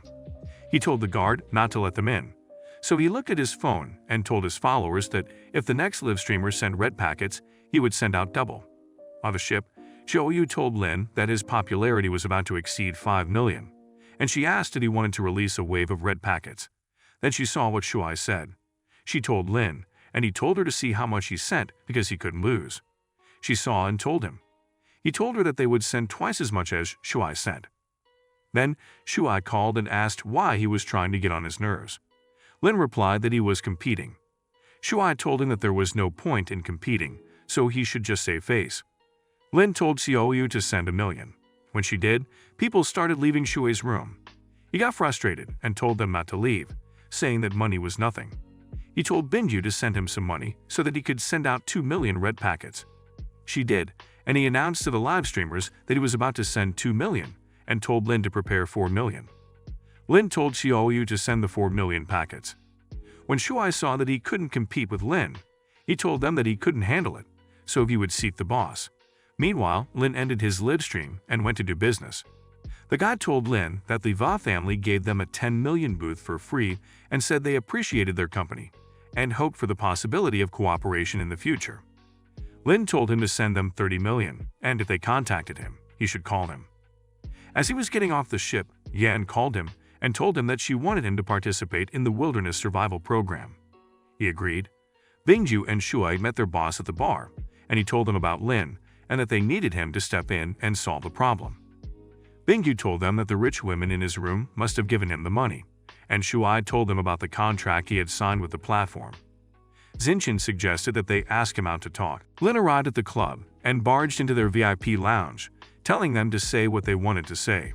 They told him that they wanted to talk about the live stream. Xinchin told him that he would offer a higher price if he went to his company. Lin replied that he didn't feel the need to cooperate, and then he left their lounge. Shuai told the boss to use the hard way. As they were about to exit the club, Kai Liu stopped him, saying he should have a drink. Xinchin and Shuai were watching as the people in the bar chanted for Lin to drink. Lin drank the whole bottle of wine and told Kai Liu that it was his turn. Liu replied that they were just fooling him and that Lin wasn't worthy to drink with them. Lin smashed the bottle on Liu's head and took a bottle of wine. He forced Kai Liu to drink all of it, and Liu started throwing up. Lin and Xiaoyu left. She put Lin in the passenger seat, saying she would drive. While in the car, the system lady congratulated him for opening a new career as a farmer. The next day, they went to the airport to interview a movie star, Zhang Wengxi. When Mr. Go told her about it, she told them to make an appointment with her agent, and that she only does interviews with regular media. Lin apologized to everyone and told them that he would take them to meet other stars. Then Mrs. Wang asked if one of them was Zhang Yuan. She told him that she just had dinner with his parents and invited them to dinner. Then she called Wengxi to introduce her to her friends. Mrs. Wang introduced Wengxi as the young actress she recently cast in her film, and she would send them tickets when the time came so they could go to the show. Wengxi smiled and waved at them. Mr. Gao reminded her of what she just did and told Mrs. Wang that his friend wanted to buy a plane, so they would leave. Mrs. Wang told Wengxi to go back and tell her agent that she wouldn't cast her in the next play, and they should find somebody else. Meanwhile, Lin met Yan, and she told him that her boyfriend was in charge of the aircraft display, so she came over to see him. Lin replied that he came to purchase a plane, so he would just buy it from her boyfriend. They went to check out the plane, and as they were coming out of the plane, Yan's boyfriend Zhen Kyo walked up to them. She told him that her friend wanted to buy a jet, so he should find someone to introduce it. Kyo replied that he didn't have time for anchors to live stream and increase their traffic, and he asked her why she was friends with them. She told him that Mr. Lin was richer than he thought and told him that if he didn't want to do it, then she would let them go. Kyo went to Lin and told him that he would get someone to introduce them. He told the sales lady Zhang Ni, and she asked him if he was sure it was them. Zhang Nana went to the lounge and introduced herself. Then she read a few details of the plan. Xiaoyu asked if salespeople have that kind of attitude when they see ordinary people. Go asked if she was done with the introduction. She replied that she was done, and it was all she had been assigned, and if they were not satisfied, they could complain or go to another company. Then she went to tell Chiao that she had done her job. As Lin and his friends started leaving, Yan followed them out, and Kyo asked her what she was doing. She told him that she was leaving because he was looking down on others, even though each one of them was richer than him. He replied that they were just internet beggars. Then Yan said they should break up. Go walked up to Kyo, telling him that it was his first time hearing someone call him a beggar. He grabbed a vase and smashed it on Kyo, and told him to be polite to Lin in the future. They walked out. Nina was helping Kyo with his wounds when she told him to give them a taste of their own medicine. Once they were outside, Lin apologized to Yan for the breakup. She told him that they were already having some problems, and if not for this incident, they would have broken up anyway. They went to the club, and Lin's friends convinced him to go talk to Yan. While he was telling her to get drunk and drown her sorrows, Mr. Hong To, the head of the aerospace division, arrived and called Kin Han. Kin introduced him to Lin, saying he was the one who wanted to purchase the plane. He gave Lin the information on their aircraft, and Lin signed the contract. Mr. Hong To left to get a copy of the contract. Then, Gao told Lin that there was a familiar face, Lin went to look and saw Zhao Mo and his friends. Sun Ce went towards Lin and tapped his shoulder, telling him that he had made them lose too much money. Qin Han told Sun not to touch Lin like that because he had a bad temper. Sun asked Han if he was threatening him, and then Lin grabbed Sun's hand, making him lose balance and hit his head face first on the table. Lin took a fork and pointed it at Sun's eye. He told Lin that if he touches him, his family will not let him go. Lin replied that they are a bunch of wimps, and if something happens to them, they look for their parents. Zhao Mo asked him who he was talking about while walking towards him.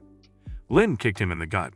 Then, Chang told Lin to release Sun Ce, and that at the maritime reception, there would be a ring match, and they would both fight. Lin released him and told them that he would be with them to the end. As they were walking out of the club, Gao told Lin that Gu Chang was really great at things. He grew up playing sports, and his physical fitness is superb. Lin replied that he would keep that in mind. Then the daughter of the Va family called Lin to meet up, and she told him her room number. He arrived at the Hotel the Dana, and she introduced herself to Lin and gave him tea. Then she told him that the Va family had business in their area, so they wanted to start a cooperation with him. Lin replied that he remembered rejecting them. She went close to him and seductively touched his hand, saying she could satisfy him. Lin asked her what she meant. Then she rose from her seat and took off her clothes, telling him that she could give him a different feeling.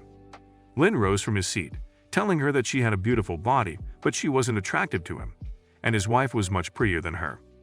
After Lin left, she called her grandpa and told him that it didn't go well. Lin reached his hotel room, and then Tita got off the elevator with his friend. They went to Yan's room to ask for Lin's room number, but they didn't find her. Some time later, she entered her room, and they asked where Lin was. She asked him what he wanted with him, and he replied that Lin hit him, so he wouldn't let it go easily. She told him that it was his friend who hit him, and he got furious that she was defending him. He told her that he really misjudged her. She told him that she was doing it for his own good. His friend Xianghuai told her that they were not leaving until she told them where Lin was. She told them she would take them there. They reached Lin's room, and they all entered. Lin asked why there were so many people in his room in the middle of the night. Yan explained that they came to seek revenge. Xianghui ordered the men to teach Lin a lesson. One guy lunged at him, and Lin slapped him. He landed on the floor groaning, and the other guys ran off, telling them that the job was too scary. Xianghui apologized to Lin, saying it was their fault, and they should forget about it. Lin kicked Xiang and Kiao out of his room and turned to Yan, saying he didn't know what attracted her to him. She walked towards him and touched his chest, saying there are few men who can compete with him. Lin replied that he'd like to hear her say that, and they started kissing. The next day at noon, Lin woke up, and his friends walked into his room asking him why he was waking up so late. Then they saw blood on the floor and couch. Han went to check the bed and told them that the bed was also available.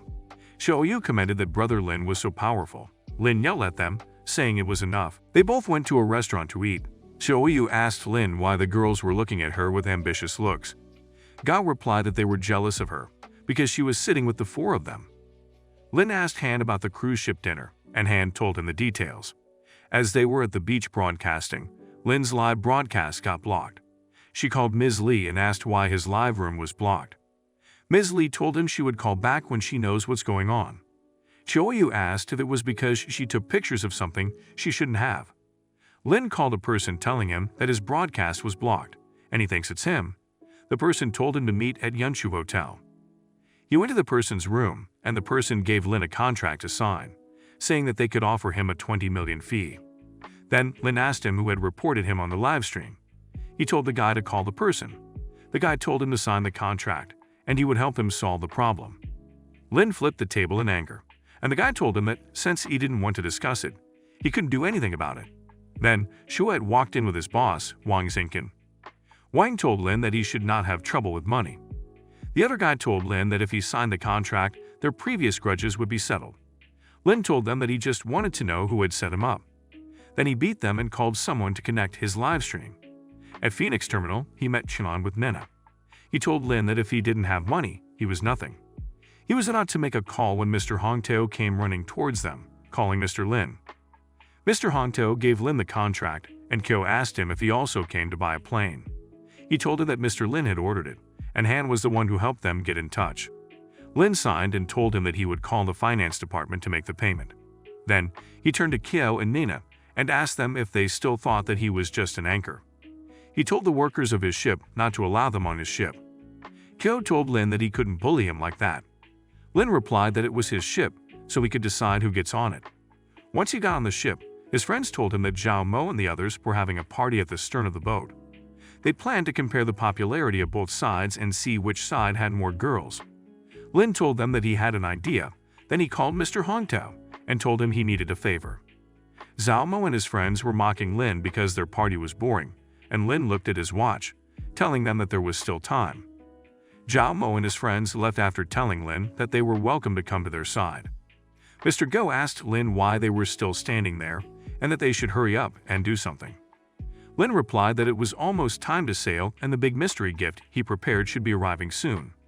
Zhao Mo and his friends saw helicopters carrying sports cars. Lin grabbed the microphone and announced that there would be a raffle later for the 3 sports cars, and now they should review the small gifts in advance. The people went to Lin's side, and then Zhao Mo told Gu Chang that at the match, he should not give him a chance.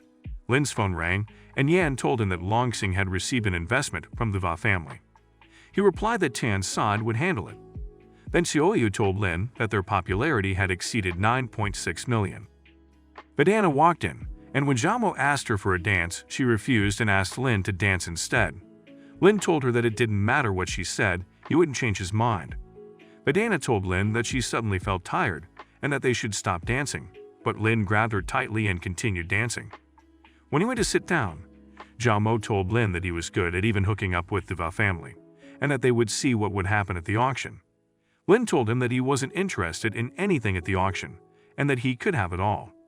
Zhao Mo told him that he was too weak-minded to shoot with them. Lin laughed and told him that the ship they were on was his. Gu Cheng told Lin that the auction was not fun, so they should just go down to the arena. The loser would get kicked off the ship. The boxing match began, and Lin punched Cheng in the face, causing him to stagger to the side of the ring. After balancing himself, Cheng told Lin that he had some strength, but he would show him what he was capable of. He lunged at Lin and swung a punch, but Lin dodged it and kicked him in the stomach.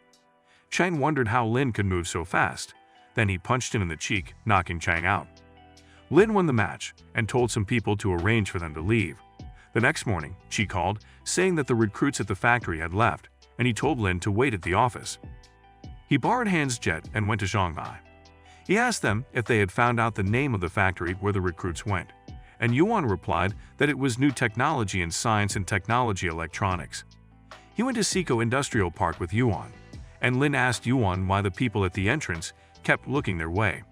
She told him that their names were Zhang Yanshu and Liu Quanbo, and they jumped to work there after the company was acquired. He asked if they went on their own or if they were headhunted. Then they went to talk to them, and Yuan told them that they could be hired back. They replied that they wouldn't go back because their pay was too high there. Then Lin told her that they should go to the electronics store and see if they have any available personnel. She saw Wang Fu. She told Wang that they intended to rehire him with a higher salary, but he told them to stop fooling people and leave. Yuan told Lin that the situation was not very optimistic, so Lin told her to send the numbers of the 2 directors. He called Mr. Wang, but he told him that he was abroad for business. Sun told him that his daughter-in-law had just given birth, so he was home with her to recuperate. Lin then told Yuan to get Han to help her get a construction team because he wanted to build a road. He got in his car and drove to Rox's house. She asked him what he wanted from her. Lin replied that the road in Seiko Park was not too flat, so he wanted to renovate it, and she should help him apply for the project. The renovation began and Mr. Sun and Wang walked into Lin's office and hit Yuan on their way in.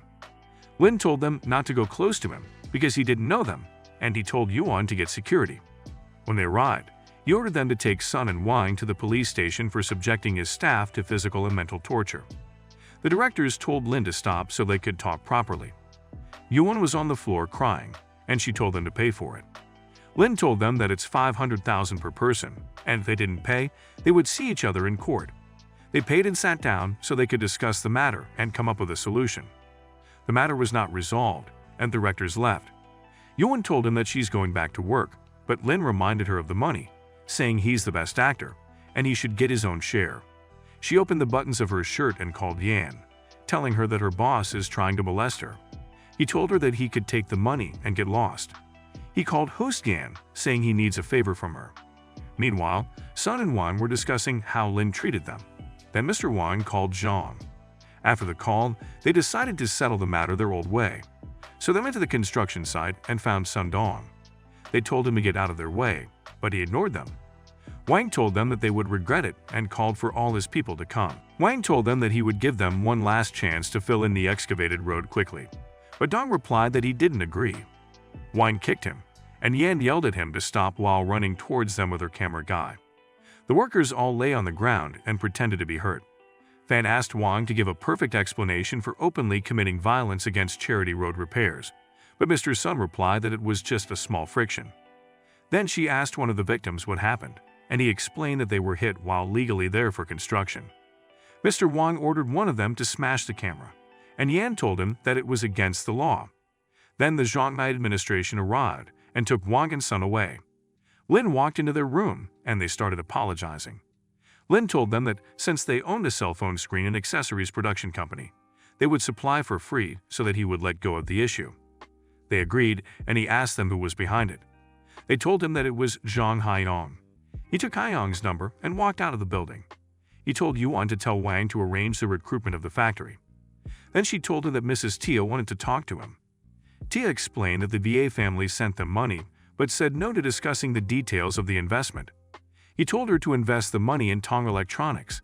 Then he went home and told Yan that she was losing weight. He had to cook for her to make her fat. She replied that he had the potential of a homemaker. Then she asked him to stay home with the kids while she made money to support them. Lin agreed and told her that they should have a baby, otherwise he would have no child to raise. The next morning, Lin made breakfast for Qin Yan. She told him that her mom wanted him to come over for dinner. Lin agreed and they planned to go that night. Then Chiu Yu called and asked if Lin had any live broadcasts she could help him warm up. He told her that he had a public service broadcast to help farmers. He went to the construction site and asked Dong how he was feeling after being beaten up. Dong replied that it was no big deal. Meanwhile, Wang Ran was talking to the factory workers, and one of them told his friends that they should go to the next factory where they would be treated better. Lin asked the recruits if any of them had any idea of returning, but one of the recruits replied that no matter how much money they offered, he would not go back. Lin told them that he would not force them to return. Wang Ran asked Lin what they should do now, and he told her that the matter would not take long to come to fruition. He then told her to give him a tour of the factory. Meanwhile, Sun and Wang arrived at the factory, and Wang Dong told them that he had taken care of everything. Mr. Sun slapped Dong and asked who had told them to do that. Then he fired all the recruits from Tong Electronics. They went back to Tong Electronics, and Zhang Yanshan introduced himself, saying that they were ready to support their factory to continue production. Lin reminded them of what they had said about the factory having no development, and Dong replied that it was a misunderstanding. Lin called security to escort the leaders out and allow the rest to enter the factory for an interview. Then, someone called him to talk about the public welfare live broadcast and informed him that they had arranged a celebrity. Lin suggested finding some really poor places and helping them sell things. If they couldn't agree, she could change anchors. Lin went to buy a gift for Yan and bought it. He arrived at Yan's house, and her father welcomed him.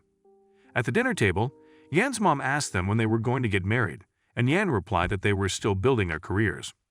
Her mom told her that they had a stable relationship, so they naturally had to think about these things. Yan rose from her seat, saying they should get going. Lin started pretending to feel drunk, and Yan asked how he could get drunk by drinking soda. He replied that maybe there was alcohol in the soda. Yan's mom told them that they could stay the night. They entered their room and slept.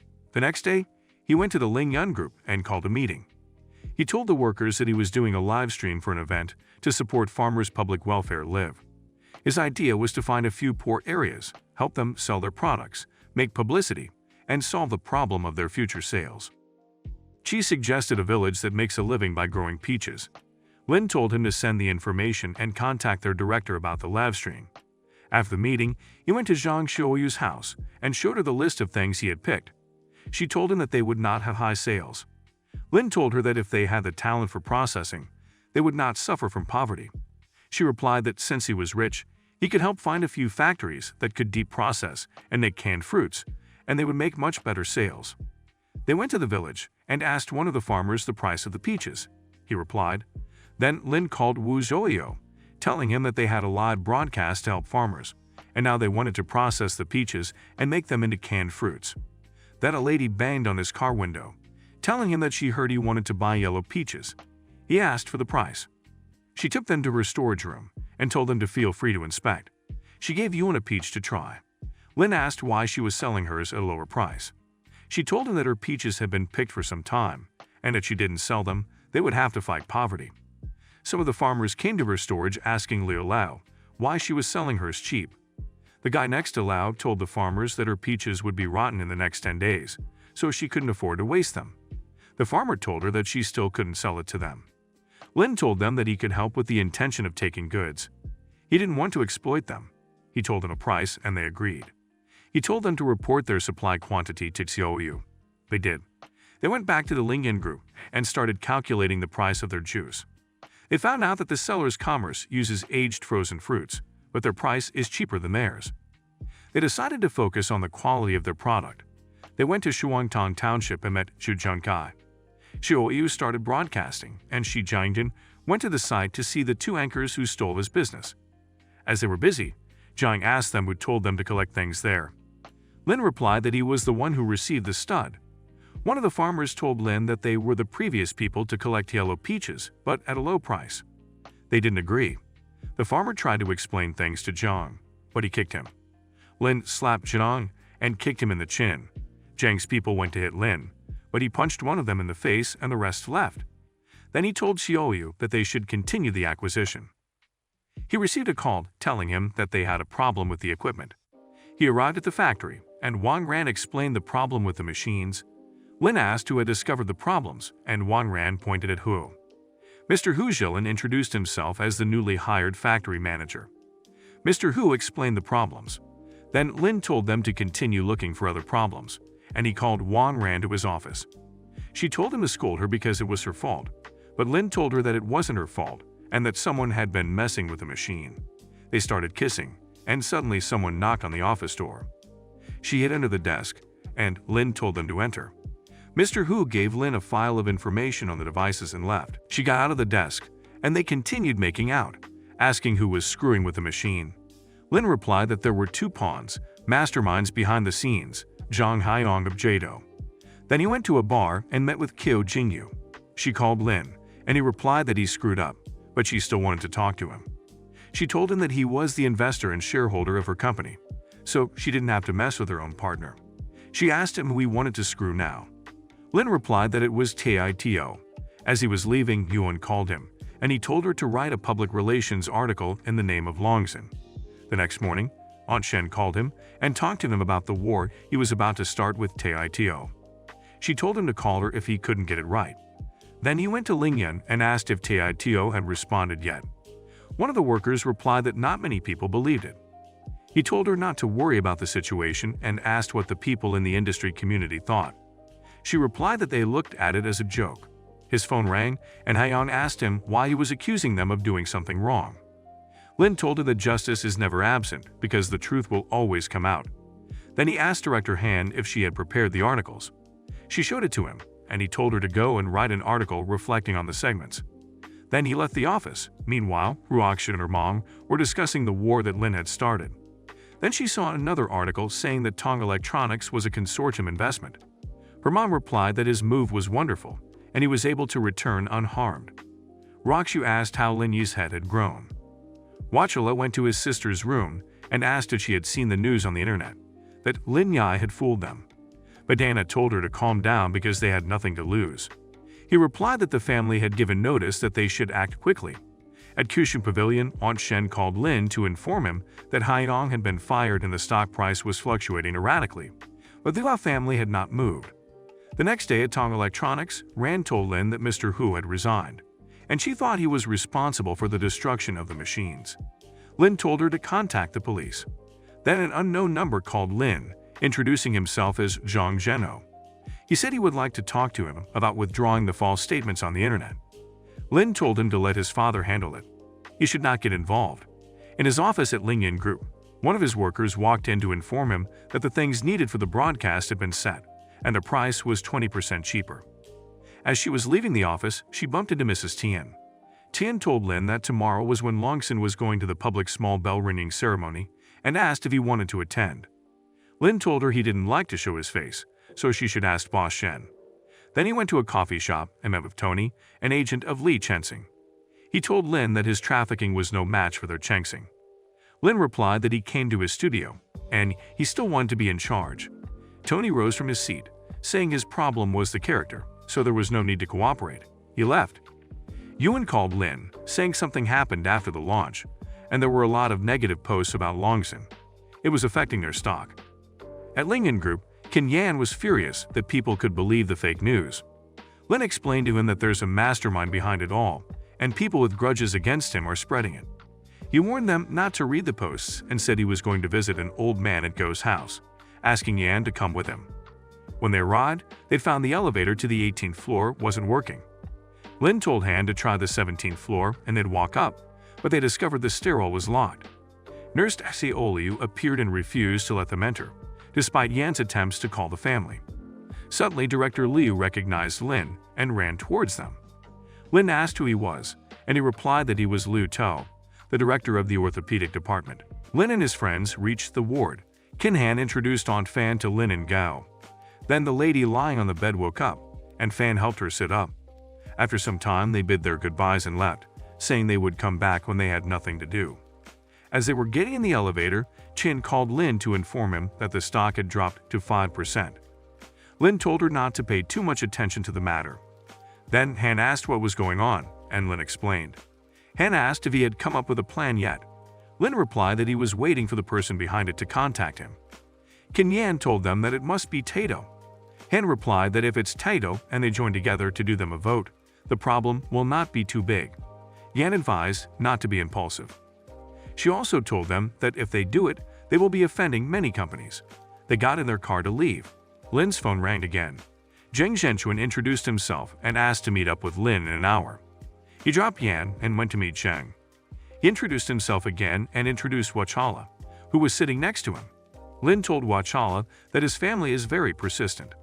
Wachala told Lin that he had another request, to give them the result of their research in exchange for anything he wants. Lin replied that he still wasn't interested. He then asked Lin if he wanted to give up on Longson. Lin told them that he hadn't made a move yet and was just waiting to see what they were up to. While he turned and walked out of the room, after he left, Zheng Zhenchuan told Wachala to take it to extreme measures. He asked to know Zheng's idea so that they could do it together. Zheng told him that he would do it alone and then left. Wachala called his guard and assistant, Zhang Jian, to mobilize a group of people to go search Lin's house and company. At the Lingyan Group, they were in a meeting discussing the broadcast they were going to do the following day. Lin suggested they do it at the Peninsula Hotel. Mr. Gu, Li, and a lady were talking about the broadcast at the Peninsula and how they were going to pull him down. Mr. Gu and his friends assumed that Lin had an ugly face, and that's why he always wore a mask when doing a live stream. So they decided to use that against him. At the Peninsula Hotel, Shuoi told Lin that people were saying he looked ugly and relied on the establishment of his persona to deceive people. She continued telling him their comments while he laughed at them. Then he told her that he was looking forward to bringing the goods live tomorrow, and he told Xiaoliu to get back to work. He put on his mask and sunglasses to do a live stream. When Tan Long called him from behind, he wondered how he could recognize him with his mask on. Chen Long told him to give the people below some guidance on their work. Lin put his hand on Tian's shoulder and told him to forget about mentoring because he had a job for him. He told him that he would like to apply for a membership card. The guy asked, "It's the same as the Sinbad card." Lin replied and told him he would send some phone numbers later. Then Mrs. Li walked towards him and asked if he would take his mask off during the live stream. He replied that his girlfriend wouldn't allow him, so he would keep the mystery alive. Then the lady asked if he was the president of Peninsula and Lingyan, since his name is also Lin Yi. He replied that she guessed it right. Meanwhile, Mr. Li asked if everything was going according to plan. Mr. Gu replied that it was, and once the broadcast started, he should go to his live room with the rhythm. The lady also added that the Mast brothers' goods were expensive. An hour before the live stream, Ting Yan, Tian, and Yuan showed up. Lin asked them why they came, and Yan replied that they wanted to support his first broadcast with goods. He told them to find a seat, and then the live stream began. Xiaoyu introduced their first product, yellow peaches, and the viewers kept making comments about Lin's face, saying he was ugly. Mrs. Lee told the girl behind the computer to kick out all the sailors from the live stream. She replied that she was doing it, but there were too many sailors. Then Lin told the viewers that the broadcast had nothing to do with looks. He reached into his pockets and fished out his car keys, dangling them in front of the camera, saying his car was worth 1.24 billion and they couldn't afford it. Then he turned the camera towards Yan, saying the beautiful woman is his girlfriend. He has everything they could ever dream of, so whether his face is good or bad, it's not really important. Then So Yu continued introducing the goods, and the viewers started saying the prices were too high. Yuan told Mrs. Tian that it was time to come out. Mrs. Tian walked towards Lin and So Yu and stood between them and introduced herself to the viewers. Then she told the viewers that everyone who places a purchase order would be given a redeemable 10 yuan non-threshold taxi coupon. Yu introduced another product, but the sales were still not going up. Meanwhile, at the Four Seasons Great Wine Live Room, Mr. Lee asked Guo how the sales were going, and he replied that they were ahead in both sales. Lee told Guo to tell the sailors to keep the rhythm going because he wanted it to look like Lin's business had flopped, and he quit. Mrs. Lee received a phone call about their data falling. Yan overheard and asked Yuan to text Xiaoyu to remove Lin's mask. She read the text and told the viewers that she would let them see the real face of the masked brother. Then she took the mask off Lin's face. The viewers were mesmerized by Lin's handsome face and started placing orders. At the Four Seasons Great Wine Live Room, one of the workers told Lee that the masked brother showed his face. They looked at the phone and gasped. Then, Lee asked the worker how the sales in Lin's studio were. He replied that they had hundreds of orders. At the Peninsula Hotel, they sold 2 million goods, and their live stream ended. Mrs. Lee told Lin that the sales amounted to around 280 million, and they could still make a profit of 100,000. Then the system lady appeared, saying his mission had been accomplished and to complete the additional live delivery task and get first place in wild survival. He told Xiaoyu to take care of the rest of the cost, and then he left with Yan and Yuan. He got a call from Han telling him that they were waiting for him at the metropolis to celebrate. Lin told the ladies that they were going to the metropolis. As they were toasting at the metropolis, he received a text from Chuhan to go to her house. He told Yan, and she told him to go. He arrived and found her sitting outside her apartment. When he asked why she was sitting outside, she replied that she felt like someone had been into her house. Lin asked if it was a thief, and she told him that nothing was stolen, but the markers she made had been removed. He told her that they should go up and see. He saw that the lock was in good condition, so he asked who had a key to her apartment besides her. She replied that Kyo-Xin did. When they entered the house, Lin asked if there was anything she felt had changed in her house. She looked around and told him that the study room was the only place that had been turned over, but nothing was lost. Then she told him that the computer's mouse position had changed, and she had 6 scientific papers. Lin then told her that if someone sends a similar paper to her research results, she should let him know so that he could handle it. They sat on the couch and Chuan asked what they were going to do now. Lin told her that they could just sleep, then he kissed her and carried her to her room. The next morning, he woke up to the sound of her making breakfast. He got dressed and walked to the kitchen and hugged her from behind. Then he asked her if Sin was working today. She replied that she had a day off, and then Lin called her over. They started eating their breakfast. Lin asked Sin if she had anyone following her when she was coming home. She asked them what was going on, and Chuan explained. Sin reminded them of the cameras she saw while coming in, so Lin suggested they should go and transfer the footage. Together, they went to the property building, and they told the receptionist the reason for their visit. Then she told them to wait while she goes to get the manager. The manager showed up and asked what he could do for them. Lin explained, and the manager told them to go to the police station first to report, then come back with the comrades so they can get the video transfer. Lin handed him an envelope with money in it to let them see the footage. The manager accepted and asked for the number of the building. Chuhan replied, and the manager apologized and told them that the camera on the 14th floor was broken, so he tried to give Lin back his money. Lin refused. They went back to the apartment, and Sin asked Chuhan if she was sure she kept her keys in her hands all the time. She replied that she did, and she remembered that while she was shopping, 2 ladies came while she was trying on a dress. They talked to her for a few minutes, and her bag was in the fitting room. She rushed back, but everything was in the bag. Sin told her that someone must have copied her key. Chuan asked how a key can be copied. Lin explained to her that it's like a printing clay, where you stick your key on both sides and copy the shape. Lin received a call that someone was hacking the computer. He told the person to wait at the institute. He's on his way. At the institute, he told Mr. Sun to show him the protection data. He explained everything to Lin. Lin replied that he is handling it well, so he should pay more attention to that area. Then he went to Shen's office and asked him to check the security system. Shen replied that he had already double-checked and it's fine.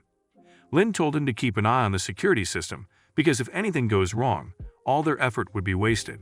Shen replied. When Lin was about to walk out, he asked him if he had checked his house. Lin told him that he will go back and take a look. At home, he saw that his computer was also hit, so he started the computer's defense program. Meanwhile, Wachala asked John if he had found something. He replied that he found nothing, and he also tried to hack their computers, but they were unsuccessful. Wachala told John that Lin's computer may have important things. He replied that he sent someone to check and make a copy of what's inside. Wachala also suggested Chuan. John told him about Roxu. Wachala told him not to hit her, because her mother would cause heavy damage to their family. Lin stayed on the other floor of his villa and watched the surveillance videos. After waiting for several days, he saw two men entering his house through the window. They started going through his computer, but when they heard footsteps, they attempted to escape through the same window. Lin kicked the first person back into the house, and one of them asked how he found out they were there. Lin replied, and then they took out their pocket knives, threatening him so that he would let them go. Lin didn't move out of the way, so one guy lunged at him. He beat them all up, and while they were lying on the floor, he asked them who had sent them. They replied that even if he calls the police, they will not tell him. Lin took out small sharp knives, pointing at them and said he was going to start counting to 5 seconds. Before he could even begin, one of the guys confessed that they were sent by Wachala to find Lin's research materials. Lin asked whether Vedanta was behind all this, and they replied that it was all Wachala. He asked them where Wachala was, and they replied that they had no idea but only communicated with the bodyguard on the phone. He told them to contact him because he wanted to see Wachala. After they told him the location, he knocked them out and went to Awasap Pier. There he met Jan, and Lin told him that his 2 men had been sent away. Jan asked him if he was trying to make a move. Lin told him that if he tells him where Wachala is, he will let him off the hook. Jan replied that he's not afraid of death, then ran towards Lin to attack him, while saying he would have let him go if he had given him the research. He lunged at Lin, but Lin dodged all his attacks and punched him, sending him flying to the ground. He grabbed Jan's hand and started turning it while telling him that he will tell Vedanta what they have been doing behind her back and threatened to make a move on his family. Jan told Lin Wachala's room number. Then Sin called Lin to tell him that Chu Han went missing. Lin asked Jan if they had taken Chu Han, and he replied that she was at the hotel with Wachala. At the Shangri-La Hotel, Chu Han asked why he broke into her house. Wachala replied that she's Lin's colleague, and they are interested in his research results.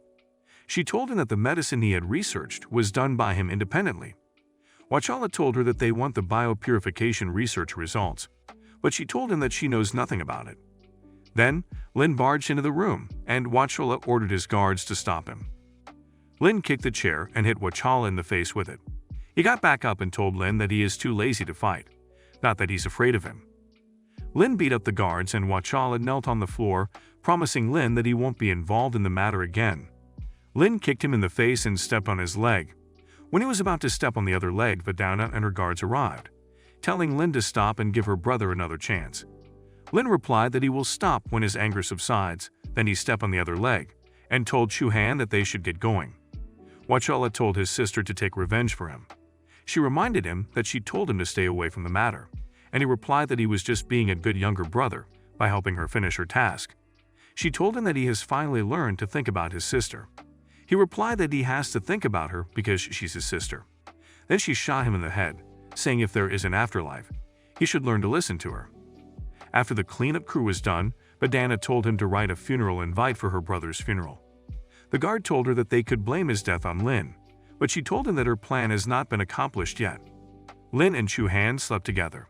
The next morning, while having breakfast at the hotel's restaurant, Wang Tian told Lin that he's almost done with the things he gave him. While they were talking, he received a call telling him that the Wilderness Survival Program is open, and he should sign an agreement. He went to the TV station and met Director Yan. Chen and some guy were talking about hooking up with Director Yan. She took Lin to the lobby, and Zhang Shi asked who Lin was. She explained that she invited Lin to come and sign up. She told them that the activities they have are not suitable for him by looking at his body. Yan told Shi that she had already decided and she would get him a copy of the agreement. They got the agreement, and Shen told them to wait. Chen asked why Lin got the agreement before the test even began. Yan replied that Lin is a special guest invited on the sports show, so he can skip the test. Then he asked why he didn't get one, and Yan replied that he must not be strong enough. Chen told her that Lin's body does not look like someone who can pass a physical fitness test. Jiangxi told Lin to try it, and the other people wanted to try as well to get the inner invitation. They tried to hit Lin, but he knocked them out. Then Yan told Lin that they should go. As they were exiting the building, Carol Lee told her sister to look at the handsome guy. Carrie Lee replied that he looks like an expert in wilderness survival, and then Carol told her to team up with him, and she will go farther. Wang Yunhang told them that they don't need anyone's help. Lin asked if they had decided on the location yet, and she told him that it was set on an isolated island. He asked if people will die, and she told him that they have made a lot of security measures. He signed the agreement, and as he was leaving, Carol Lee called him and introduced her sister, Carrie Lee. Carrie Lee told Lin that she wanted to cooperate with him, but he said no and drove off. At the entrance gate of his mansion, a guard handed him Wachola's funeral invitation. After reading the letter, he received a phone call telling him that they are being sued for monopoly, and the court summons had already been handed to them. He told the person that it's not a normal lawsuit, so he will handle it himself. He drove to Longsan and met Shen. Lin gave him the flash drive and told him to look at it. Then he told Shen that it is the world's most advanced chip 3.0 technology and told him to help them find their bugs. Lin received a call that the people of Ying wanted to talk to him at 6 p.m. in Zunyi Palace. He went to Zunyi Palace and ordered his food. Andy Alice told Lin that they will withdraw the lawsuit, but she would like to take a stake in Longsan. She said it would be good for both of them because they are giants in the industry. He replied that the Ying guys are awesome, but the gap between them is huge. Then he gave her a USB, saying there is something in it that could knock her off the throne of the world. He told them that it's the basic source code of chip 3.0. She told him that he will not be able to use it, so he can just sell it to them. Lin told her that he's not short of money, but he wants shares of the photolithography company. She replied that it's impossible because they are two different companies. Lin took back his USB and told her that he will talk to her some other time, saying he has an appointment with the family. After Lin left, Alice told her friend that she underestimated him, but he couldn't threaten her because she had secretly copied his code. She opened her laptop and saw that her computer was not connecting to the network. Her friend told her that her computer was hacked. Lin went to the store to buy a gift. Then he noticed that all the people in the store were looking at him. He asked the sales lady why they were looking at him. She told him that he read the bracelet's price wrong. It's 1.8 million instead of 18 million. He told her that he wants to buy another gift, so she showed him a pendant that cost 19.8 million. He bought both the bracelets and pendants. He went to Wang Ri's house and gave her the bracelet first. She gave him a gift bag, and when he looked inside and took out a belt, he used it to tie her hands. The next day, he went to the hospital and asked the nurses where Chu Han is. They told him, and he met with her while she was getting out of the elevator. He gave her the present, and she opened it. He helped her put on the pendant, and then she started crying. When Lin asked why she was crying, she told him that no one has ever been nice to her except for her mother. After she stopped crying, she gave him his present. Lin saw that it was a belt, and then she hugged him. He was in his house, lying on his bed, when King Yan snuck into his room. She was about to leave, but Lin told her not to, and he grabbed her, dragging her onto the bed. Then he asked her why she was sneaking into his room. She replied that Santa sent her a gift to give to him. She opened the box and showed Lin her childhood pictures.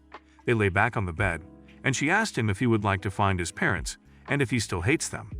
He replied that it is impossible to hate them and that they shouldn't talk about it anymore. They should sleep. The next morning, he woke up and found Hia getting ready for work. She told him that she wants to go to the cinema in the afternoon, so they should go together. He told her that he will buy the tickets. Then he went to Rox's workplace, and she took him to her office. He gave her a bracelet, and she gave him a gift bag. When he saw that it was another belt, he wondered why they were giving him belts while he doesn't have a fat waist. Then she hugged him and told him that it's mealtime and asked if he wants to eat her. Lin kissed her. They went to the cinema, and he bought popcorn for her. While watching the movie, she started crying, and when Lin asked why she was crying like that, she told him that the movie is touching. Then they saw a guy proposing to his girlfriend, but the girl turned him down and walked out of the cinema, leaving the guy in an awkward situation. So he gave the roses to Lin. Lin took out a gift and gave it to Yan with the flowers. She thanked him and gave him a gift in addition to the box. Lin saw that it was also a belt and wondered whether the four of them conspired together. Then he told her that they should go home. On their way home, she asked him if he will go back to Yanqing. He told her that he will go on New Year's Eve, and she told him that she will go with him. They arrived home, and Yan was sleeping. Lin called the system lady. He asked her if she would disappear when he dies, and she told him that she would destroy herself. On New Year's Eve, they arrived in Yanqing, and he asked Wang Me if Ningyu was getting along with her boyfriend. Wang Me replied, and Zhang Yu called to ask if he was in Nanjing, because he wanted to talk to him about the demolitions of the orphanage. Lin agreed to talk in person. He told Wang Me and King Yan about the call and that Choang has been given the project. Wang Me was sad about where the kids would stay if they demolished the orphanage. He told her that Kim Yan will take care of it. Then Yan called him aside to ask if he knew about Uncle Zhou's fight with some people a few days ago. They went to the Choang branch and called a meeting. Yan told them about the project, but they didn't seem happy. Lin asked them why they were not happy, and the manager explained that the first master of Yanqing had his eyes on the same project. So if they took it, there would be a conflict. Yan asked if the person is powerful, and he replied that he is. She told them that he was invited to his birthday today, and Lin told him that he would go with him. Yan went back to the orphanage, and Wang Me told her that Ningyu was waiting for her inside. She saw Ningyu and asked her where the monitor was. Ningyu told her that it was in their mother's room. They went to the room, and Yan asked her to help her find footage from last Saturday. When she couldn't find it, she went to look for a drive. While searching, she found something and called Yan to come and see. She told her that it was a Su embroidery, and it was very valuable. Ningyu replied that her brother was wrapped in it when he was sent to the orphanage. They took it out, unfolded it, and saw a letter. When they were about to open the letter, Wang called them and said that dinner was ready. She asked them what they were doing, and Ning explained that they were looking for something. Then they saw the quote in the letter, and she pleaded with Wang to let them read the letter. After some time she agreed, and Yan opened the letter and read it together with Ningyu. She told Wang that the letter was addressed to her, not Lin. Then Wang told them to stop talking about the letter and said that the food was ready. Ningyu gently pushed her out of the room, saying they would be right there. She found the drive and watched the footage of two guys beating Lin's dad. They took a screenshot and sent it to Lin. Meanwhile, Lin saw the picture as they approached the entrance of the Leighton Hotel. The girl at the entrance asked to see their invitation, and he told them that Lin could not enter because he was not wearing formal clothes. Wu Jinsong saw Liu and recognized him. He introduced Liu to Lin and explained their situation. Jinsong told the girl to let them in because they were the stars of the show. They entered, and Lin met Bing. They started chatting, but then her friend Pei Pi suddenly dragged her away from Lin, saying she should stay away from them if she didn't want to get in trouble. Bing told her that they were friends, and Pei told her about the project.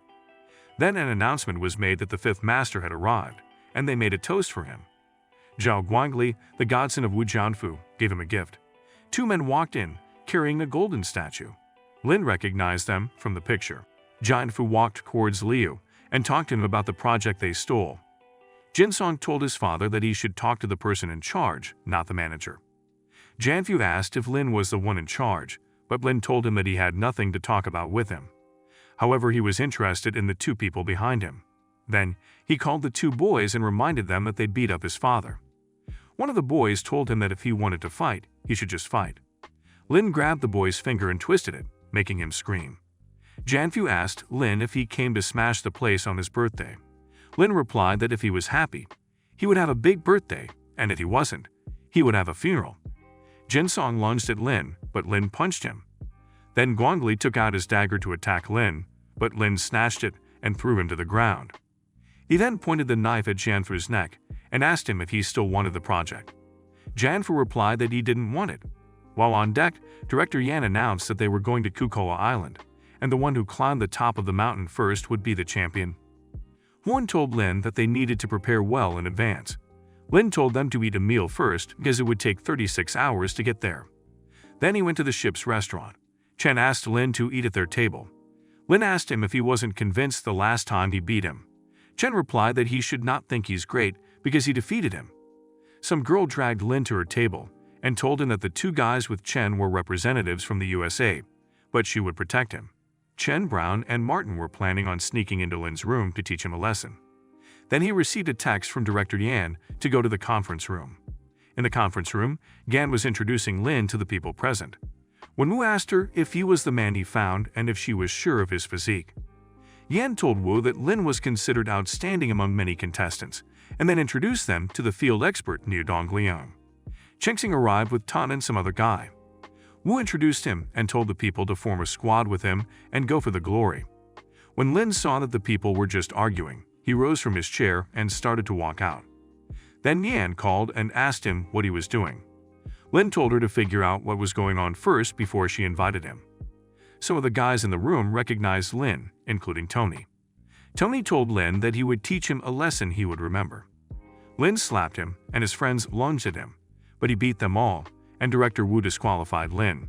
Tony tried to convince the director to kick Lin off the ship, but Wu told Yan to make sure Lin's movements were restricted. Then a guy told Wu that they had returned. Wu wondered who could have done that. Yan told him that they had disqualified Lin Nian, and he ordered the ship to return. She told him that he owned the ship and it was his fault. He should go and apologize. Mr. Wu went to Lin's room and apologized. On his way back, he met with Tony and asked Wu if he had dealt with Lin Yi. Mr. Wu told him that he realized he had done something wrong, then left. Tony went to tell Chengxing, and they discussed that they would find people to sneak in and teach him a lesson. Lin was alone on the deck when an actress named Zhao Yini approached him and asked to team up with him. He told her that it was not possible because she was weak. He returned and found some guys looking for him, saying they wanted to teach him a lesson. They tried to attack him, but he defeated them all. He went to Director Yan's room and asked to stay in her room because his room was messy. She asked him if he needed help with bathwater. He carried her and told her that they should bathe together. Meanwhile, Owen and Jones were discussing her next target, Lin Yi, and that they were told to bring him alive. Then they announced for all participants to gather on deck. Director Yan woke Lin up and helped him get dressed. When he reached the deck, he found that his teammates had already found a lifeboat. Then he saw Zhao Yini and told her to come with them. Wang Yan did not agree with Lin, so he told them he would take another boat. He scared off Brown and Martin and took their boat. They got their survival bags, and the participants pushed their boats off the board. Lin told Zhao Yini to get down, but she told him not to rush her because she had to take it slow. He told her to jump, and she did, and he caught her. Then she started screaming that her makeup was smudged. She started reapplying it, but Lin told her that it was not a dating program. They arrived at the island, and Carrie told Lin that they should study the map. He told them to do it while he dried his clothes. He made a fire and removed his shirt, exposing his abs. When he was done, they started discussing the route they would take. Lin and Huang did not agree with each other, so Lin told them that they would go separate ways. The cameraman was afraid to follow Lin on the waiting route because it was dangerous. Lin told him to follow him on safe routes, but he replied that he was told to follow him all the time because he has drama.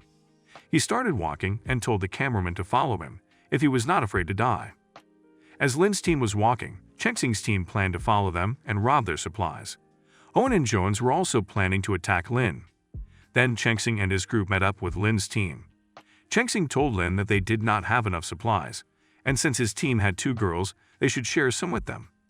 Lin told them that they could survive by drinking the northwest winds. They did not need the supplies. Dongliang told Lin that they had come to discuss things with him, and he scolded them. Lin replied that they should get as far away as they could and stay out of their way. Wang and Carrie Li stepped forward, preparing for a fight, and told Zhao Yini and Lin to stand back. At the ship, some guy went to report that Lin Yi was about to get into a fight. Yan asked if it was because they were stealing resources. Dongliang lunged at Carrie Li, and she kicked him, sending him flying into a tree trunk. They all lunged at them, but they managed to defeat them. Dongliang knelt on the ground and started apologizing. On the ship, Tony and Yan were arguing about whose team was in danger as they watched the fight. At the island, they told Chengxing's team to leave the supplies and quit the program. Then, other participants came and told them that there was no telling who the supplies belonged to. Carrie and Huang tried to fight them off, but they were not strong enough. Lin stepped in and beat the 2 guys, and they escaped. Chengxing's team left as well. As they were busy looking at the supplies, they noticed that there was a snake. Lin tried to kill it, saying they could make snake soup. Then, he asked why Zhao Yini was not backing off. She told him that the snake looked familiar. She told him that she studied it in biology, and it's called a ball python. It's not poisonous, but it is strong. A person is likely to be strangled to death if they get entangled. The snake jumped on Lin, but he killed it without any difficulties. Zhao Yini told them that the snake they used in their class was small, but that one was bigger, and they should donate it to colleges. Then she saw another snake. After killing the other snake, they separated. Lin went with Zhao Yini and the cameraman, while Carrie went with Wang Hangyan. The assassins continued watching Lin, and the cameraman told him that Director Yan wanted to talk to him. He took the phone from the cameraman, and Yan told Lin that the route he was taking was dangerous because there were crocodiles. She hoped he would not take it. He replied, telling her not to worry. They continued walking until they reached a river, and Yini started getting scared. She told Lin that they should get out because she could sense the eeriness. Lin ignored her and told her that he saw some bubbles in the water, and he thought they were from the crocodile. They continued walking, and a crocodile appeared in front of them, crawling towards them. Zhao Yini screamed and clung onto Lin's arm as the cameraman continued filming. Lin told them to stand back as he took out his pocket knife. The crocodile jumped at Lin Yi, and he stabbed it in its mouth. He grabbed both sides of the crocodile's mouth and pulled it apart.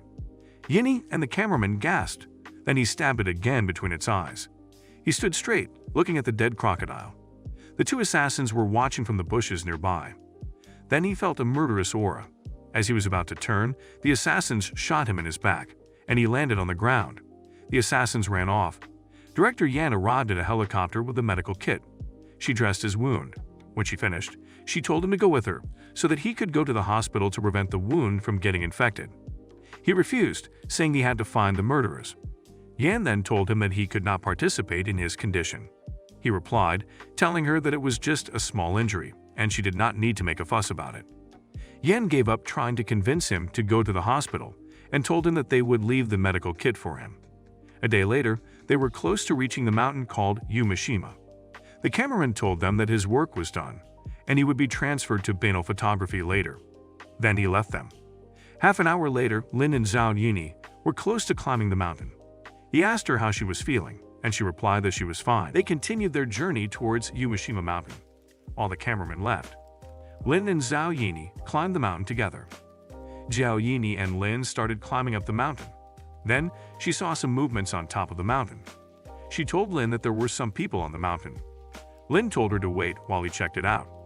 He ran up the mountain and found two people wearing masks. He asked them who they were, but they did not answer. They started running towards him to attack him. Lin fought with them, and then one of the killers kicked him hard in the chest, making him wince. At that moment, a helicopter arrived, causing the two assassins to escape. Lin asked Director Yan if she had looked into the guys. She told him that they were two men who had gotten rid of their cameraman. On the ship, Ohm and Jones were discussing how they had failed to complete their mission. Suddenly, they heard a knock. Before they could open the door, Lin barged in and asked them who had sent them to kill him. They did not reply. He beat them up and then asked again. One of the assassins finally told him that it was Lowe's, Andy's bodyguard. Lin used the helicopter and went to Lingyan Group to see Qin Yan. She hugged him and noticed that something was on his shoulder. She asked what was wrong with his shoulder, and he told her that it was nothing. She insisted on taking a look, and then she saw that his shoulder was bandaged. She asked why it was bandaged, and he told her that he had just gotten a little hurt.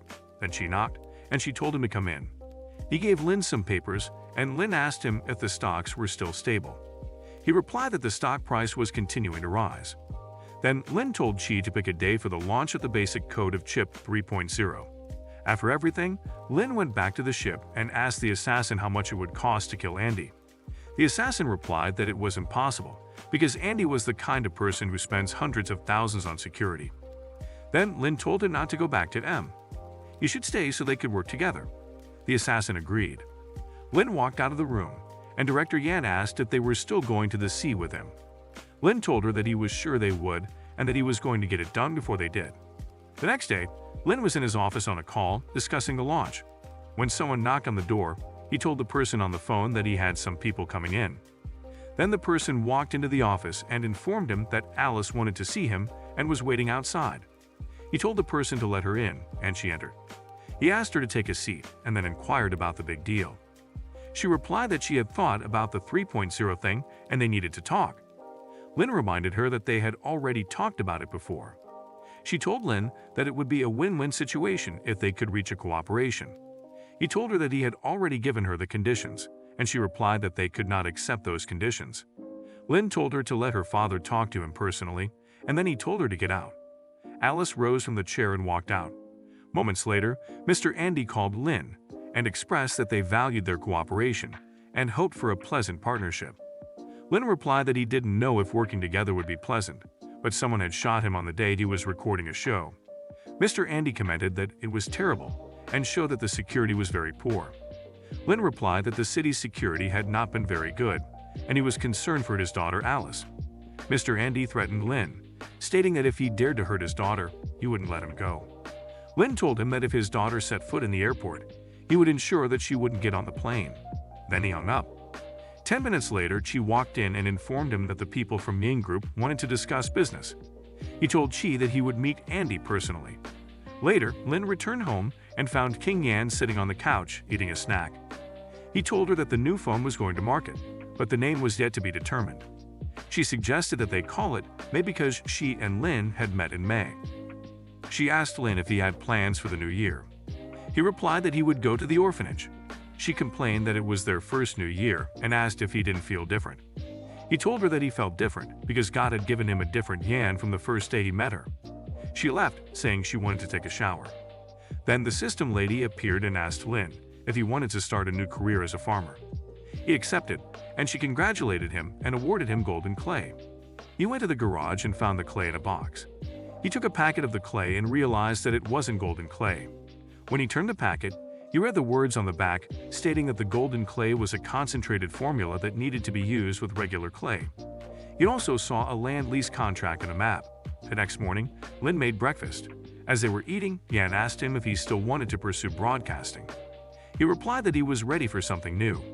She asked if it was a job like giving women massages. He told her that he was going to plant his own land to experience the hardships of life. She told him that she would go with him. He replied that she still had work at the company and couldn't help him with crops. She insisted that she would help him with watering the plants. Then, she sent him a message saying that the arrangements were finished, and they were scheduled to meet at Peninsula at 1 p.m. At 1 p.m., Liang Ruoxu introduced Lin to Mr. Andy. They sat down and started eating. Lin asked the waitress to bring wine.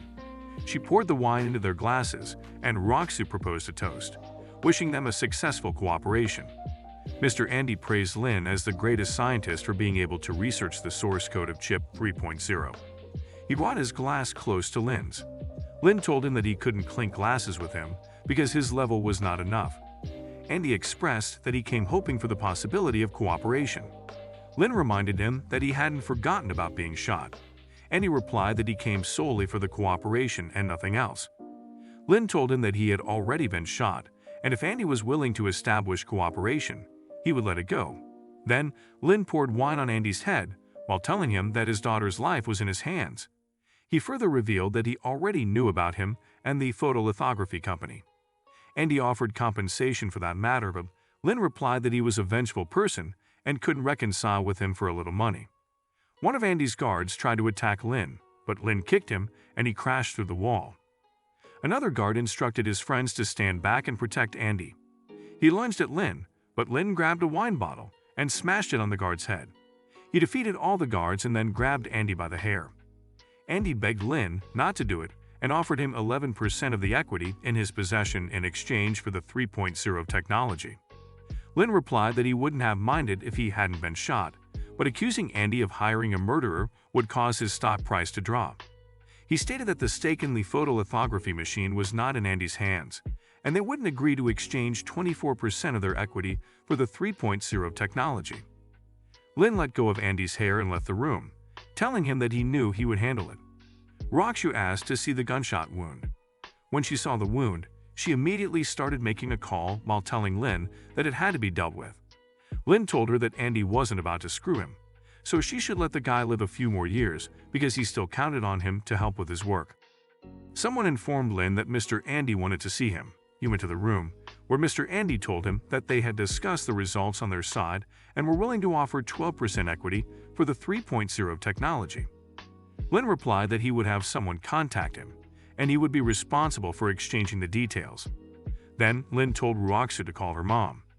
She did and handed Lin the phone. Lin informed her about the 12% equity and asked if she wanted it. She replied that she wouldn't normally accept it, but it was important. He assured her that he would handle the implementation and promised to call her once it was all set. He returned home and Yan walked in. He asked her if she was busy at work, and she replied that all the meetings had wrapped up, so she wasn't busy. He told her that he was planning to visit the land and asked if she had time. She told him that she was all ready and waiting. The next day, they went to town. Yan told Lin that she didn't expect it to be so poor.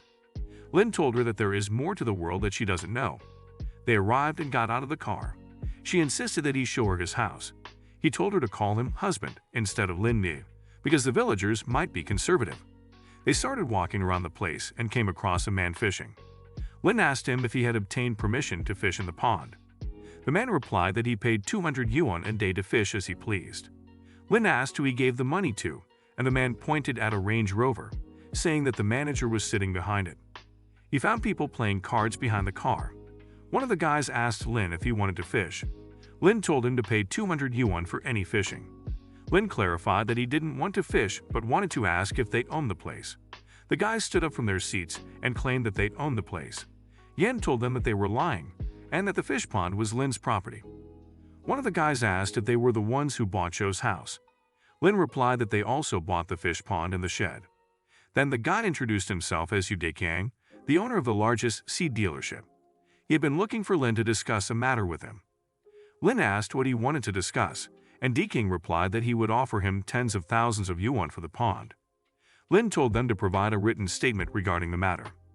The other guy told Lin to be polite, but Lin slapped him. Deking got scared and said that he would have them removed. They returned to Shanghai and welcomed Yu at the airport. She introduced King Yan to Yi Wenxing, Suan Yu, and Wen Wang, who were both college students. They began walking around, and Yu told Yan to buy her some clothes. Lin told Suan Yu to choose a computer, but he refused, saying he would use the one at the library whenever he needed to. Then they went to Kyushu Pavilion.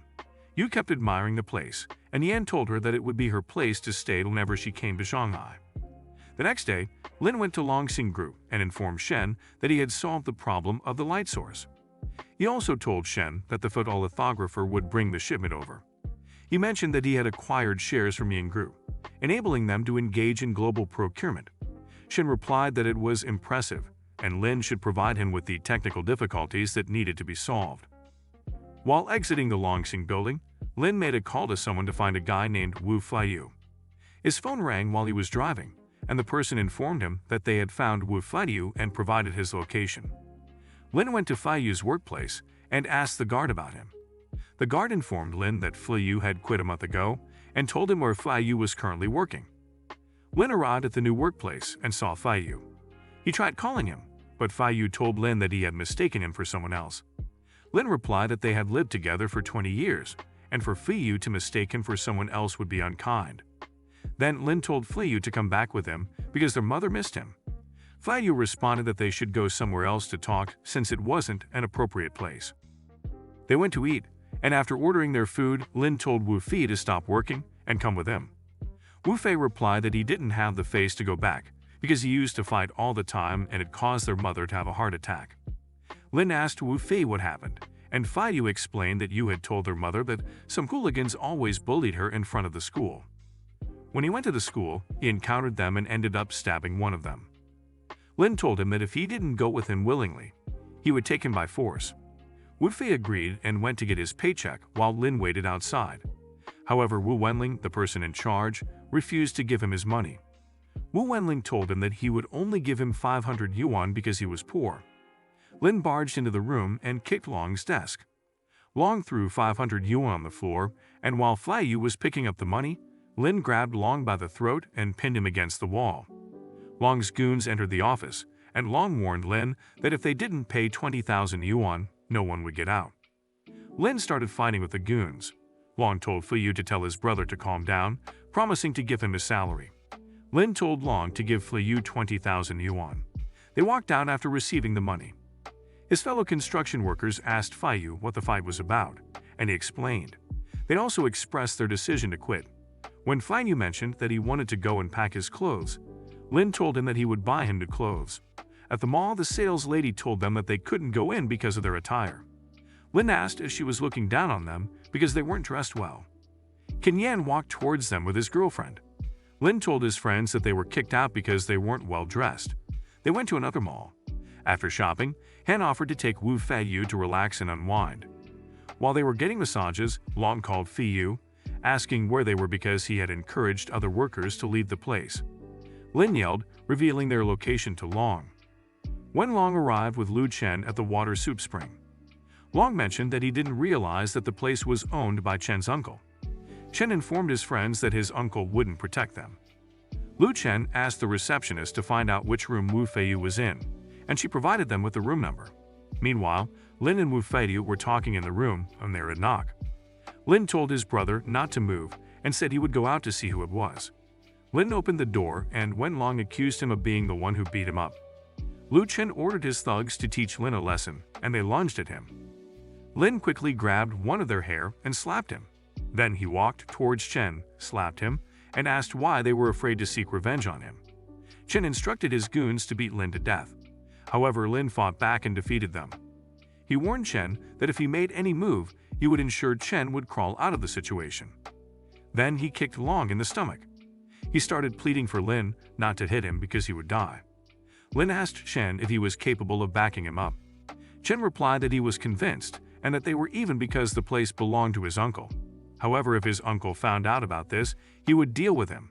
Lin told him to call his uncle. Chen did, and his uncle arrived minutes later with guards. He recognized Lin and asked him if he was Lin of Lingyan Group.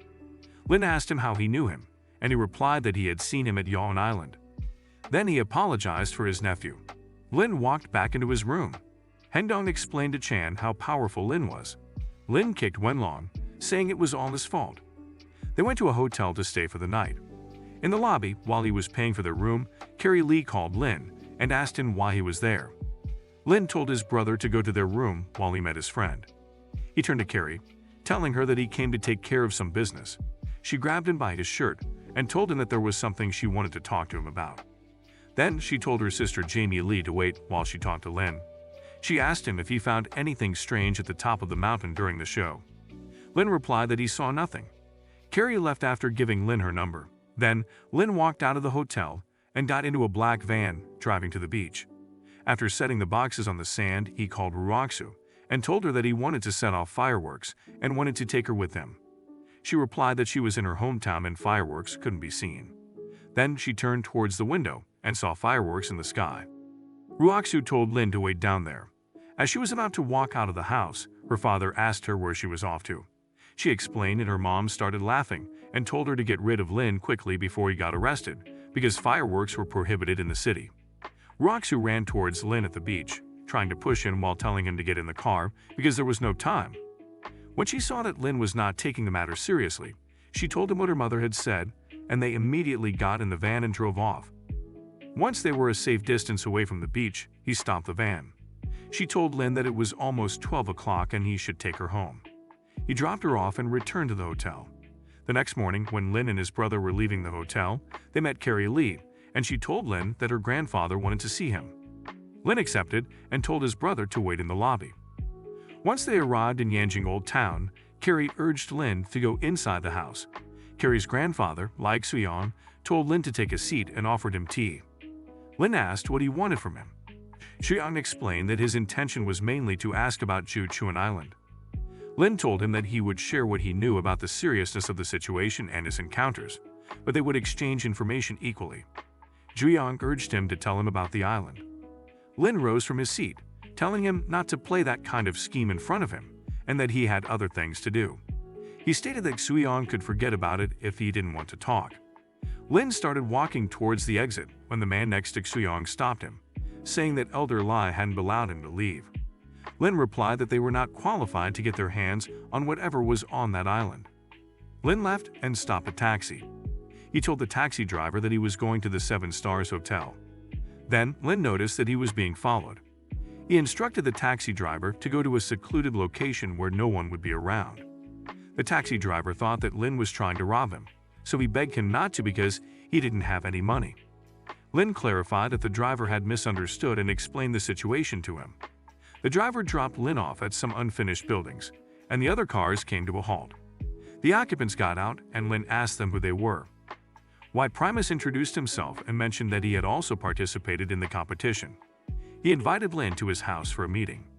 Lin replied by saying that his family was on the same level as the Lai family and they couldn't handle them, so the Y family was even less qualified. Primus, however, decided to use force.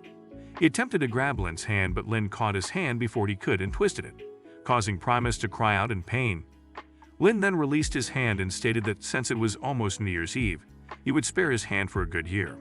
He took one of their cars and left. They returned to the orphanage, where Wu Fei expressed his nervousness about returning after causing their mother to worry. He was also concerned about dragging the orphanage into such a dangerous matter, given the powerful individuals involved. After getting out of the car, Lin called their mother. Clipping was surprised to hear from Wu Feiyu. They had the house, and she informed them that she was going to make dinner. After dinner, Lin went out and met a female friend. He gave her a gift bag while telling her that it was New Year's Eve and she should wear new clothes. She gave him food to eat. He left after advising her to go to bed early. He returned to the orphanage and found his brother still awake. Feiyu informed Lin that he was looking at some job search information. Lin asked if he had any particular companies in mind. Feiyu replied that he had searched for a while but hadn't found the right one. So with the money he had, he planned to buy a used truck to use for transporting goods. Xuan Yu entered their room and reminded them that their mother had said they should go to bed early so that she could take them out the next day. The next morning, Clipping, Zhao Kunfu Yu, and Lin went out to visit Kunfu's father. Lin gave his grandfather a gift. Jifeng asked why he had bought such expensive things. Then he told Kunfu that he had made a mark because his son and daughter were successful. Kunfu's sister mentioned that she remembered Lin had changed jobs, so she asked when he would be able to afford to buy a house.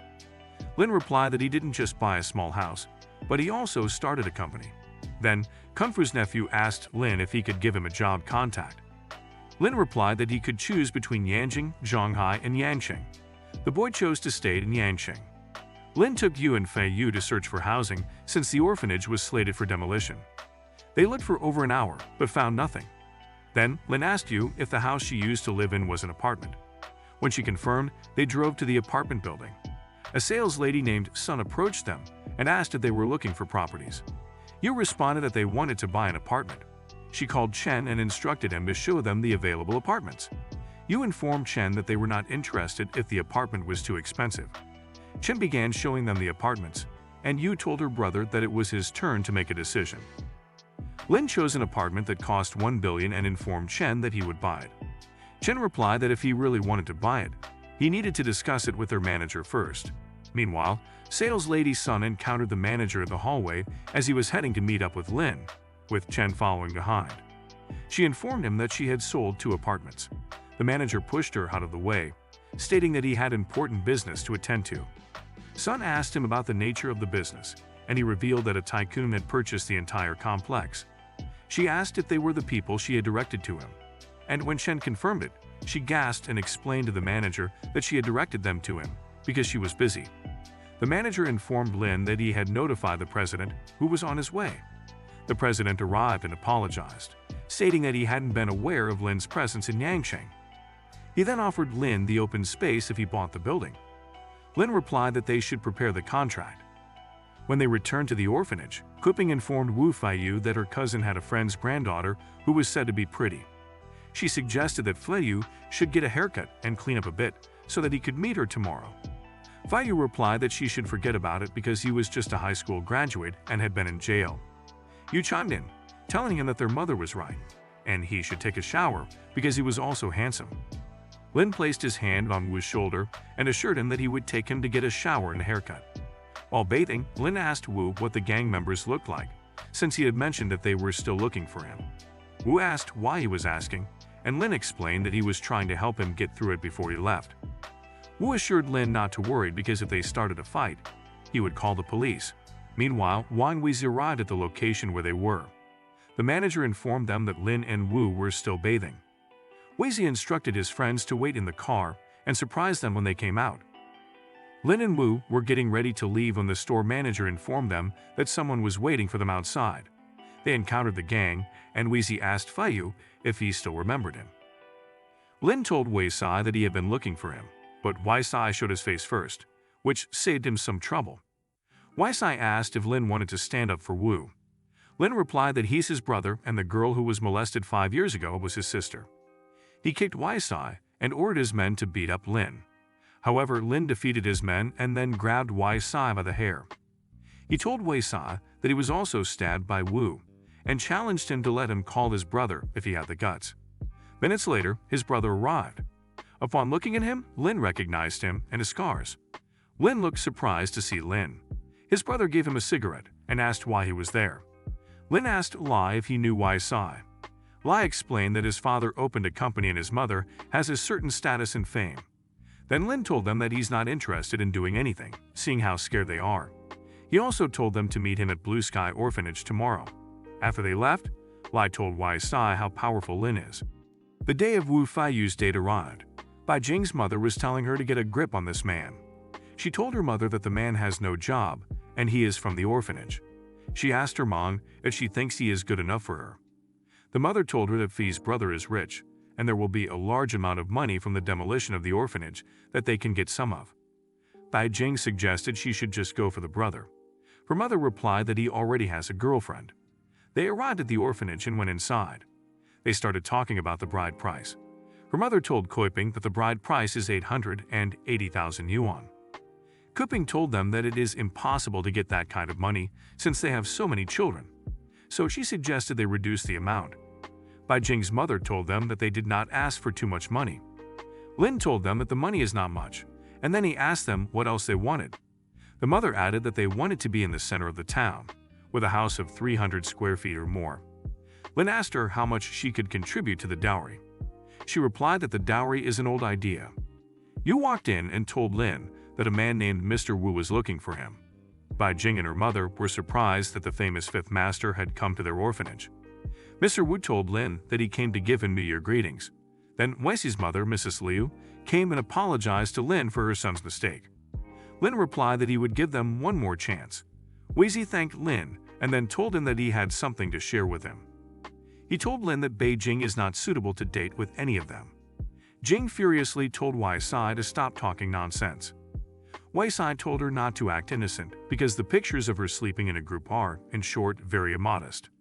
Upon hearing what was being said about Jing Wang, Kuiping told Jing's mother that they would go back and think about it. Jing clung to Feiyu's arm, telling him that everyone has a past. Mr. Wu asked Lin if he wanted him to handle it. Lin replied that he should get rid of them. Lin went back to Shanghai and King Yan picked him up from the airport. She asked him what his plans were for the year. He replied that farming is his #1 priority. Then he went to Lingyan Group, knocked on Yuan's office door and entered. Yuan asked him what was wrong with him, knowing how to knock. Lin told her that it's New Year's Eve and he bought her a gift. Then he told her that he had been eyeing a project, and the only one in the company who can do it is her. Yuan asked him what the project was about. He replied that he had acquired a piece of land around Shanghai, and he was ready to expand his company's business. She signed a contract, and then they went out to see the project. While in the car, she noticed that he was taking her to town and asked why. Lin replied that she shouldn't be in a hurry. He took her to a shed and told her that the shed was her new project. He bought it to grow fruits. He also told her that the shed was just a small part of it. She asked him what other plans were there. Lin showed her the fish pond, but the main focus was on real estate. Lin replied that it was too far from the city to build houses, but it would be nice to have a traditional village attraction. He also showed her a building, saying it's his. Then she asked him where the hoe is because it's almost spring and the land needs to be prepared. Lin replied that they have to buy the seeds first. At the store, the salesman named Shou Wu asked them what seeds they wanted to buy. Yuan replied, and then Shou Wu was called by Kwang. Kwang asked him why the man and woman were at the store. He replied that they wanted to buy seeds and trees. Kwang told him to sell them fake ones. The other guy told Chuang that he should be taught a lesson for beating them the last time. Shou Wu gave them the total price. Yuan told him that she should deliver it to her, and she gave him her address. Lin and Yuan went back to the farmhouse. Then King Yan arrived with Qin Han and some of Lin's friends. Han asked Lin what in the world he had been stimulated by. Lin replied that it's called a pattern and he wouldn't understand it. He asked why they were all there. Yan replied that she met them at the entrance of the village and asked him if he had bought her the piglet. The delivery truck arrived, and as they were carrying the seedlings off the truck, Yan commented that the saplings looked dead. Yuan replied that fruit seedlings can look like that. The truck left and Yan asked Yuan what kind of seeds they were. She replied, and then she noticed that there was something wrong with the seeds. Lin asked what was wrong, and she replied that the seeds felt dry. She called their neighbor, Sister Liu, to help them examine the seeds. Sister Liu told them that they had been sold useless seeds. They both went back to the store. Gao told the salesman to come, as he had something to ask. When he walked closer, Gao kicked him, sending him flying into the shelves, and he asked him how dare he sell Lin fake seeds. The salesman replied that he didn't sell them fake seeds. Gao told him to call his boss. The manager walked in and told them that he was the manager, and they could call him if they needed anything. Lin explained the situation, and the manager told them that they don't sell fake stuff. If there were fakes, they were the ones who swapped them. Then he told his men to attack them. Lin and his friends fought back and beat up the men. Then someone asked them what they were doing. Kong asked them if they came to the store to make trouble. Lin looked at the man and recognized him. The manager told Tuan what Lin had told him. Kong asked Lin who he was to say that they sell fake goods. The head of the four-sided village, Zhu Amen, told them to stop and told Lin to go to the office with him. They went to the village committee office. Amen told Lin that he should compensate the people he fought with, and he would also be sentenced to 7 days of detention. Lin told Amen that if he gets involved, he may not necessarily be able to afford the consequences. Amen banged his hands on his desk while rising from his seat, telling Lin that he would let him know the power of Zhu Amen. Then a man ran into the office and told Amen that several luxurious cars were parked outside and were blocking the entrance of the village. Amen rushed outside. Gap Kin Meng, Zheng Dongliang, and Qin Zheng King introduced themselves to Amen and told him that he had arrested their sons, Qin Han, Go Zongwu, and Liang Jinming. He took them inside and told them that they could take their sons, but Lin Yu would stay. Ruoxu and Mo Hongshan walked in, and they were all released. They went back to Shanghai. Lin introduced Ruoxu to the well-known families in Shanghai. Then he met with Shan. Shan asked him if he had time because he wanted to talk to him. They went to an empty room to talk. Shan told Lin that he was a reserve member of the Chinese Central Security, and to join the organization, one must know how to fight with Danshin. Lin replied that he knew how to fight with Danshin power, but he could be killed with a gun. Shan told Lin that the organization wanted to recruit him. Lin asked if it was related to the prehistoric civilization. Shan replied that he would solve his doubts when he met Mr. Yang. Ruoxu asked Lin why he wanted to go farming, and he replied that he liked the kind of idyllic life since he was a child. Now that he had money, he naturally wanted to return to nature. He went home and found Yuan and Yan eating. Yan asked Lin if he had gotten rid of the people, and Yuan told Lin that the countryside is different from the city. If they see him bullying, they will bully him to death. Lin asked her why she was still in their house and then chased her out. The next day, Lin planted a tree, and the system awarded him for his first plant. When he returned home that night, he found Shan waiting by the door. He told Lin that Yang was waiting inside. Yang asked Lin how he knew about the prehistoric civilization and asked if the Qin family had told him. Lin replied that no one had told him. He had found out by accident. Lin then asked Yang about the organization and its location. Yang replied that the organization had a lot of confidential staff. In addition to people in their country, there were also some foreigners on the island of Tilia. He then explained how the ancient Tilia was discovered. Lin asked if Yang was sure he wasn't kidding. Yang told him that some developed countries had developed gene alteration drugs, so they don't have the upper hand. Lin volunteered to go and check it out. Yang told him that he would contact the organization. Then Lin called Aunt Shen and asked if she knew any family with the surname Qin. She replied that her maternal grandmother's name is Qin Ying Yu. He thanked her, and a week later, Lin was invited to eat at Sister Liu's house. Lin and Lawson were discussing his shed. Lin talked about connecting a hose pipe, but Lawson told him not to because they have to pay to use well water. Lin told him that he wouldn't spend his money in vain. Lawson told Lin that doming was used to bullying villagers and that his brother-in-law provokes him. Lin told him that they would talk about it when the time comes. Then Liu was about to take her child to school, and Lin offered to take him. At the school's entrance, he saw Yo Bowen's female teacher, Ms. Du Yao. He dropped Bowen off and told him that he would pick him up again. Bowen asked Lin if he was going to come to pick him up or to see teacher Yao. Lin and the teacher both blushed. He bought the hose pipe and started watering the plants with the help of Laosin. Suddenly the water stopped. Lin wondered if the faucet was not tightened properly. He turned and saw that a car tire had stepped on the pipe. Lin asked if Liu Mingdong was responsible, but Lawson replied that it was Zhao Xiaoliang, who was in the same gang as Mingdong. They approached the car, and Xiaoliang told Lin that he wouldn't bother with him. He just had to pay. Lawson tried to talk to Xiaoliang, but he yelled at him and then took out his phone, telling Lin to sweep. Lin punched him through the car window and dragged him out of the car. Another guy came out of the car and threatened to break Lin's legs, but Lin fought back and beat him up. When Xiaoliang started begging Lin to stop, he gave him the pipe and told him to water his plants. After Xiaoliang was done, Lin went to the hospital with his friend. Dong Ming went to visit them and asked what had happened. The guide explained the situation, and Ming commented that the man seemed pretty good at fighting since he had also beaten up Bikong's people and closed down the seed dealership. Then Liang asked what they would do now. Lin told them what he would do with his fish pond. Meanwhile, Lin was awarded a fighting skill from the system lady for his planting. Lawson reminded Lin about the piglet his partner wanted, and he told him that his sow was about to give birth. Lin called Yan, and she arrived. Liu gave her clothes to change into, and then they went to the warehouse. Dr. Cho Nu told them that the pig was unable to give birth and that it would die. Lin told Lawson to go and buy chlorprostanol sodium. Lawson asked him what it was, and Lin replied that it is medicine that would help the pig to give birth. If he couldn't find the medicine, he should buy a knife to slaughter the pig for meat. Minutes later, Lawson came back with the medicine. Lin injected the pig, and it gave birth. Yan took one piglet, and when she was about to pay, Liu told her not to. They went back to their farm. Mr. Yang called Lin, telling him that the people from the organization wanted to meet with him. Lin replied that he should send the address and that he would be there tomorrow. After the call, Yan told Lin that she was going back to Shanghai and asked if he wanted to go with her. He replied that his friend was coming to fish tomorrow, so he had to prepare for that. She then told him to get some powdered milk for the piglet. The next day, he went to the store to buy the powder. He heard Bowen calling him, and when he turned, he saw Bowen and Yao with another student. Lin told Bowen that he was supposed to be in class, and he replied that they came to buy brooms and mops. Lin took them back to the school. Miss Du ran into Lin Yi while she was having trouble with some gang members.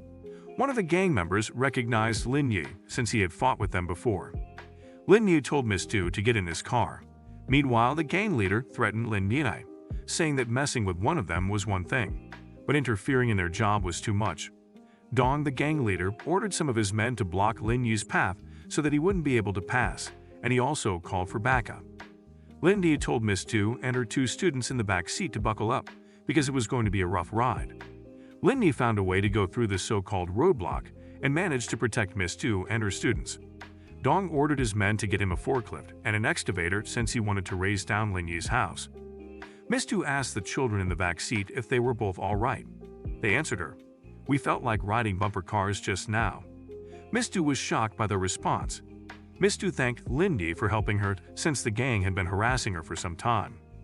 He'd assured her that it was all right, since he had also had some issues with them. At Miss Du's place, Gu Fel welcomed her and told her that he was going to pick her up. Miss Du corrected him and said that it was Lin Yi who helped her get home. She also asked Lin Yi if he was available for dinner as a thank you, but Lin Yi refused. Miss Du visited Lin Yi at his house to give him some snacks since he lived alone. She continued to ask Lin Yi why he decided to come to their village, whether it was for investment or something else. Lin Yi answered by telling her that he simply wanted to experience the idyllic life, and also mentioned that the air was good.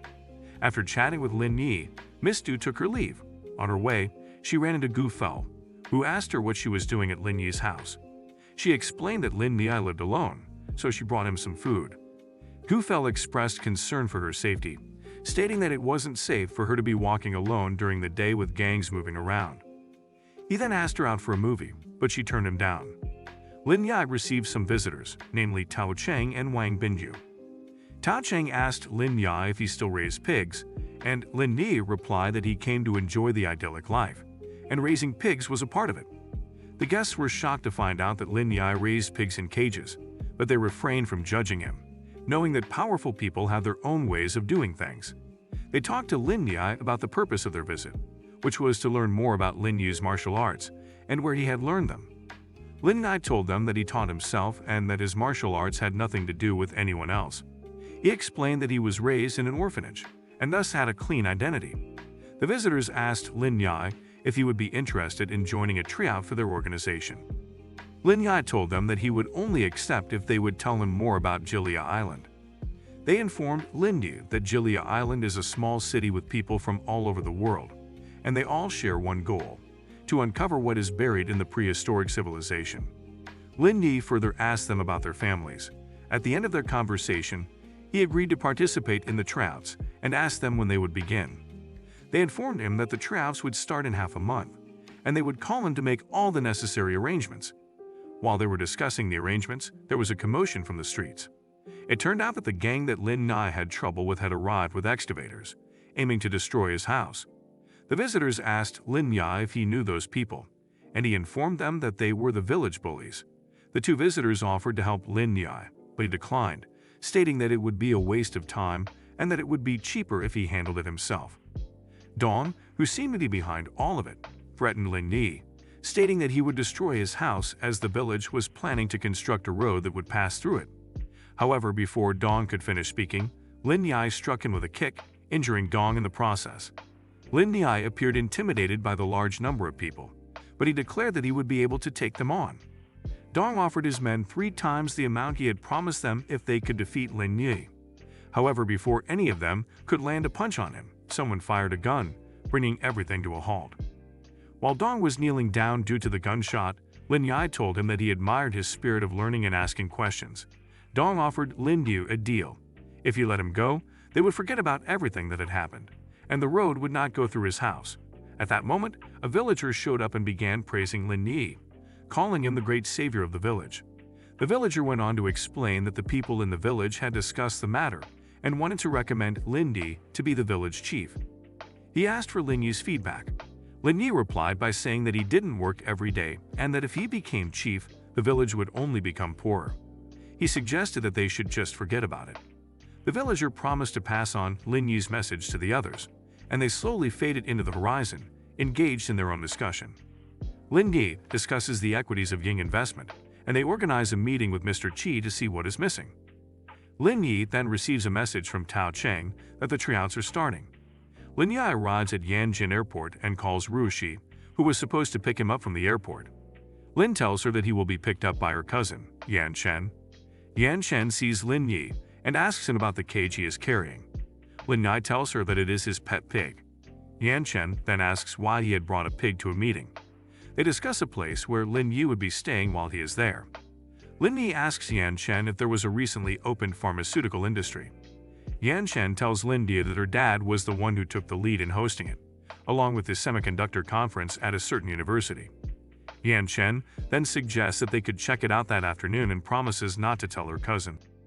Yan Chen, together with Lin Yi, visits Yanjing University where Yan Chen's dad is holding a lecture. They face some issues with the security guard who doesn't allow them to enter, as he assumes they are just ordinary people. Yan Chen informs the guard that her dad is the one giving the lecture, and that if they are not allowed in, she will be late. She explains that her dad wanted to introduce her to some of her uncles. She tells Lin Yi that he can check out the place while she sorts things out. Chu Han's friends tell her that she shouldn't solely focus on her career, and that she needs to find a boyfriend, as it has been a long time since she graduated from college. As the girls have their conversation, Chen Ru shows up and asks Chu Han out for dinner.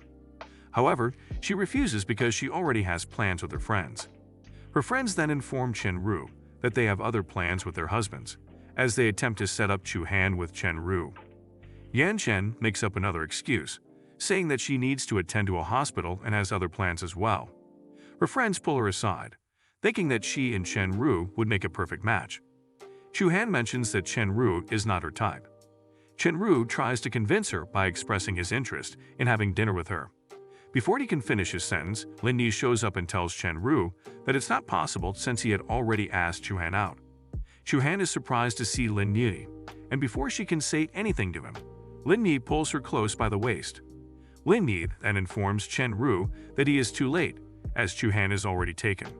Her friends are surprised that Chu Han kept a secret. Lin Yi suggests to Chu Han that they find a place to have a meal. Chu Han's friends tell them both that they know the perfect place for their meal, even though they had previously told Chen Ru that they had other plans. Outside the university, Chen Ru meets a friend who asks him why he didn't ask Chu Han out and why she is leaving with another man. Chen Ru tells his friend to forget about it, since he didn't expect to win her over. Meanwhile, the friend offers Chen Ru a night out to help him forget about her. Inside the restaurant, Lin Yi, Chu Han, and some of her friends enjoy their meal. In the middle of the meal, one of Chu Han's friends asks the two how they met. Chu Han responds by saying that Lin Yi was the chief of their cardiac surgery department. Chu Han's friends are surprised to learn that Lin Yi was the director of the Huashan hospital owned by Chu Han.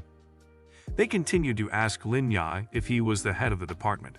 Then his position must have been extraordinary.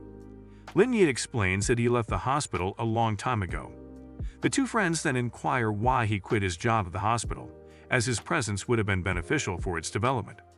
They further question if the hospital job was too tiring, which led him to switch to an easier job. Lin Yi answers that he returned to farming. This response shocks the girls. Lin Yi and Chu Han step away for a minute, leaving the two friends to discuss Lin Yi's behavior, considering it somewhat abnormal. They mention that if he weren't handsome, they would treat him like a psychopath. During dinner, the two girls praise Lin Yi for being a generous person, considering his high position at the hospital and his decision to quit his job. He then received a phone call from Yan Chen, who suggested going out for the night. Lin Yi asked Chu Han if she would like to join them, and she agreed. Lin Yi and Chu Han arrived at the bar, where they met Yan Chen. Yan Chen was surprised to see the bar so crowded and wondered what day it was. Lin Yi approached the bartender and asked if they could reserve a table. The bartender agreed, and after Lin Yi paid for the reservation, he guided them to their table. Lin Yi remembered that Yanjing City was another territory and felt as if he had entered a wolf's den. Yan Chen asked what was wrong with the Yanjing territory. Lin explained that while he was on Yuan Island, he had gotten into a fight with someone named Gu Changshuan, and many young people in Yanjing had seen the commotion he caused. Yan Chen was shocked to hear that Lin Yi had beaten up Gu Changshuan. Lai Chengxing walked into the bar, and Yan Chen was shocked to see him. Chu Han asked if Lin Chengxing was a celebrity, and Yan Chen confirmed it. Meanwhile, Lin Yi silently told himself that it seemed like a bad day. Yan Chen asked if Lin Yi had met Lin Chengxing before. Lin Yi responded that he had beaten up Lin Chengxing. Yan Chen was astonished to learn that Lin Yi had beaten up her favorite celebrity. Lin Chengxing was also shocked to see Lin Yi at the bar. Lin Chengxing wonders what Lin Yi is doing at an expensive bar like that, since he knows him to be just a common person who had just won 50 million. The DJ then announces that Lai Chengxing will be performing that night. Lai Yin is surprised to find out that Lai Chengxing is very popular in that town. Lai Chengxing goes on stage and performs a few of his songs to his fans. Lin Yi does not approve of Lai Chengxing's type of music since he doesn't like it. Chu Han tells Lai Yan that if he were to stand on the stage, the women in the bar would go crazy with his looks. Lin Yi disapproves of that since he can't be cheap with the women. Lai Chengxing shouts out that he is wearing very expensive shoes and asks his fans if they would want them. He then throws the shoes towards Lin Yi's table, and the shoes end up hitting a glass of wine, spilling it all over Lin Yi and Chu Han. Lai Chengxing congratulates Lin Yi for acquiring his shoes and suggests that they could sell them in the future because they have great value. This makes Lin Yi very angry. The DJ congratulates Lin Yi for receiving the shoes and orders the bartender to give them some drinks on her bill. She then goes to confront Lai Chengxing, stating that what he did was inappropriate since the table they sat on was acquired by rich people. Lai Chengxing tells the DJ that Lin Yi is just an outdoor anchor and is pretending to be rich. Yan Chen tells Lin Yi that Lai Chengxing is provoking him. The DJ announces that Lai Chengxing will be performing and asks if there are any offers for him. People start placing their bids. Lin Yi bids 5 million, making him the winner. Lin Yi asks Yan Chen for a favor to wash her feet in a bucket of water, to which Yan Chen agrees. The DJ then asks Lin Yi to pick a song for Lai Chengxing to perform. Lin Yi tells the DJ that he doesn't like Lai Chengxing and suggests another offer, which is for Lai Chengxing to drink the water used to wash Yan Chen's feet. The DJ asks Lin Yi if the game isn't too extreme and requests him to change it. However, Lin Yi doesn't agree and tells Lai Chengxing that he must follow through with the offer. Lin Yi threatens to kill Lai Chengxing if he refuses. Lai Changxing offers to pay for Lin Yi's table to make up for the trouble he caused, but Lin Yi still refuses. Lai Changxing mentions that he has never experienced such humiliation, after which he finishes drinking the water. Lin Yi tells the girls that he doesn't find the bar enjoyable anymore, and they agree to go somewhere else. On the second floor, a group of friends chat while enjoying their drinks. One of the friends is also participating in the same treehouse as Lin Yi. They'd all raise their glasses in a toast to their friend, who will be leaving them soon. As the conversation continues, someone interrupts them with news about Lin Yi being in the same bar. The person talks to Zhao, who apparently had an encounter with Lin Yi back on Yuan Island. Some of the friends ask Zhao why he appears to be anxious about the matter. Zhao explains that several people, including himself, have suffered significant losses at the hands of Lin Yi.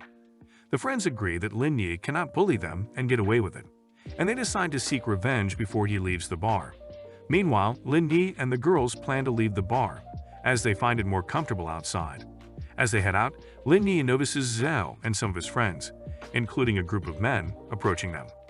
Zhao walks up to Lin Yi and says it's time to settle the issues they have with each other. Lin Yi tells Zhao that he has already forgotten what happened on Yuan Island. Yan Chen tells Zhao that he shouldn't do anything he'll regret and should just stop everything. Zhao tells Yan Chen that the matter doesn't concern her and she should be quiet. Lin Yi instructs the two girls to go out and let him handle everything. One of Zhao's friends threatens Lin Yi, telling him that he's going to kill him. Lin Yi responds by reminding him that's what Zhao said the last time they fought. The guy threatening Lin Yi is named Ping. Ping attempts to attack Lin Yi with his martial arts style, but his efforts are in vain as Lin Yi easily blocks them. Lin Yi then kicks Ping back towards the men who accompanied him. Despite being knocked down, Ping doesn't give up and tries to land another punch on Lin Yi. However, Lin Yi dodges the punch and retaliates by kicking Ping's legs, causing him to fall to the ground. Yan Chen and Chu Han cheer for Lin Yi's skill. While Ping is still on the ground, Lin Yi kicks him towards his own men. Lin Yi tells Ping that he has lost the fight since he lacks martial arts virtue, but Ping remains unconvinced. Zhao instructs the rest of his men to join the fight, but Lin Yi easily defends himself with minimal effort. Lin Yi finishes off by kicking Zhao in front of a car. After dealing with everyone, Lin Yi offers to take the girls back, but Yan Chen refuses, saying that she needs to take the injured men to the hospital. Yan Chen then calls her sister to inform her of what happened. In the hospital, the nurses are shocked to see so many people violating the regulations.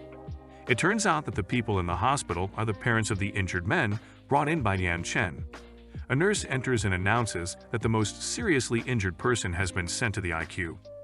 Yan Chen arrives to attend to the parents of the affected men.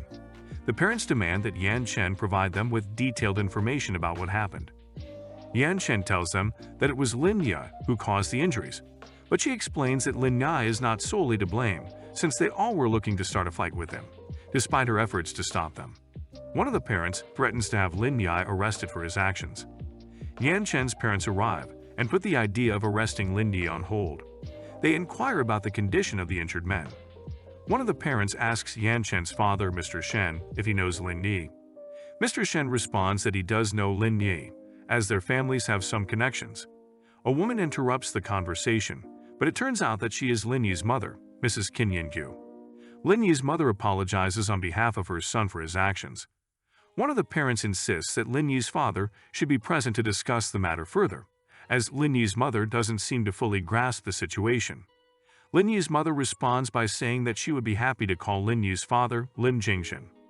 The mention of Lin Jingxin being Lin Yi's father shocks all the parents present at the hospital, and they agree not to pursue the issue further.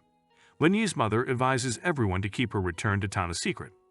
Outside the hospital, Yan Chen's mother runs after Lin Yi's mother, as they are old friends from their college days and want to catch up. Yan Chen's mother tells her husband to go home and let them spend time together with Ruxu, Yan Chen's sister, as they will need someone to serve them tea while they catch up. Ruxu serves tea to both mothers as they discuss how life has treated them. Lin Yi's mother admires how Ruxu has grown since she last saw her as a little kid. They talk about memories of childbirth and reflect on how old they have become now that their children are all grown up.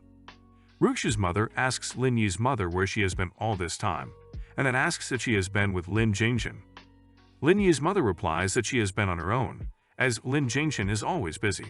She further adds that she envies her friend's relationship. Ruxia's mother asks if she has ever thought about getting him back and living their lives in peace and quiet. She also asks how she has managed all these years. Lin Yi's mother admits that she regrets sending Lin Yi to the Blue Sky orphanage.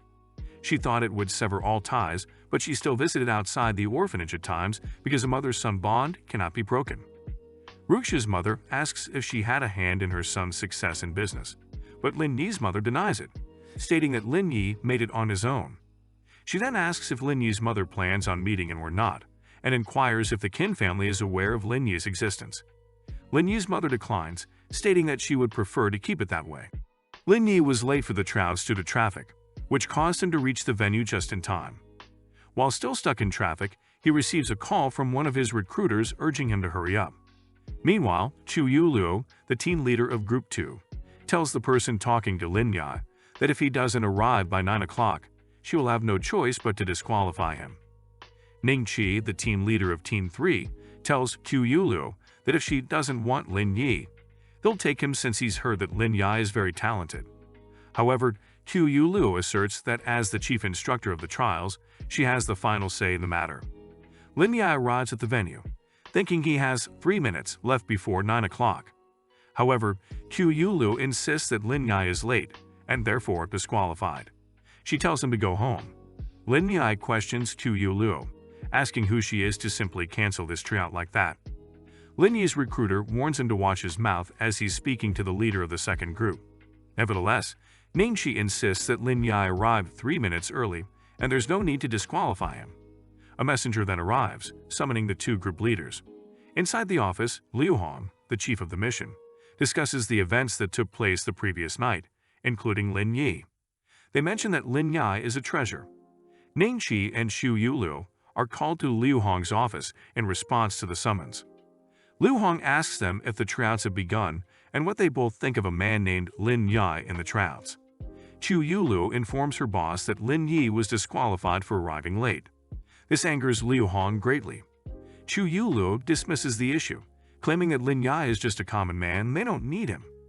Liu Hong shows the two a video in which Lin Yi participated in a wilderness reality show, showcasing him tearing a crocodile's mouth open with his bare hands.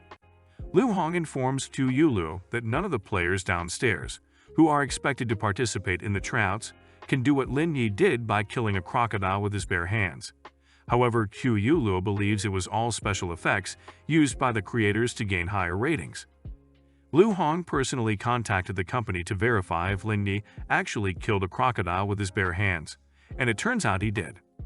Liu Hong tells Chu Yuluo that she needs to convince Lin Yi to come back, or she will be fired from her job. Outside the office, Chu Yuluo meets with Tao Cheng, who recruited Lin Yi. She asks Tao Cheng if he knows where Lin Yi might be. Tao Cheng offers to call Lin Yi and discuss a meeting place. He also suggests escorting Chu Yuluo, as she may encounter more trouble if she goes alone. Meanwhile, Lin Yi returns to the hospital where he has been invited to attend a tour session at a university. Lin Yi arrives at the university and interrupts a lecture by Vice President Ma Renbo. Ma Renbo turns out to be a huge fan of Lin Yi, particularly in the cardiac surgery department. Ma Renbo offers Lin Yi the opportunity to take over the lecture, but Lin Yi declines. Tao Cheng and Xu Yuluo arrive at Lin Yi's location and are surprised to see him being treated like a star. Xu Yuluo is shocked to witness Lin Yi giving advice to doctors during a cardiac surgery, despite being younger than them. Lin Yi finally meets Tao Cheng and Xu Yuluo. Lin Yi asks them what they want from him. Tao Cheng tells him that it's all about the trial and that Xu Yuluo was just being impulsive. They would like him to go back with them. Lin Yi refuses at first, even though Tao Cheng tells him that their boss asked for Lin Yi personally. Lin Yi agrees to go back with them if Xu Yuluo apologizes to him. Xu Yuluo apologizes after initially refusing, since her brother was among the people that Lin Yi had beaten up yesterday. Lin Yi arrives at the facility where the Trouts will be taking place. Tao Cheng shows Lin Yi around and then tells him that the first trial is about reflexes. He will take Lin Yi to the pavilion so that he can take a separate test to catch up with the others. Lin Yi is surprised to find out the equipment they use for training. Liu Hong, along with some of his colleagues, shows up with Chu Yuluo and Ning Qi to see how Lin Yi will score. Chu Yuluo still doesn't like Lin Yi and tells her boss that Lin Yi will be a great disappointment to them, and he won't be able to score higher than her. They all predict how many points Lin Yi will obtain, since the highest score was over 1,000, followed by Qu Yuluo and Ning Xie. There seems to be some tension between Ning Xie and Qu Yuluo, as Ning Xie thinks she's greater than Qu Yuluo and has issues with Qu being the leader of the second group. Tao Cheng asks Lin Yi if he's ready for the reflexes tryouts and says they may begin. Tao Cheng explains to Lin Yi that the frequency at which the balls are thrown changes over time and that he will need to adjust. Lin Yi tells Tao Cheng that he's ready and they should start with the training. Lin Yi is able to dodge all the balls with minimal movement, impressing Liu Hong. Qu Yuluo still has doubts since the ball frequency hasn't reached the maximum speed, and anyone at that level could do what Lin Yi has been doing. As time goes on, Lin Yi surpasses all the previously recorded highest scores, achieving the highest score ever. After beating the known record, Lin Yi walks out of the pavilion as if it were nothing. One of Liu Hong's colleagues suggests that Lin Yi might have a hidden talent if he receives proper training, and Liu agrees. Outside the parking lot, Lin Yi encounters Qin Yanling, Qu Yuluo's boyfriend, who stares at him with unwelcoming eyes. Qu Yuluo shows up to meet her boyfriend and seems angry at him for letting her down regarding something they had planned. Qin Yanling tells his girlfriend that it's because he heard that some people saw his sister-in-law, Qin Yingyu, who happens to be Lin Yi's mother. Meanwhile, Lin Yi arrives at a restaurant where Ruxu and her mother invited him. Lin Yi addresses Ruxu's mother as Aunt Shen. Lin Yi tells Aunt Shen that he was surprised to receive her phone call since he thought she was in Shanghai and not Yanjing. Aunt Shen replies to Lin Yi that if it weren't for him and the trouble he caused yesterday, she would have been in Shanghai. Aunt Shen asks Lin Yi if he happens to hate his parents. Lin Yi answers Aunt Shen that he can't hate them since he is a positive person and they brought him into the world, so he should be grateful. Aunt Shen then asks Lin Yi if all these years he never thought of going back to them. Lin Yi tells Aunt Shen that it's been a long time, and while they may have their own lives, he hopes they are healthy and well. After the meal, Lin Yi says goodbye to Aunt Shen and Ruxu, leaving the two of them at the restaurant. It turns out that Lin Yi's mother, Qin Yingyu, was hiding somewhere in the restaurant, listening to the conversation Lin was having with Aunt Shen. Aunt Shen came up with a plan for Qin Yingyu to see her son after a long time, and they both discover that Lin Yi doesn't hate her, which brings joy to Lin Yi's mother. The next day, Lin Yi goes to the tryouts, only to be criticized by people who thought he had been disqualified for arriving late the previous day. Tao Cheng, Qu Yuluo, and Ning Xie show up at the location where the players for the tryouts are gathered to announce the test for that day's tryouts. Tao Cheng announces that the test will include bench presses, squats, and some challenging pulls. Tao Cheng gives Lin Yi his number, which surprises Lin Yi. He is the last one in line since he finished last the previous day while all the other players finished earlier. The other players seem to be praising a guy named Fei, who appears to be the strongest among them all. Lin Yi asks Tao Cheng about the records for each training, expressing his desire to break each record. Lin Yi successfully breaks the first record, which was 10 squats in a row, by doing 30 squats consecutively. Tao Cheng asks Lin Yi why he didn't continue since he had enough energy to do so. Lin Yi answers that he has already broken the other records, so there was no need for him to continue. Liu Hong offers Lin Yi a challenge. If he can beat their own highest record, he may be considered qualified. Lin Yi accepts the challenge and manages to surpass the first squat record, leaving him with only 2 more tests to qualify. This astonishes many players, including Ning Xie, who is highly impressed with Lin Yi. However, Qu Yuluo still doubts that Lin Yi will be able to break the record, as he has only surpassed the first one, leaving him with 2 more records to beat. Lin Yi effortlessly breaks the remaining records for the bench press and a hard pull, leaving the other participants in awe. They wonder if Lin Yi is a monster or possesses some sort of supernatural powers. Lin Yi is the first to leave the training area since he has surpassed all the set records. He tells Tao Cheng that if he's not the first in the other tests, he will show up late for them.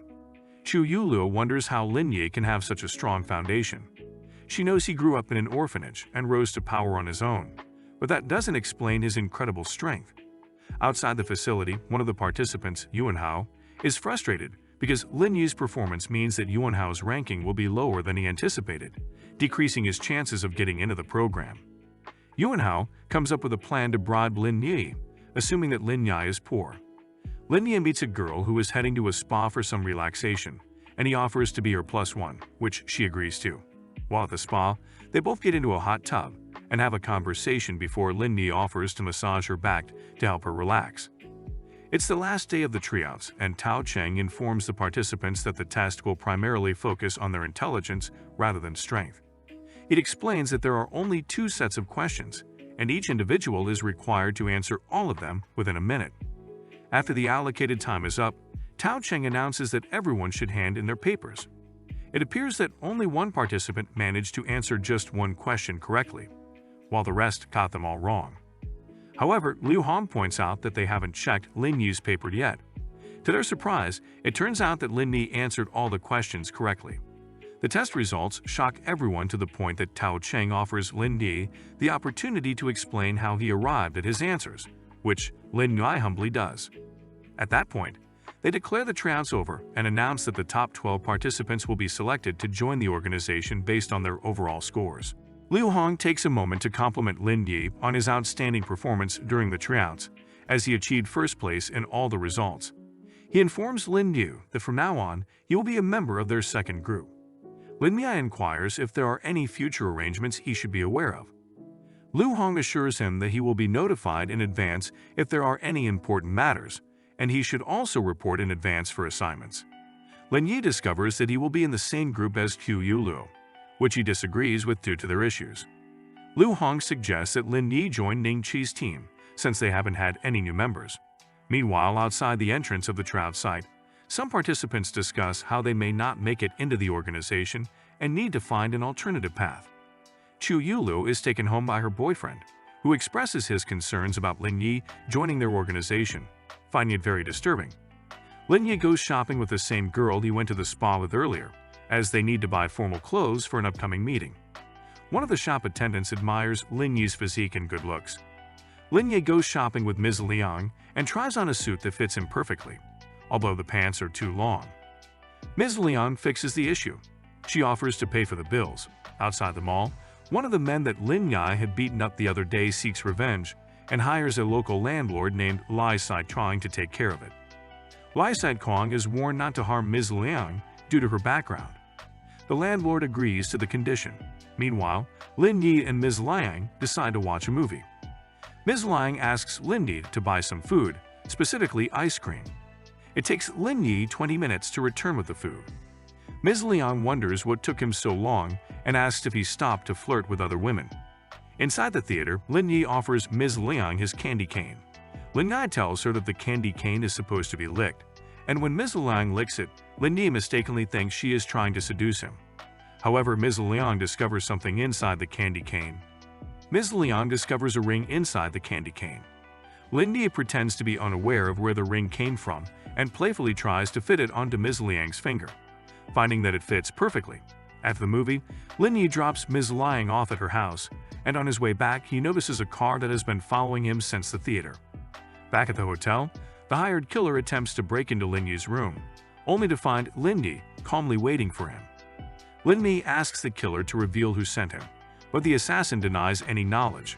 Lai Sai-Kong, the hired killer, wonders why Lin Yi remains so calm. Lin Yi explains that he was aware of being followed since the theater and deliberately left the door open for him. Lai Sai-Kong confesses that someone sent him to kill Lin Yi, but before he can finish his sentence, he feels something piercing his skin. Lin Yi had thrown a knife at Lai Sai-Kong. As Lai Sai-Kong attempts to escape, Lin Yi strategically places a chair in front of him, causing Lai Sai-Kong to trip. Lin Yi then puts Lai Sai-Kong in a headlock, trying to force him to reveal who sent him. Despite the pressure, Lai Sai-Kong refuses to divulge the identity of his employer. Lin Yi overpowers him and asserts that he is not an ordinary person. Lai Sai-Kong tries to convince Lin Yi to have him arrested, but Lin Yi declares that he will take care of it himself. Faced with this determination, Lai Sai-Kong reveals the name of the person who sent him to kill Lin Yi. It turns out to be Han Renping, one of the individuals Lin Yi had previously beaten up at the bar. The following day, Lin Yi and Aunt Shen attend a semiconductor seminar. Aunt Shen suggests that Lin Yi should network with the people at the seminar, as they are all part of the semiconductor industry and might be of assistance to his company. However, Lin Yi responds that those individuals will not be of help to him, as he has already invested a significant amount of money in the industry and aims to monopolize it in the future. Lin Yi is taken aback to see that all the attendees at the seminar appear to be gloomy. Anshan explains that many of them are the parents of the men Lin Yi had beaten up at the bar. Meanwhile, Han Renping plans his revenge and contemplates that forcing Lin Yi to give up his company, which possesses highly advanced technology, would be a greater form of revenge. Mr. and Mrs. Renping approach Lin Yi after the seminar and offer him the deal they had previously discussed. However, Lin Yi surprises them by showing them a video in which their son had hired a killer to assassinate him. Lin Yi firmly states that he has nothing to do with them and challenges them to come after him anytime. Anshan is shocked to learn that Mr. and Mrs. Renping's son had made an attempt on Lin Yi's life. Anshan decides to leave the situation as Lin Yi expresses his hunger and desire to eat. Mr. and Mrs. Renping notice that a man they once knew has become friends with Lin Yi, and they wonder if this man and others have turned against them or if Lin Yi possesses some leverage over them. Lin Yi goes back home after the conference. He is welcomed by his girlfriend, who asks him how his day was. Lin Yi discusses some business ideas with his girlfriend since she is Lin Yi's general manager, and he trusts her to handle everything. They also discuss the semiconductor industry, which Lin Yi had monopolized because he had invested more in the industry before they became intimate. Lin Yi returns to his company to catch up with some things that he had left for his trusted staff members to handle while he was away. They tell him that everything is going well, despite facing some challenges now and then. Lin Yi praises them for their good job and encourages them not to be afraid to use all the money they need. Lin Yi goes back to Huangxi village to check on his farm. He notices that his plants are thriving despite having so many weeds in between them. Lin Yi then decides that he needs to buy some weed killers before they grow even more. Lin Yi meets with San, the man he had left to look after the farm, and asks him for any recommendations of weed killers he may use to get rid of weeds in his garden. San offers to do it for him, but Lin Yi declines, saying that San has already done a lot for him. Lin Yi decides that he will need to go to Shanghai to buy some weed killers. He asks San if he would like something, and if yes, San should just write it down. Lin Yi meets with Yoyo, Miss Tu, who seems happy to see him. They discuss Lin Yi's thriving garden, and Yoyo notices the weeds in the garden. Lin Yi points out that he will be traveling to Shanghai to buy weed killers. Yoyo asks Lin Yi if she could tag along since she wants to buy some school supplies in Shanghai. Lin Yi accepts, and they decide to travel together to Shanghai. Gufi, who has been Yoyo's longtime admirer, shows up only to find Yoyo chatting with Lin Yi. This shocks Gufi since Yoyo had declined to hang out with him, claiming she had made plans with her mother and couldn't hang out. Gufi offers to take Yoyo to Shanghai, since he overheard Yoyo saying that she needs to visit Shanghai for some school supplies. Yoyo declines Gufi's offer since she had already made plans to go with Lin Yi. However, Gufi insists on tagging along with them because he doesn't trust Lin Yi to be alone with Yoyo for a long time, fearing that Lin Yi might make advances towards her. Yoyo decides to bring her friend Du Yao, who has been convinced that Yoyo has feelings for Lin Yi, since Yoyo tends to hang around Lin Yi's house most of the time. Gufi brings his own car because he doesn't want to ride in a car with Lin Yi. He decides to follow behind Lin Yi's car. Du Yao was able to convince Gufi to ride together with Lin Yi since if he doesn't do so, he will only create a chance for Lin Yi and Yoyo to hook up. In the car, Gufi brags about how he can afford the same car that Lin Yi drives. He also talks about how his dad spent a lot of money the last time he visited Shanghai and how he plans to do the same. He promises them that they will have a good time with him since he plans to spend a lot of money while in Shanghai. Lin Yi doesn't talk much about the issue and even says that he is learning some money tips from Gufi. Yoyo notices that Gufi is bragging, and she doesn't like it. 2 hours later, they arrive in Shanghai. Du Yao compliments the beauty of the city and asks why it's referred to as the economic town of China. Gufi tells Lin Yi to choose a place for them to grab a bite, since the girls must be hungry. Lin Yi tells him that he already has a place in mind, and they are heading there. After arriving at the place, Gufi seems not to like it because it doesn't appear to be a very good place. However, the girls insist on eating there since they are hungry, and they all agree. The inside of the place Lin Yi had chosen for them to have a meal appears to be very beautiful, but Gufi doesn't seem to like it. One of the waitresses brings them a menu, and to their surprise, the cheapest item on the menu is priced at 2,000. Goofy still insists that they order anything they want, since he will pay for everything. Even though the girls suggest going to another place, it turns out that the restaurant serves food per person, and they end up ordering food worth over 80,000. After finishing their meal, the girls offer to help pay the bill, but Goofy insists that he will cover it, even though he realizes that he doesn't have enough money in his bank balance to fully pay for the cost. Goofy tells the rest of the group to go ahead while he pays the bill. He plans to wash some of the dishes in the restaurant to cover up the remaining balance. To Goofy's surprise, Lin Yai had already paid the bill before he left, and no one had any idea that Lin Yai had paid, thereby saving Goofy from embarrassment. While in the car, Goofy asks Lin Yi why he paid for the bill when he said he would take care of it. Lin Yai tells Goofy that he could pay him back the money if he feels it's not enough. Goofy tells him that he only has a card, so he cannot transfer the money directly to him. However, Lin Yai tells him that they could just stop at the bank for him to withdraw the money to pay him back. Goofy tells Lin Yu that he will pay for the hotel where they will be staying to make it even for Lin Yu paying the restaurant bill. Yoyo asks Lin Yai if they have made him spend a lot of money only for food and suggests that they don't need a special place to sleep. She even offers to help pay for their accommodations, saying there's no need for them to use their own money. Goofy tells Lin Yi to pick a place for them to sleep, and he will pay for it. Lin Yi chooses a place, but the look on Goofy's face says it all. He won't be able to pay for it. However, he still insists that he can. The girls ask if the place is too good for them, but Lin Yi tells them that they came to have a good time and Goofy will pay for it, so there's no need to worry. Lin Yi books 4 presidential suites for them, and the total cost of the rooms amounts to over 300,000. Yoyo tells Lin Yu that there's no need for him to book 4 rooms since she can share a room with Goofy. Goofy tells Lin Yu that he's not someone special to be sleeping in a presidential suite, but Lin Yi asks what kind of room Goofy would prefer to sleep in. In the end, Lin Yi books 2 presidential suites for himself and the girls. When Goofy asks Lin Yi why he didn't book a room for him, Lin Yi answers that he can stay in the room he had chosen because he can afford it. Yoyo asks once again that she's making Lin Yi spend a lot of money on them, but Lin Yi tells her that it's nothing since he has money. The next day, Lin Yi suggests that he could drop the girls at the bookstore while he goes to buy his pesticides, but the girls insist on going with him since they don't need much time at the bookstore. In the bookstore, Yoyo thinks that Lin Yi is very handsome, and his wealth only adds to his looks.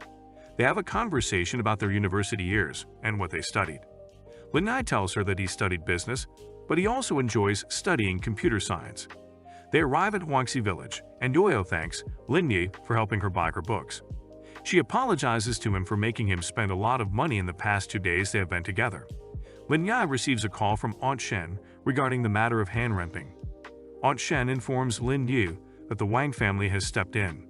Lin Yu wonders why the Wang family helped him since their actions wouldn't benefit them in any way. Aunt Shen agrees with what Lin Yu said, and they both decide to put the matter to rest. Later, Lin Yi receives a message from Liu Hong informing him that they had a mission the other day, and the details will be sent to him in a chat. Lin Yi is happy because he has been waiting for a mission for a long time. The next day, Lin Yi arrives at the organization for the mission briefing. Liu Hong briefs the team on the mission and tells them that it's a dangerous one with the possibility of death. He offers anyone who wants to leave the opportunity to do so. After Liu Hong tells everyone that they can leave if they wish, none of the participants choose to do so. This earns applause from Liu Hong, who commends them for their courage. He then instructs Xu Yulu to brief the team on the mission. Xu Yulu explains that the mission will be difficult because their location has been compromised. She further reveals that the objective of the mission is revenge. Their target is Jimmy, an intelligence officer, and a member of a business group that sells information, including their own whereabouts and operations. Xu Yulu emphasizes that they need to write a suicide note before embarking on the mission, as some of them may not survive. Upon hearing this, most of the participants decide to leave out of fear of death. This leaves only Lin Yi and 3 other individuals as the remaining team members. Xu Yulu asks Lin Yi why he hasn't written his suicide note yet, and he replies that he has 4 girlfriends and needs 4 papers to write to each of them. Ning Qi tells Tao Cheng to get the papers Lin Yi needs. Ning Qi then asks Lin Yi how he handles all of them, but Xu Yulu interrupts, stating that such behavior brings disgrace to the organization. Ning Qi retorts that Xu Yulu doesn't need to talk much, since she claims to be a virgin. Lin Yi joins in the teasing and suggests that Q Yulu may be infertile. Lin Mi asks the two if they are exaggerating about the possibility of death on the mission. He points out that both of them have been on many missions and are still alive, so why should he write a suicide note if they will come back alive? Ningqi explains to Lin Yu that their survival up to that point has been a matter of luck and nothing else. Lin Yi then tells Ningqi that if his life feels threatened during the mission, he will take the chance to run and save himself. However, Pu Yuluo strongly objects, stating that it goes against everything the organization stands for. She asserts that if that is the case, Lin Yi must leave the organization because his actions could jeopardize the lives of his team members if he follows his own ways instead of the protocol. Xu Yulu informs Lin Yu that he must leave the organization and that she will report to her boss that he has his own set of rules, making him the worst team member as he may put his teammates' lives at risk. Xu Yulu meets with Lin Yai at the airport while they wait for a plane to Miami, where the mission will take place. She tells him that she has informed her boss about him, and the organization will not hire him again, so there was no need for him to sneak onto the plane. Lin Yai responds that he wasn't planning to go to Miami and in fact, he has a private jet that can take him anywhere he wants. Lin Yai appeared to be lying to Xu Yulu when he claimed that he wasn't going to Miami.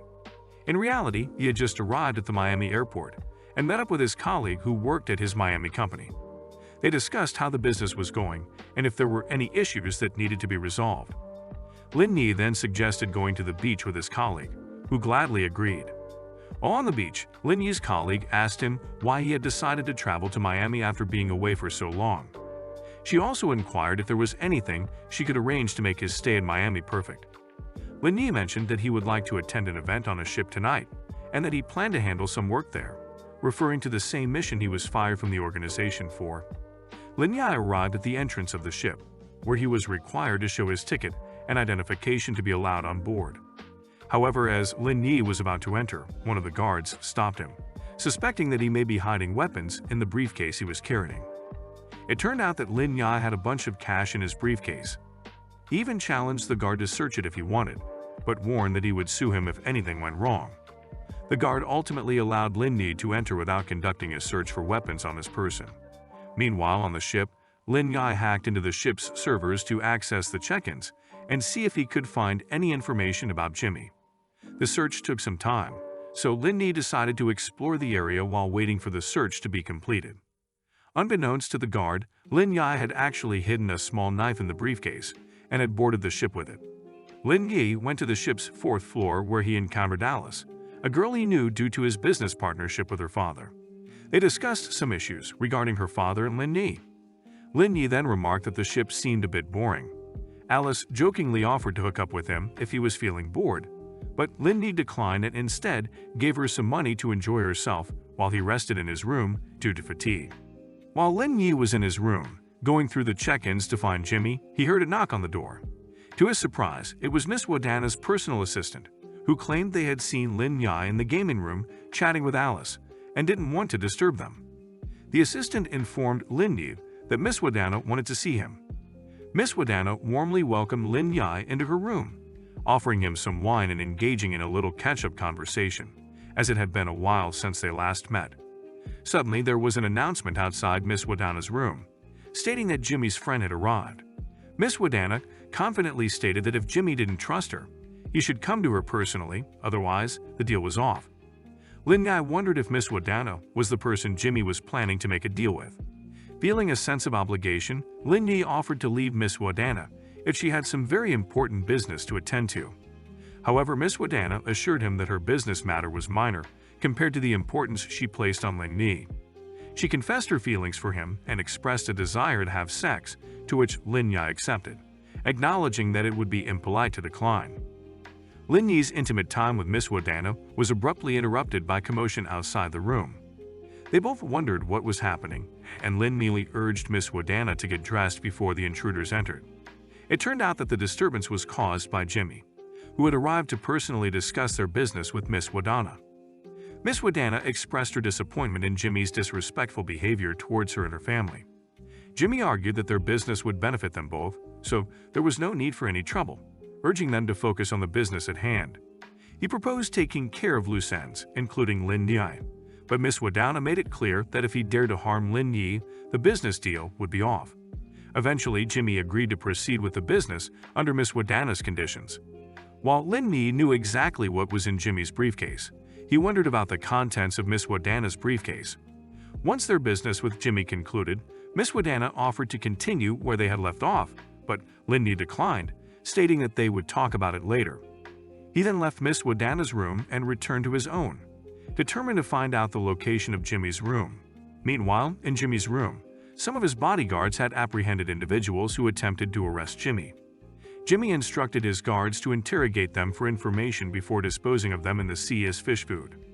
He ordered the helicopter to be prepared for departure before commencing the interrogations with the captured individuals. Jimmy made a call to his boss, informing him that the business had been completed and they would be departing soon.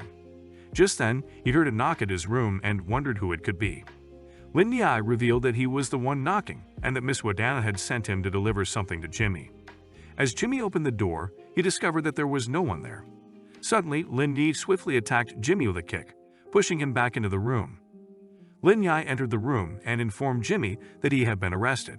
However, Jimmy confidently stated that Lin Yi couldn't arrest him since he was stronger. Jimmy attempted to attack Lin Yi, but his efforts failed as Lin Yi proved to be faster and stronger.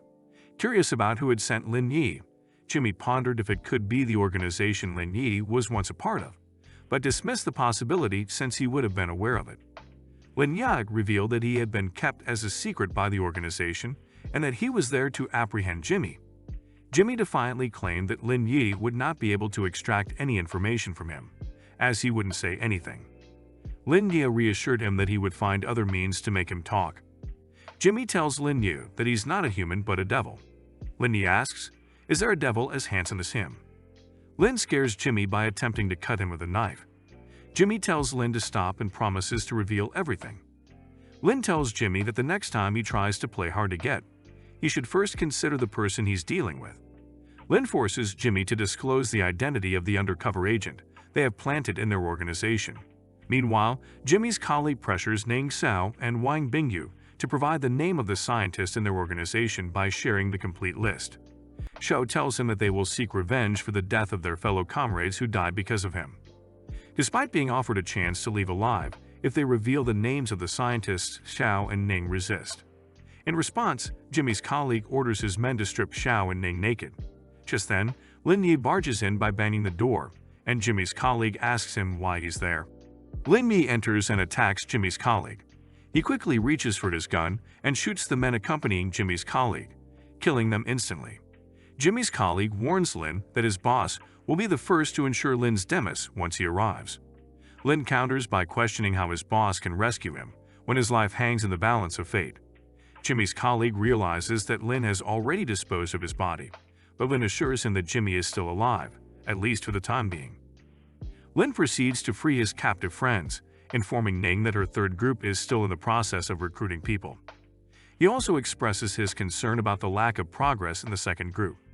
Ning informs Lin that she will discuss the matter with Boss Liu when she returns. While Lin is freeing the others, Wang Bingyu realizes that he is not coming to release her. She cries out, desperately declaring that she is still there. Lin grabs her by the hair and angrily berates her, emphasizing that if it weren't for her actions, innocent lives would not have been lost. Wang Bingyu tries to deny being the undercover agent, but Lin suggests bringing Jimmy to confirm face-to-face. In a fit of anger, Xiao slaps Wang Bingyu and demands an explanation for her betrayal. Wang Bingyu reveals that her family has suffered a downfall and her father's investments have collapsed. She explains that if she hadn't carried out her undercover mission, her family would have faced ruin. Ning intervenes, stopping Xiao from striking Wang Bingyu again, and assures her that Boss Liu will handle the situation. Xiao turns to Lin and asks how he discovered the truth. Lin informs Xiao and Ning that he suspected the presence of a spy within the organization when they reported that the previous mission had failed, resulting in the deaths of 13 people in battle. He explains that the leaked information was too accurate, indicating an insider's involvement.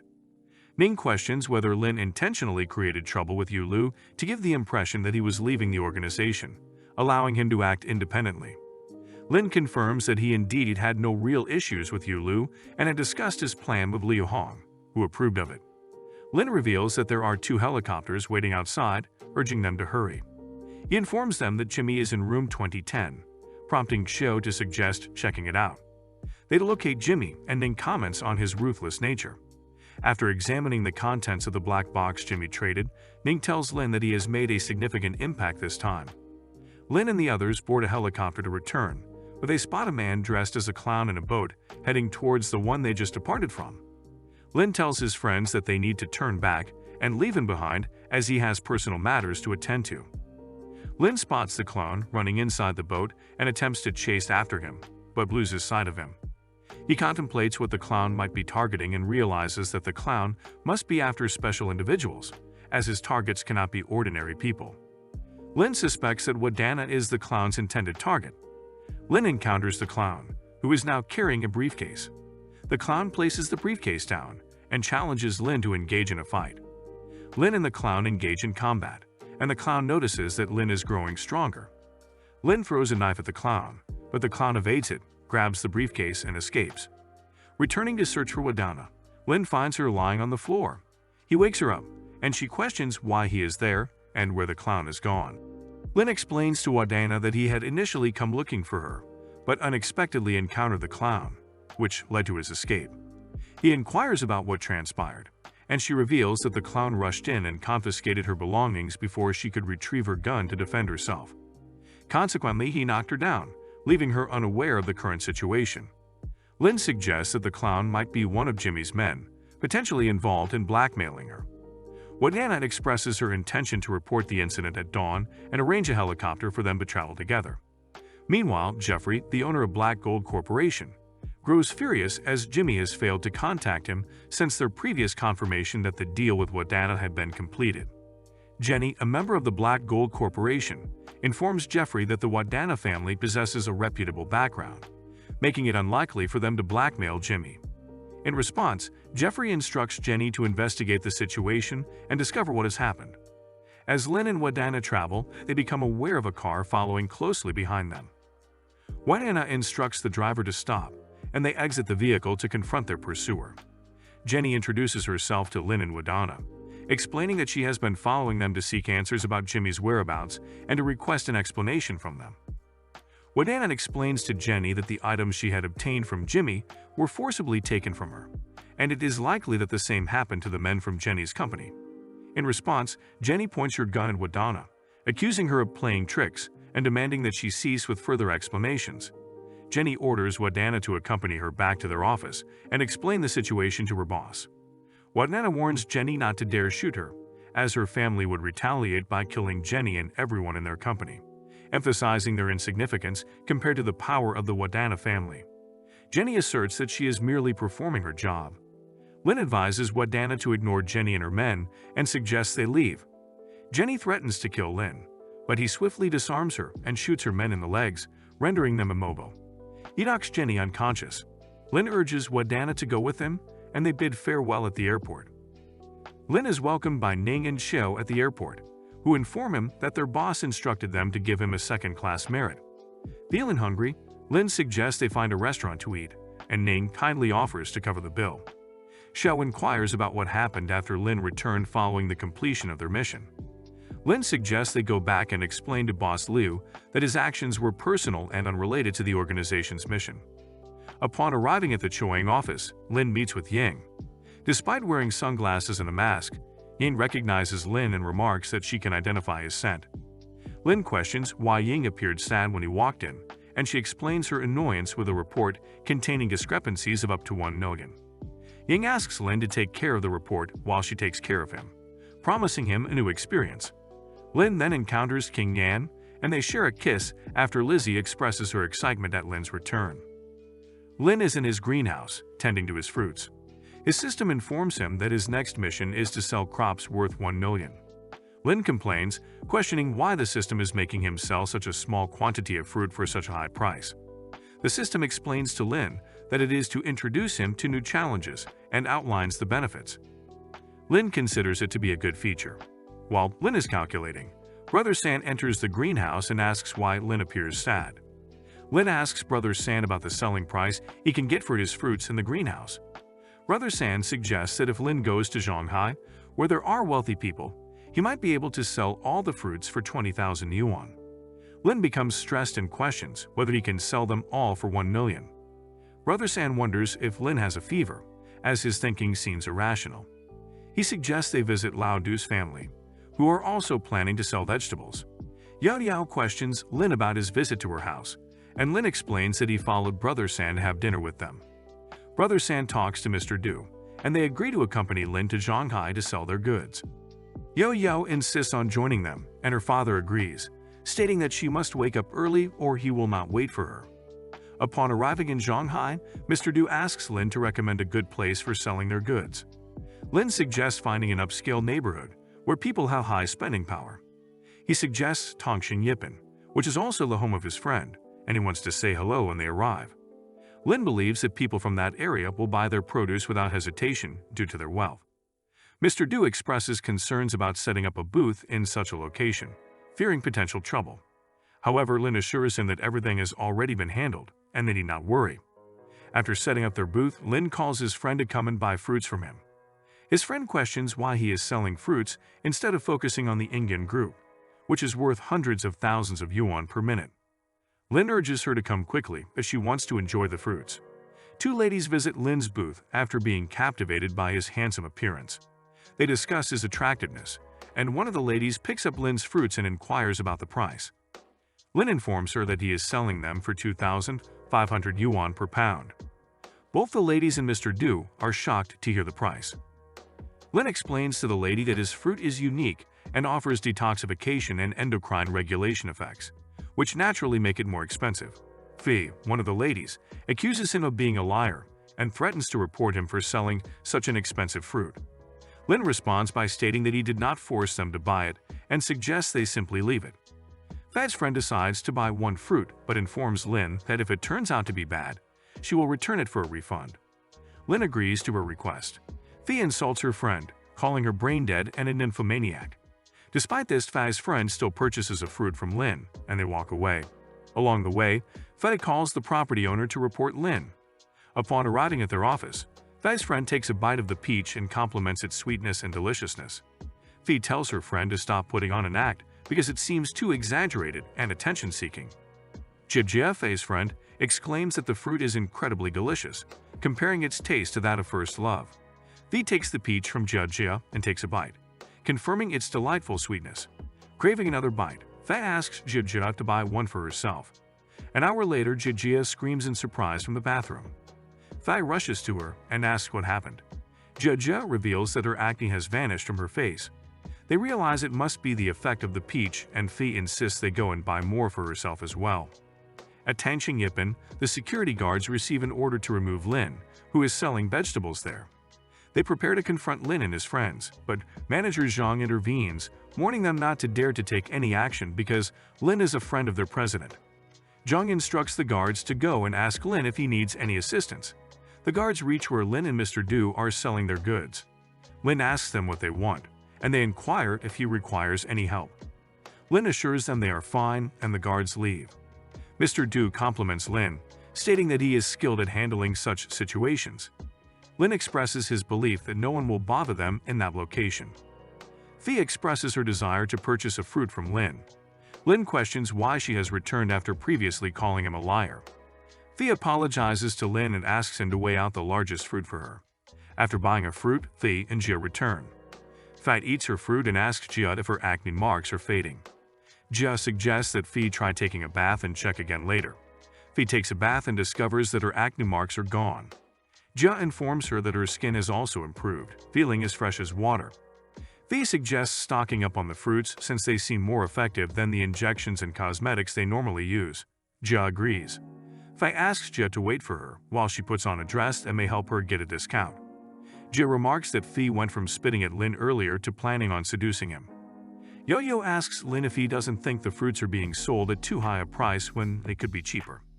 Lin tells her that people will buy them, as one person purchases and spreads the news, attracting more customers. Fei and Jia show up again, and Lin questions why they have returned. Fei explains that they want to buy more because the fruits are good and have improved their skin.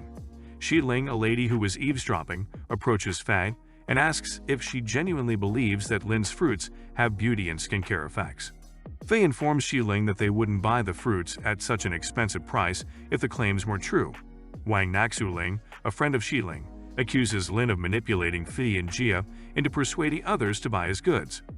Fei defends the quality of the fruits and advises against making false accusations. Lin tells Fei not to engage with Wang Naxuling, calling her derogatory names. This angers Wang, and she begins arguing with Lin, threatening to call security to have him removed. Lin warns Wang that he could have her killed if she dares to try, but Wang insists on calling security to handle the situation. Undeterred, Lin continues his business with Fei and Jia. Fei thanks Lin for the discount, mentioning that she dressed nicely to impress him. Lin clarifies that the discount is the free lychee he has given to each of them. Fei and Jia bid their farewells while Wang continues her attempts to involve security. However, the security guards warn her that she can leave if she wants to avoid trouble. Ming stops by to have a conversation with Lin. Ming realizes that Wang was attempting to get rid of Lin. He asks Wang why she wants to remove Lin from the place where he is conducting his business. Wang explains that Lin had threatened her first and emphasizes that her husband is a general manager at Chom Insurance. She continues by suggesting that Ming shouldn't be offended because of a stinking farmer. In response, Ming slaps Wang for calling Lin a stinking farmer. He informs her that he owns a prestigious airline, but does not boast about it, while her husband is merely a manager at Chon Insurance and yet she is causing a scene. Xiling apologizes on behalf of Wang, and they both leave. Ming tries Lin's cherries and compliments their quality. Lin remarks that consuming his fruits will delay Ming for 10 minutes. Ming informs Lin that he will take some cherries with him to quench his thirst and departs with a lady. Ming is talking to Xin on a call and informs him that Lin's fruits have proven to delay time by at least 10 minutes. Qin, Yuan, and another person show up at Lin's shed to purchase the fruits. Lin informs them that he is selling them at 2,500 yuan per pound, which surprises them all. He explains that he has set a goal of making 1 million in sales, so they must restrain themselves as he still needs to make money. Yuan asks Mr. Go to help her get another pocket so she can fill it with peaches and lychees. Later, Lin visits Yuan's office and presents her with the fruits, urging her to try them. She requests that he feed her, so Lin puts a cherry in his mouth and feeds it to her. He then mentions that he should let her continue working to avoid delaying her, and she reminds him to remember to send some fruits to Yang Lao. Don't forget to like, subscribe, and comment. See you in the next video.